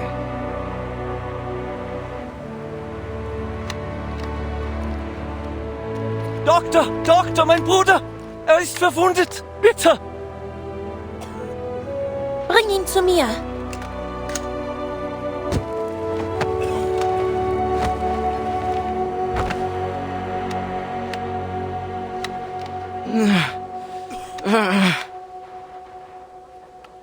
Easy. Put him down here. I'll patch him up. Have you seen any other Foundation personnel? I think I saw one. A redhead. Good. Go tell him we need medical supplies. They should have brought plenty from Montpaix. Right away!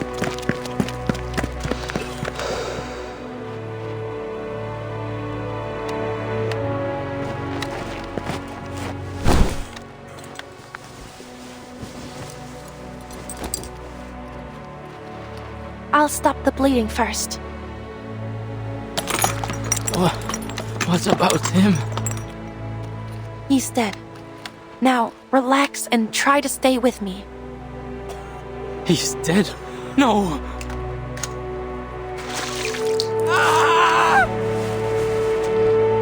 Himmelhilf!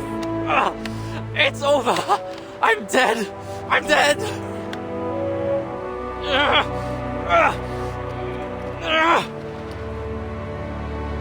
No, you're not. Not today, anyway.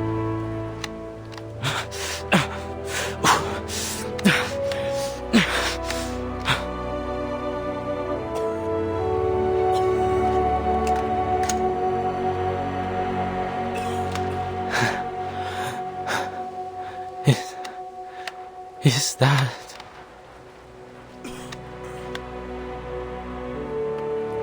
Update? Have you located Creus? He's somewhere in the trench. A soldier spotted him.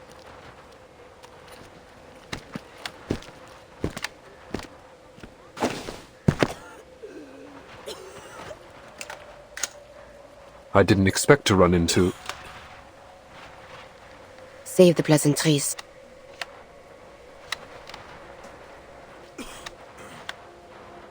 Marsha made known to me the situation. The Foundation ought to have a sure plan, having requested me to join her. Speak then.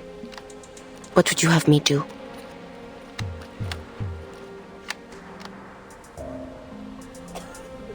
The frontline soldiers have little experience fighting enemies with arcane skills. If they stay here, it's only a matter of time until they fall to the Manus. I'm going to move them to a safer strategic position. However, enemy forces on Hill 299 have us pinned down in the trenches. Manus Vindictae has turned it into an underground fortress, housing an estimated 10,000 troops. They've even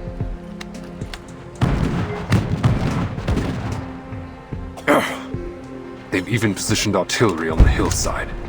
Retreating under that kind of fire would be a death sentence. Eliminate the threat from Hill 299. Then withdraw the troops from the front. This is the Foundation's plan? Not the Foundation's plan. Not yet, at least.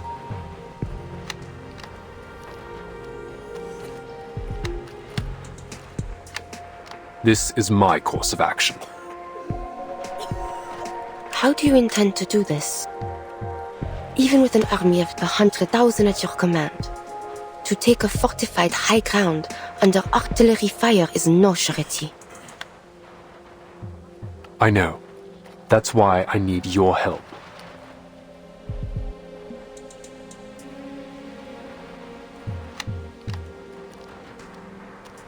Such an act is to walk into the valley of the shadow of death. What difference would be made if I lent my aid or withheld it?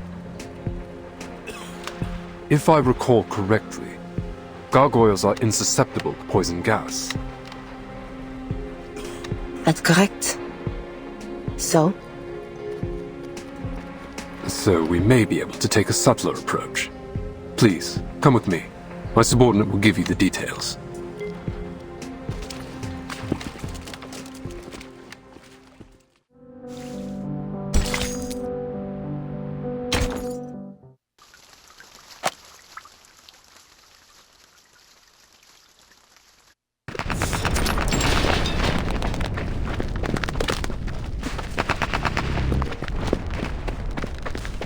How much longer? About 10 more minutes at this pace. Maybe less if there's no interruptions. What an optimist.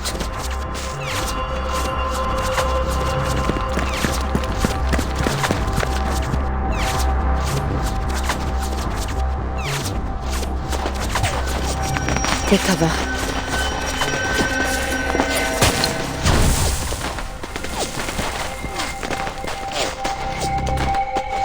Pin them down. A shot hit. Though it may come with pain.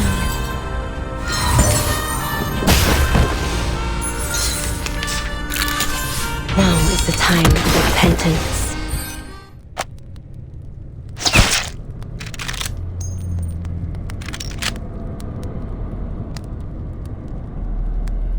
Threat neutralized. Nice shot. Right, we've arrived.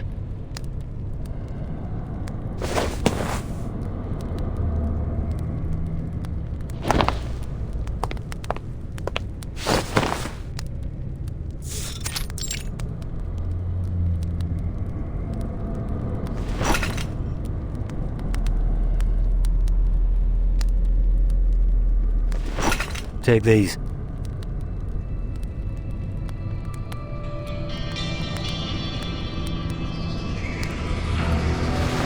Surprised you agreed to this.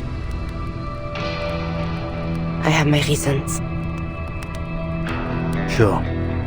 Let's go over the plan one more time. 2 of our investigators discovered a number of tunnels running under Hill 299. The one we've just arrived at leads directly to the Manus' ammunition depot. After the war broke out, the Manus sealed all accessible tunnels with poison gas. Judging by the bodies I found earlier, this gas can penetrate all existing gas masks. On the bright side, that means there aren't many guards in the tunnels. At least, That's what we think. Your goal is simple. Reach the ammunition depot, detonate the explosives, and destroy the fortress. After that, the Foundation will evacuate with the soldiers. Good to know the Foundation's investigation bore some fruit. Il 299's so conspicuous that everyone just unconsciously overlooked it. I'm prepared. You may leave now. Alright. Good luck.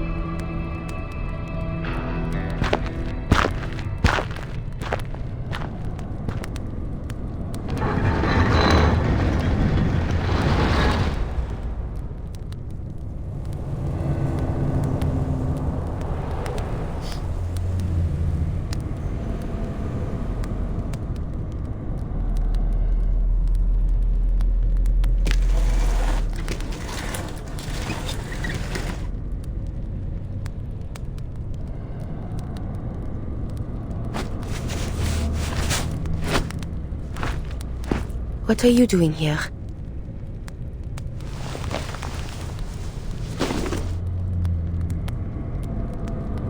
One war ends, and another begins. More lives will be claimed by their own kind. I'm simply doing what I always do. You knew of this tunnel. Tunnel? I know nothing of it. The cloud of death hanging above this place. That is what led me here.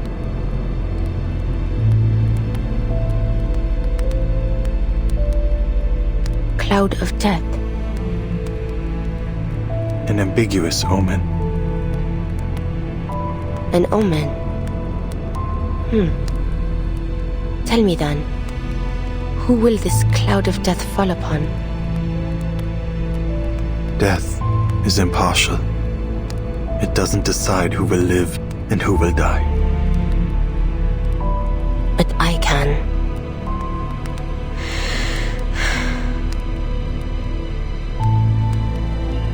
I suggest you leave. Should this cloud not fall upon me, an explosion will soon obliterate Hill 299. Do you intend to claim the lives of all the Manus Vindictae troops here? Do you intend to stop me?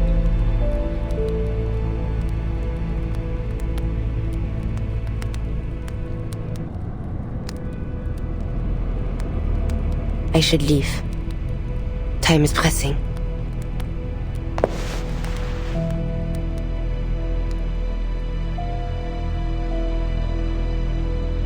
I do not wish for such carnage to occur. Yet I am powerless to prevent it. But before you go, a word of warning. The war you've been fighting is, in fact, over. What lies before you is a conflict all its own, a much harsher path. You still have a chance to turn away from this and relieve yourself of the burdens placed upon you. In view of the sufferers of this war, my burden is light. Harsh or not, I shall not waver from the path I have chosen. You first set foot on the battlefield 5 years ago. What makes today different from that day? I now know the true cause of the conflict, and I have seen the face of the true enemy.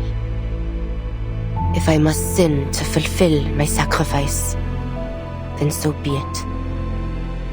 Your willingness to suffer, your passion for sacrifice, it is beyond me. Perhaps you possess a wisdom beyond my comprehension. Yet, still, I feel a deep sadness for you. I am in no position to stop you from walking through the gates of hell.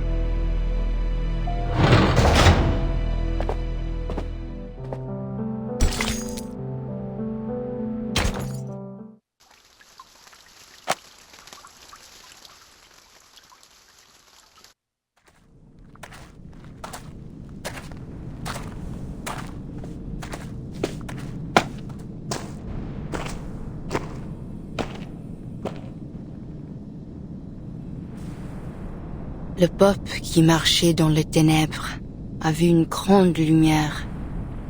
Ceux qui habitaient le pays de l'ombre de la mort. Sur eux, la lumière a resplendi.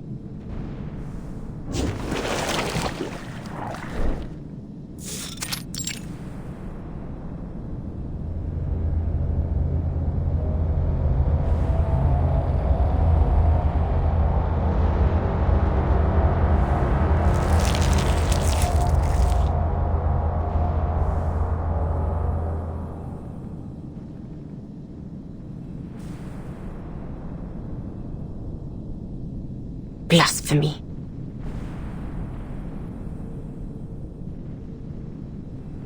The fortress's center ought to be closer to the peak. But this path appears to be extending downward.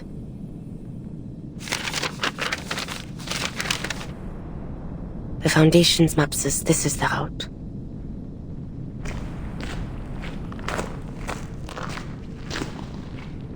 Not the stench of rotting hay. Not garlic or onion either.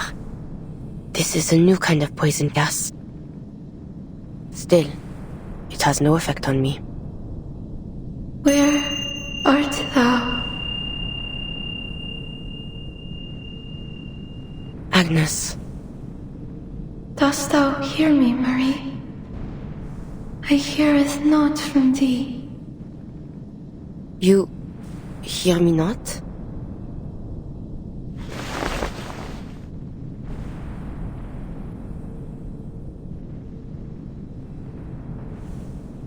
Where hast thou gone, Marie? I sense thou art somewhere deep below the earth, surrounded by that which I cannot clearly see. Bodies lay scattered around me, Agnes. Many of them. They're Manus soldiers. It appears they attempted to flee through this tunnel but an hour ago. Their superior blocked their way and loosed upon them this poison gas, killing his own men.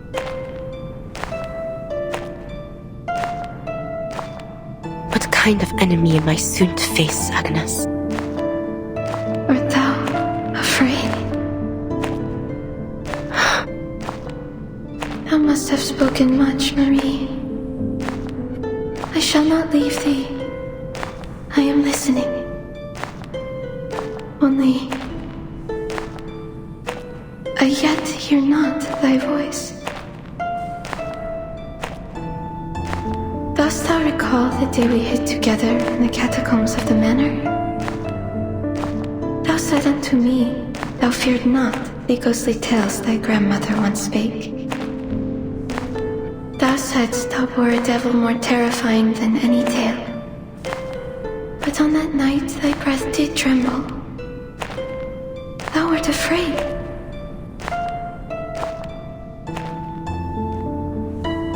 That was not the thing of which I was afraid, Agnes.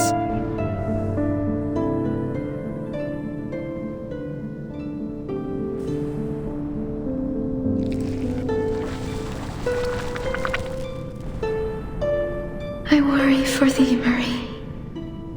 The path that thou dost walk holdeth no light. I can feel thee growing ever more distant from me. Whatsoever it is, whatever thou dost wish to do,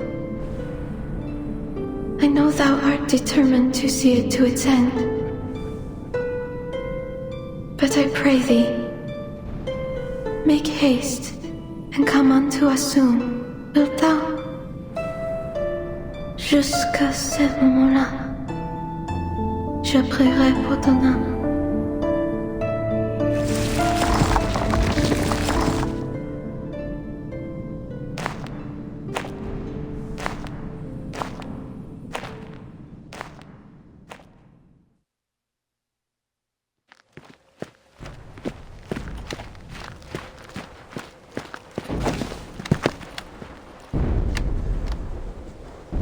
To summarize, your troops must stay in place for the time being. We've made contact with the other side. They'll cooperate with you to create a fire network against the enemy. Let's hope they do cooperate. Manus Vindictae has waged war against all humankind. We must work together if we're to get through this.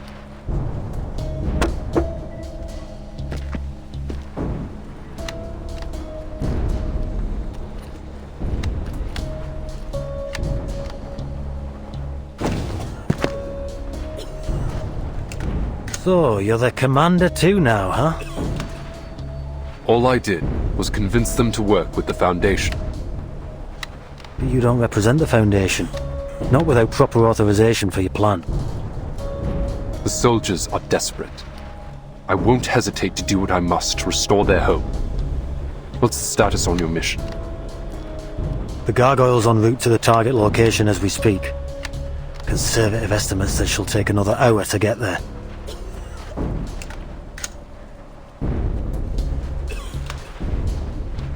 But who knows what she'll come up against. She might not make it. Unusual for you to show compassion in such a moment. It just brings back unpleasant memories. You know what I'm talking about, Chris.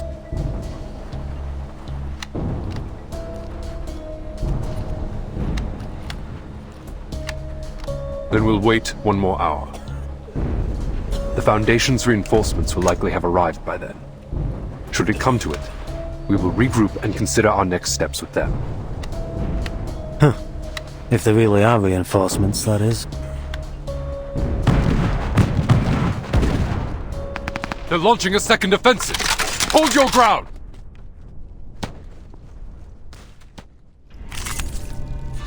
The enemies of peace shall be slain. You are not welcome here. Cosmología, filosofía clásica, el fundamento del mundo.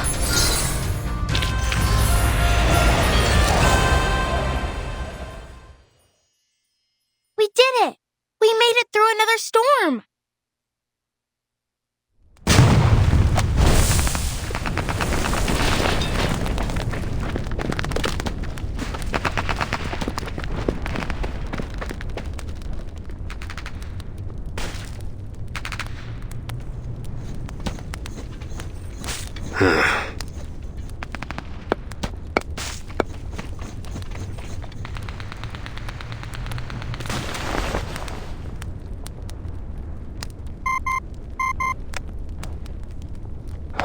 Finally.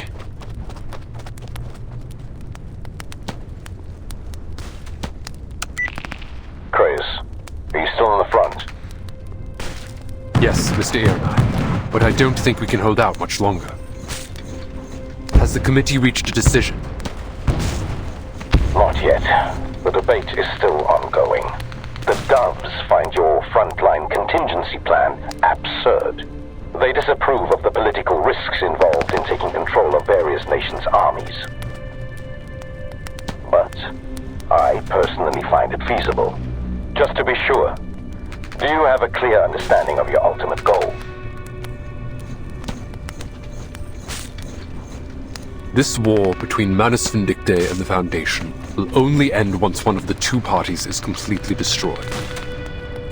And I refuse to let it be the Foundation. If we're to prevail, the Foundation cannot rely on Xeno alone. We need more capable soldiers. Soldiers like these on the front lines. With the proper arrangements, we may be able to recruit them to our cause. We'd have a whole new army to fight Manus Vindictae.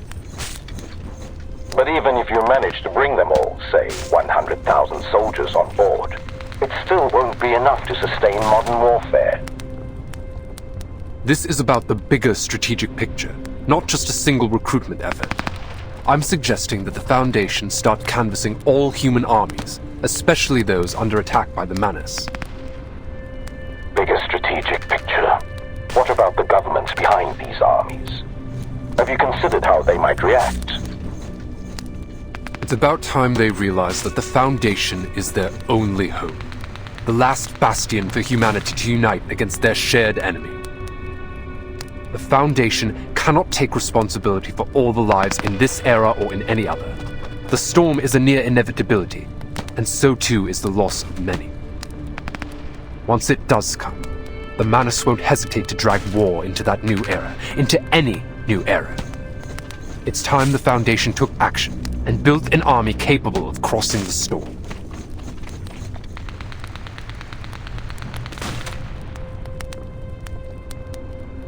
Enact your plan, Kratos. As long as you're successful on your end, I will deal with the political obstacles in your way.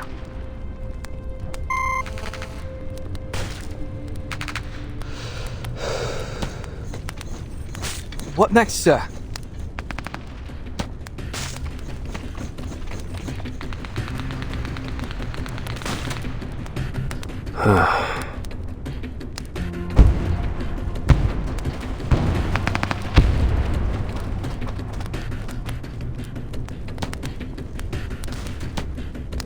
We stand our ground for an hour.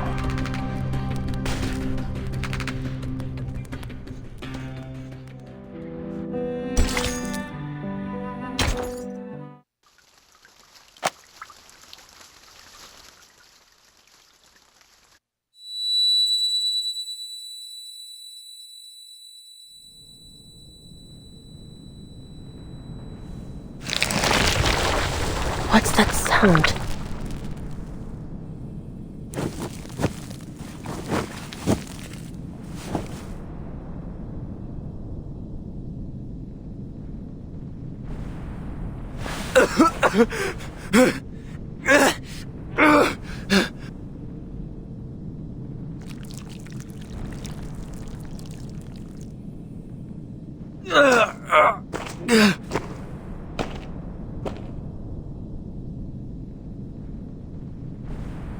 Oh, it's you. You murderer! You murdered me! You murdered Colton! You murdered Eugen too! You devil! You murderous demon!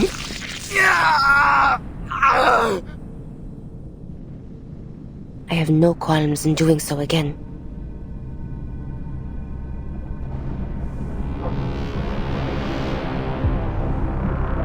Pathetic illusions. Incoming attack. From behind. From the right. From below. Right before me.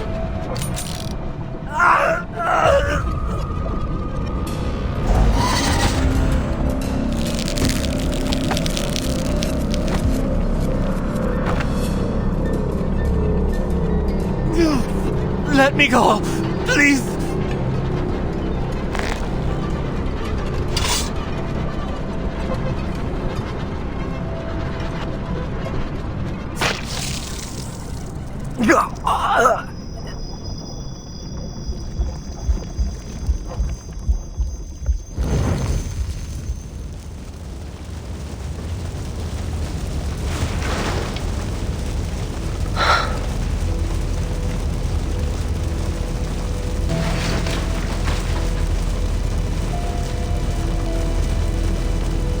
How many have you killed? Do you even keep count? Remember, they were all arcanists, like you. Races of no matter. So the killer does the killing, and the dead have no say at all. I like it.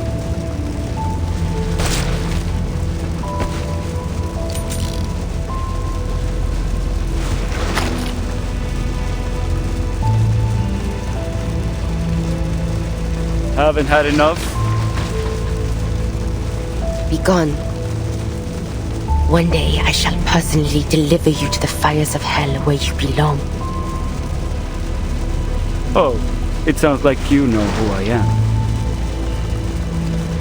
Do not think me deceived by your disguise. I am well aware that your taint has long been tangled in the blood of my family. Demon.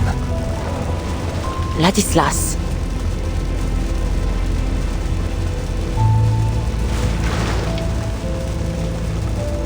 Dear cousin, I bring thee a final warning.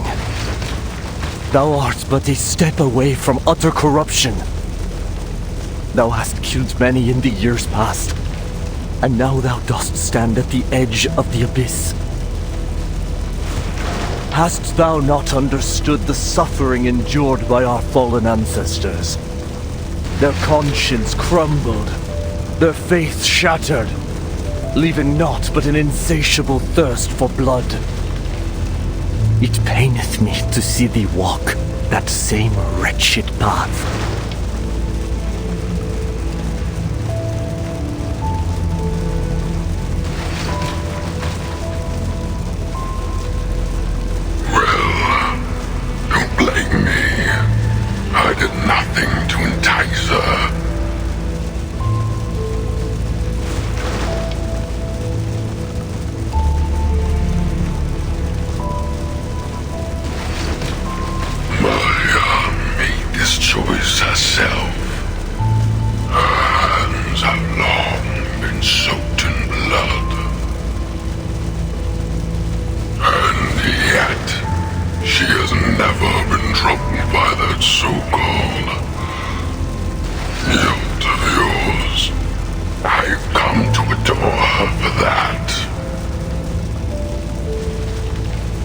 Perhaps it is true that this path of carnage shall save many lives, but why, I pray, must it be thee who walkest it?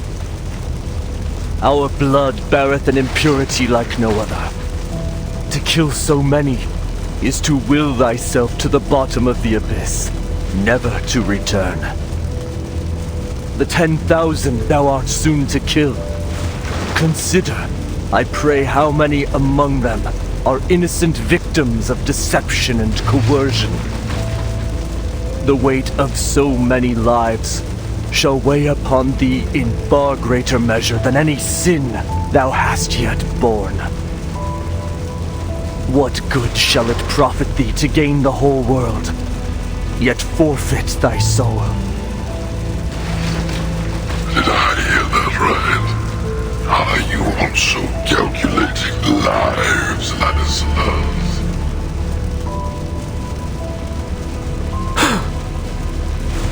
Speak no more of thy filthy words. Oh, you silly, stubborn child.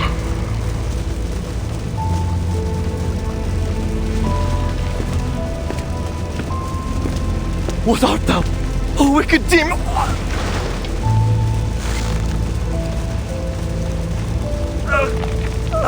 No! Marie!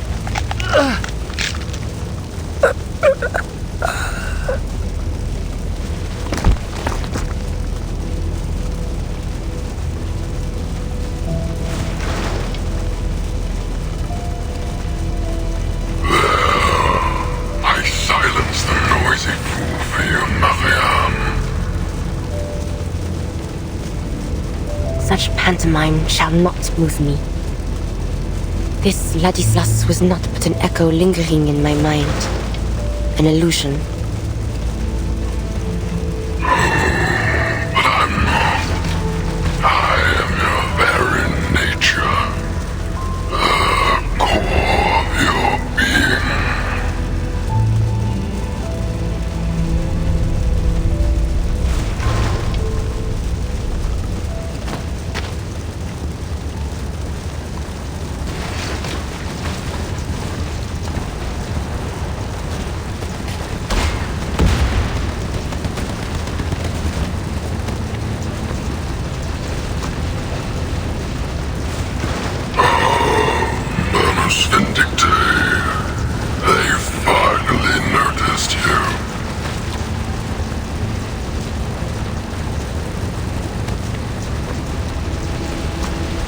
What a shame.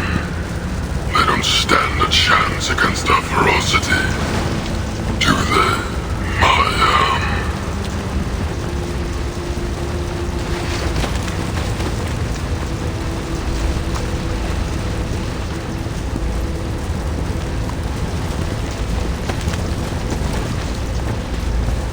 I have seen sinners forsake themselves in service of the devil. The land they trod upon yielded only bitter, cursed fruit. Come. But the hour for repentance has long since passed. Come with me. Then the Lord rained upon them, brimstone and fire. Let's kill them all together.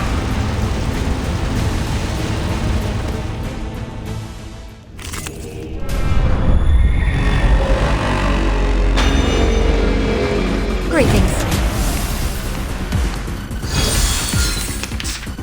These things are pathetic. I could almost laugh.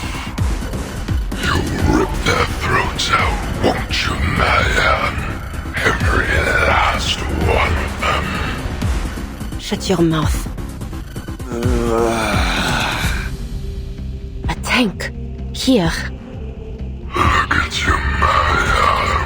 So tiny and pitiful on the face of that monster. Will you make it out this time? Or will you crumble? Cease your endless words. Target locked. And this can't agree. This is now. The path will become clear. We're not afraid of you. Our blood will burn. A shot hit. The enemies of peace shall be stamped down. They have backup. Oh look, picking up my sighted. That was certainly a choice. Face the truth. Now is the time for You are repentance. not welcome here. Have I startled you? Look away from me. A shot hit.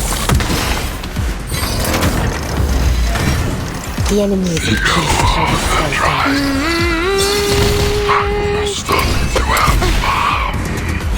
Tank has been uttered somehow. I better tread carefully. You are not welcome here. Not again. I hope. Target locked down. Enter the gate and see the light. Close your eyes. It will all be over soon.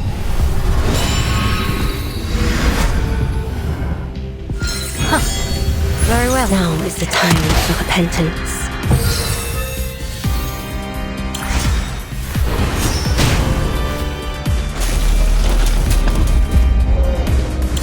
One shatter can now remain.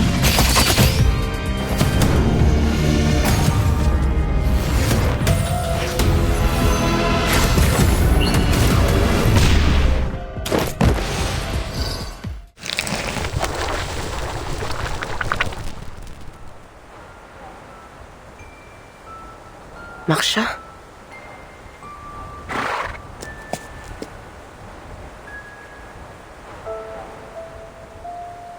I don't think I'll ever forget this windmill. The calm of this field.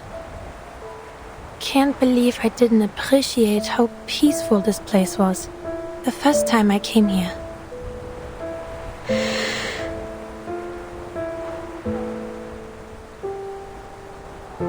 Perhaps it's because the land was quiet, just like our lives once were. And back then, we thought everything would be peaceful again once the war was over. I'm sorry. Why? There's no need to apologize. I was nigh on killing you. No. In a way, I did kill you. Just as I've killed so many others. It's not our fault. None of this is. You may have granted me your forgiveness, but those who have forever lost their lives due to my actions, I shall never have the chance nor the right to earn theirs. We didn't start this war, yet we have had to bear the brunt of the pain it has caused. If all the sins of war are laid at our feet, where is the fairness in that? No, I refuse to accept it.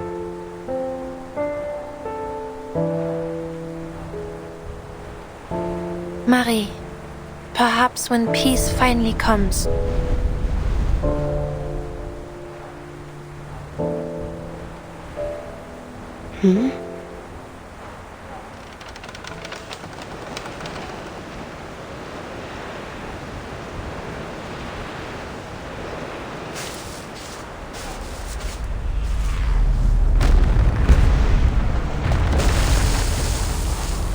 Masha! Die!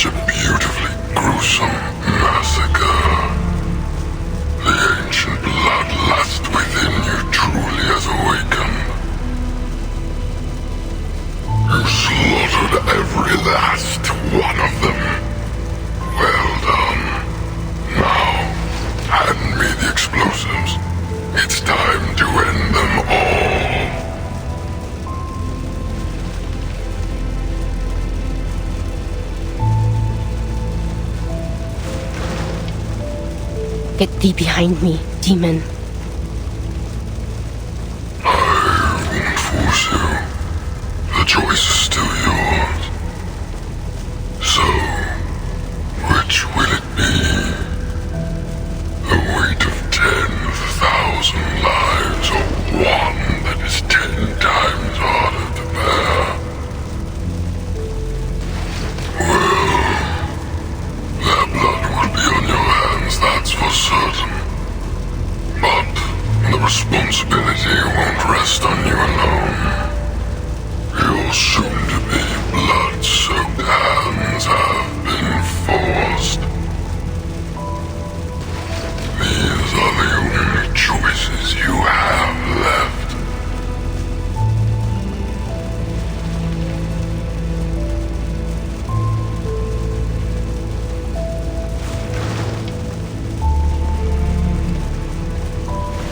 I am powerless to cleanse the filth that muddies my blood, just as I am powerless to erase the sins I have already borne.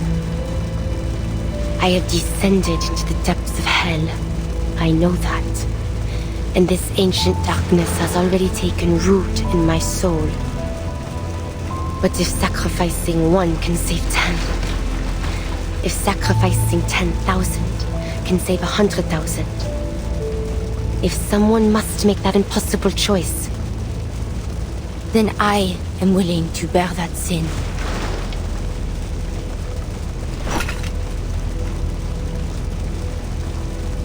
That's the spirit.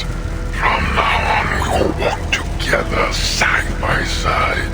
A greater power as one.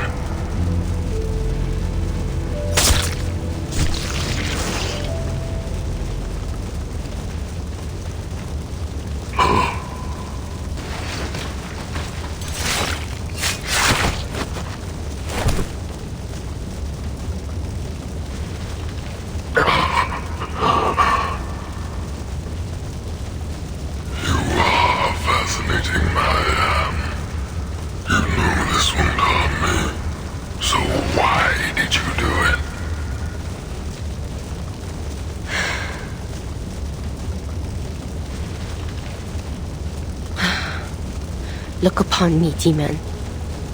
I am not like my ancestors, to be led astray by their thirst for blood and your honeyed words. Whatever choice I make of my own free will. I will not let your taint spread within my soul. Yet still, Your power shall be mine to command.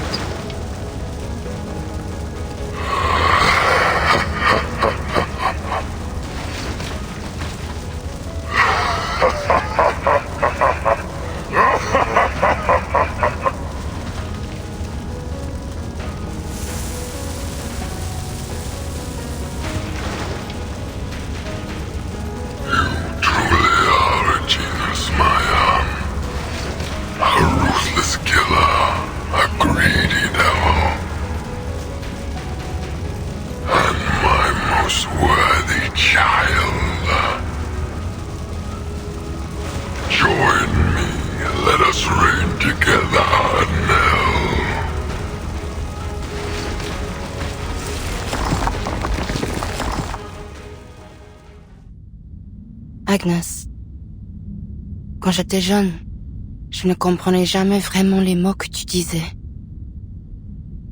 Pourquoi un homme porterait-il volontairement les péchés de tout le monde pour les biens des autres? Je réfléchissais à cela.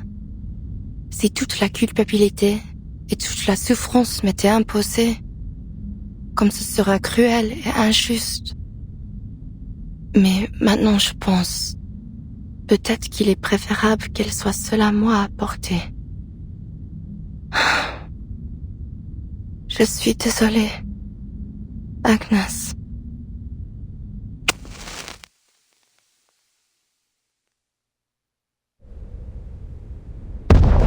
Attention all Foundation operators.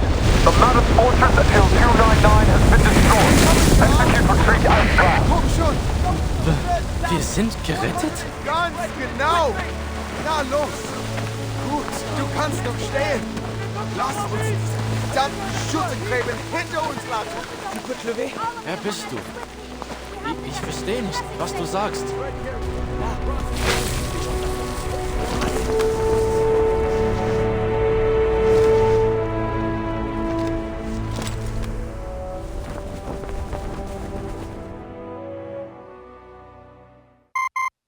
The Manus Fortress has been destroyed, and the soldiers have been led in retreat to the rear. I understand. Thank you for your support in this critical time, Mr. Ironeye.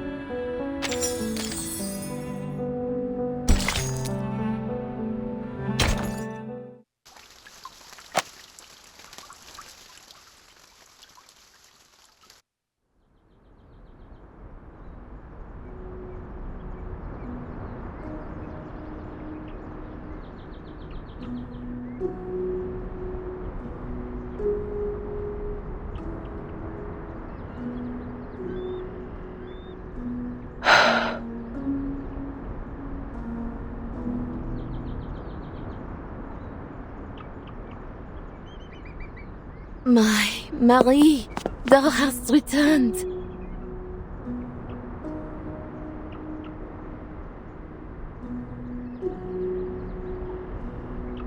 Coffee? Oui, just to thy liking. No milk, no sugar. There are also vanilla macarons and Mont Blanc besides.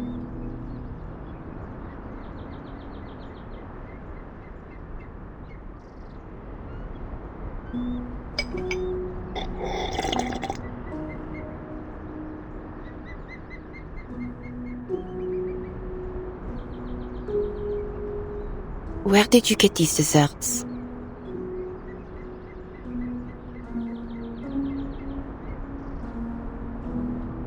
Yo, who is here, mon petit chou?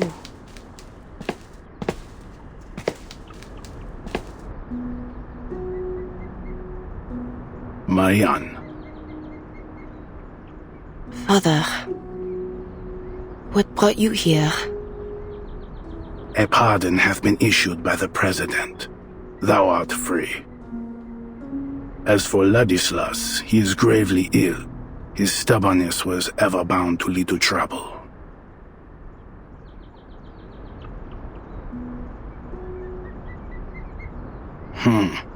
To answer thy question, I am here to gather ye. We are to depart. So, you are now the leader of the clan? Verily. After all we have suffered under this war, someone must lead the Tenebron family's reconstruction. I seek to re-establish contact with those of our kin with whom we have lost fellowship. The hand of Manus Vindicte has not yet fallen upon Paris. I have purchased a number of dwellings on Montmartre.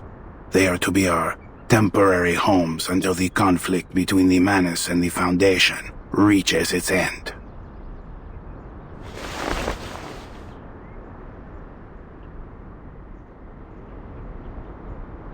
Agnes shall be sent to our cemetery in Rouen. Cemetery?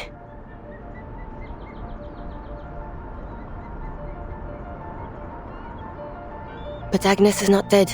She's simply... Ladislas said there was a reason behind her.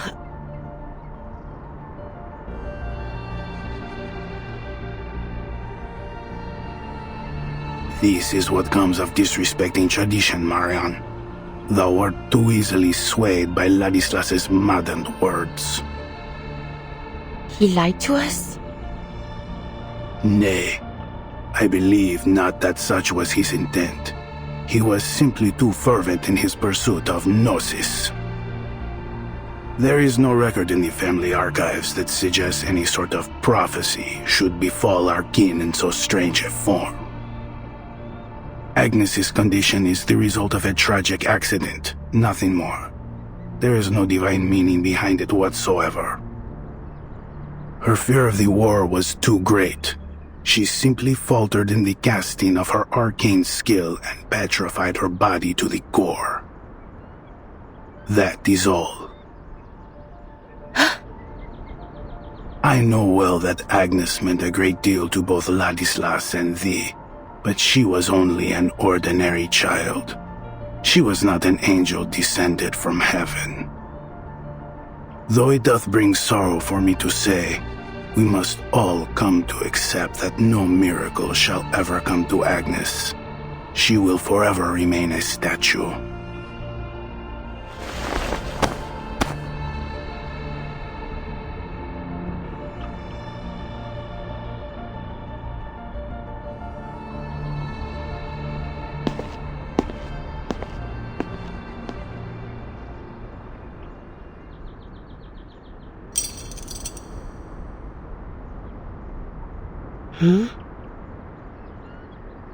Marianne, thou hast returned. How?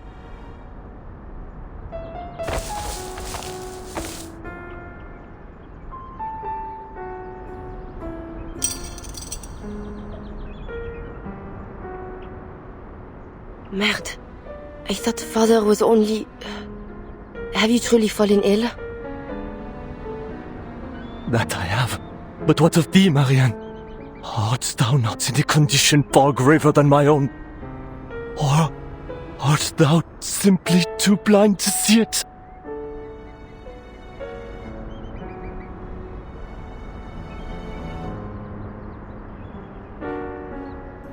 Thy soul is stained with the wickedness of sin. Thou art as miserable as I. Oh, Lord, I can smell the stench of hell upon thee. Thou hast passed through the gates of hell and returned.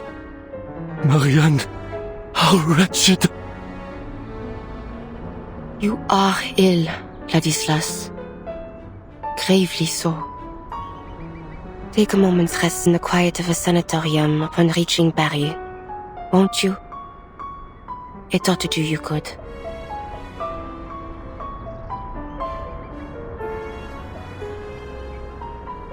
Perhaps I shall. But thou wilt not return with us, wilt thou? I am yet undecided. Perhaps I will. Nay. Nay. Thou must not. Thou must never return. Why? I see that which others cannot, and I see it in thee. Thou art not who thou once wast. Inside thee, there is a demon. The demon which doth linger in our veins. It hath opened its eyes, its wretched eyes.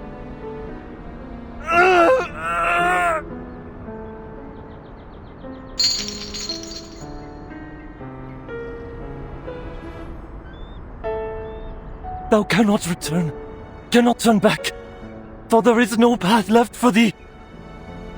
But I desire not more than to aid thee, my dear cousin. Yea, I shall help us all, but most especially thee, to atone for my transgressions.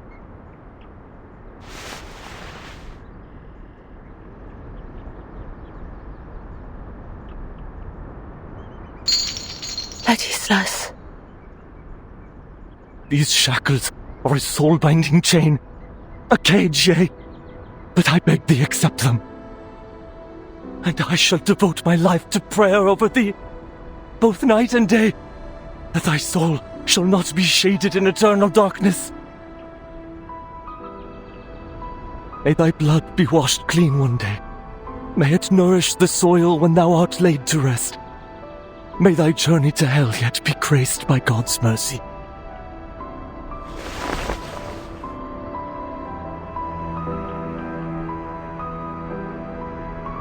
And if I refuse these shackles?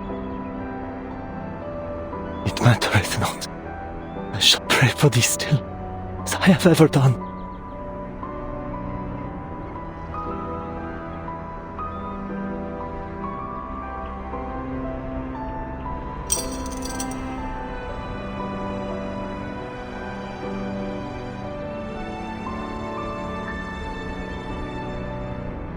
Dis à mon père que je ne reviendrai pas, tant que le véritable conflit ne sera pas terminé.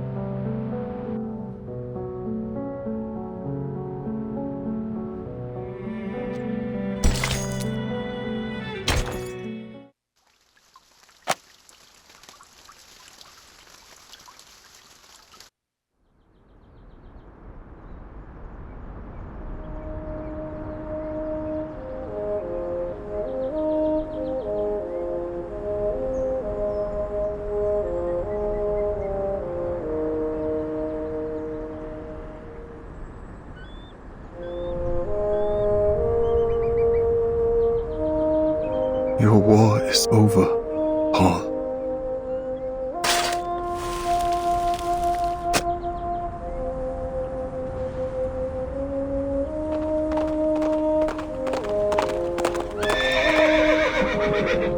Andreas?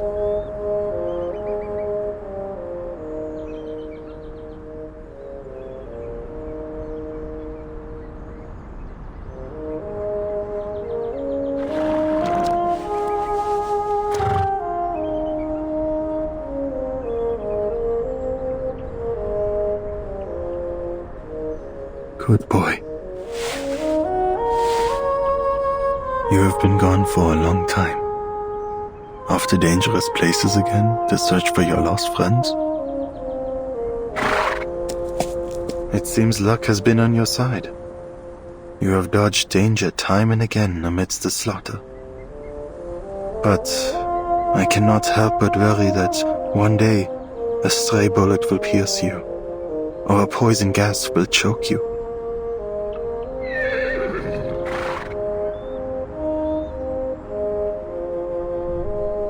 Harshness is not my intention, Andreas, but I am grateful that you have returned to my side, hale and whole.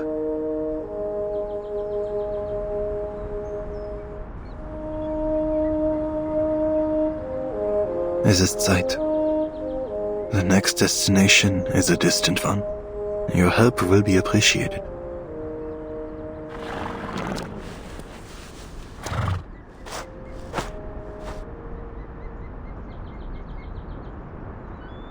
Mr. Charon, is this your horse?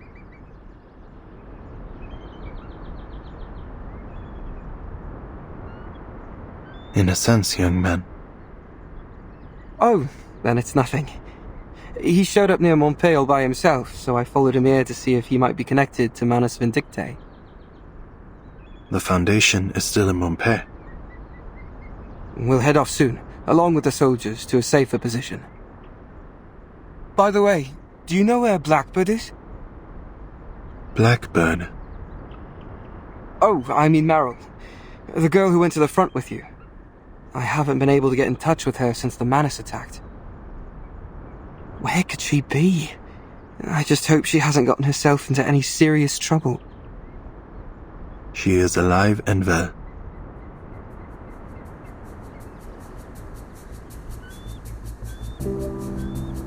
She is? Where did you see her? That I cannot tell.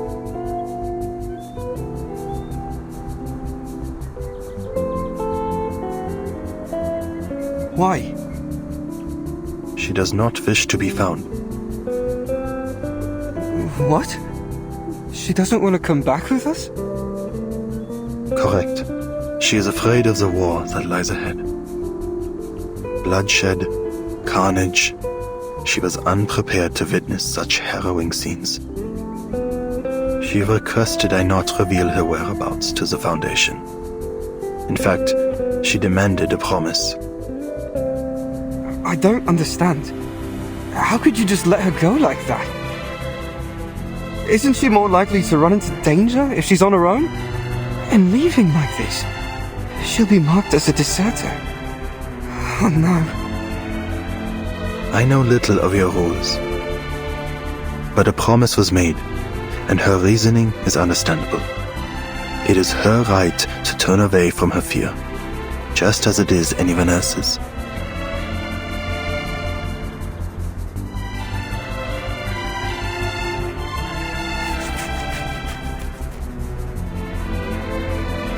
Fine. At least she's still alive.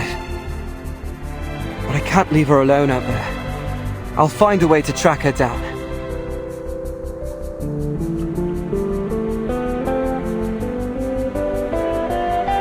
Thank you for the information, Mr. Carroll. Goodbye.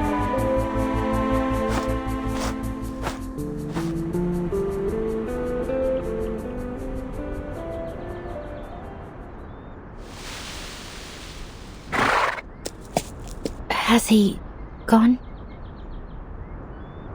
Yes.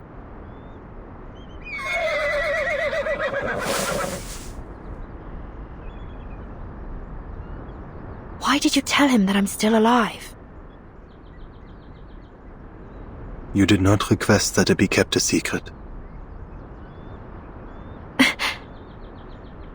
Fine.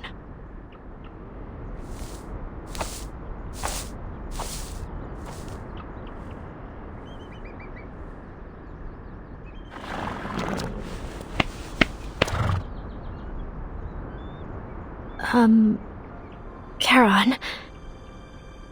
Huh? Actually, I wasn't serious, you know, when I said I wanted to become a gravekeeper here. The dead need no company, and every tombstone will one day fall to decay. In the end, time will pull us all into the sea of oblivion. Nothing in this world is immortal.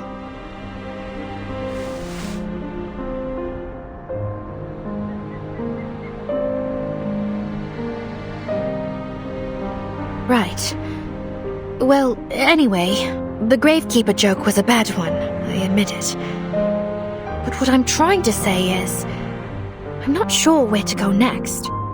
I mean, who else can I depend on besides the Foundation? I definitely don't want to get caught by Manus Vindictae, that's for sure. Trust me, you don't want to know what they were doing in Antarctica. Oh, not the Antarctica in this era, the one from before.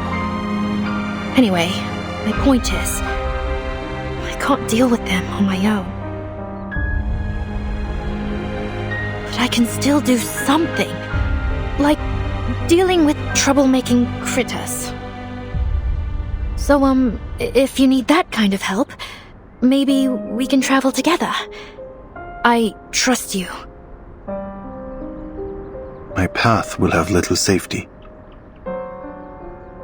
That's all right. I'll just run off when danger comes. In that case, follow me.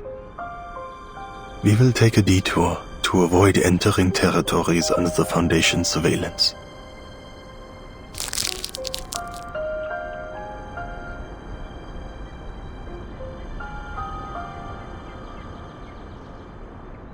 If you're hungry, these can be returned to you. Andreas will carry you, should you go tired.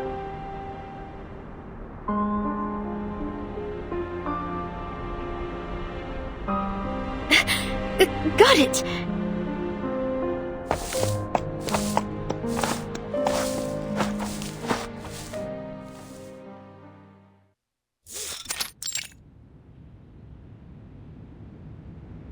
The revision to the Storm Reformation Act has been added to the agenda, and the committee will soon begin the next round of discussion.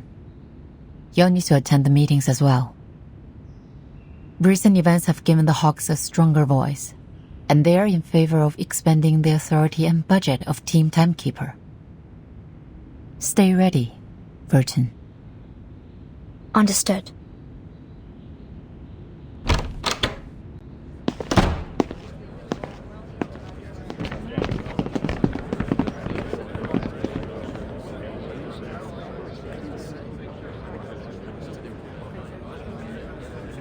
Timekeeper? Were you waiting for me? No, just a happy coincidence. I'm glad to know that you remember me. Of course. Your decisiveness saved the lives of many soldiers on the battlefield. I also heard that the Doves agreed to further implement your frontline contingency plan after the montpaix crisis was resolved. Huh. I'm surprised to see you're interested in politics. I'm not interested, just informed.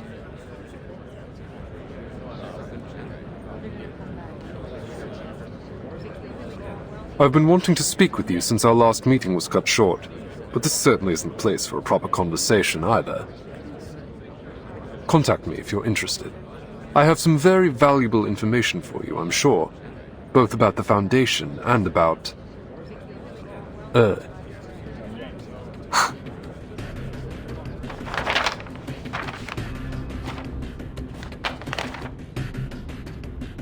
I look forward to hearing from you.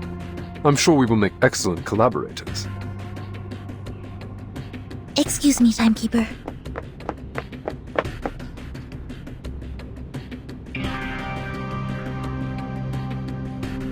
Oh, Mr. Creyas, do you have an urgent matter you'd like to discuss with the Timekeeper? I can arrange a meeting for you if necessary. No need for that. I was just saying hello. Until next time. Timekeeper. Miss Sinetto.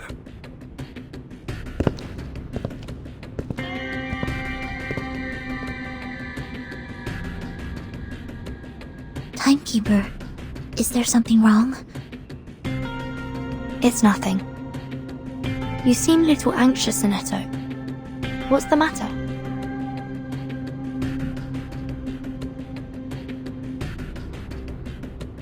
Timekeeper, you need to look at this. It's an important message. Sent from... Lilia?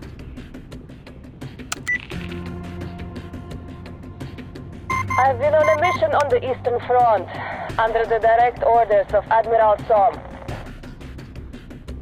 Guess what I found, Capitan? An Xeno outpost without From the looks of it, I think it's the rebels. I can tell in more detail. Call me back as soon as you can.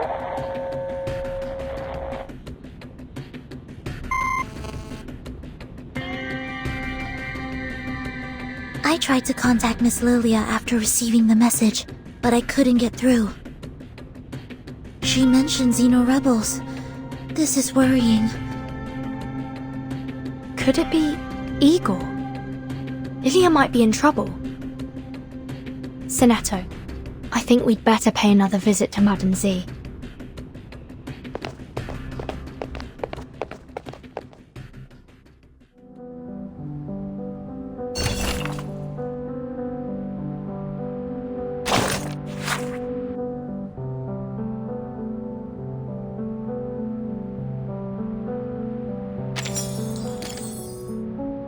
I'm sorry, but I think it's time you left. There will be little more to see here. What difference does it make? Earthquakes, floods, famine, plague, robbery, car crashes.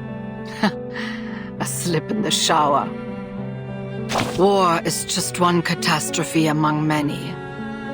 It's not worth your attention. At least this war is not.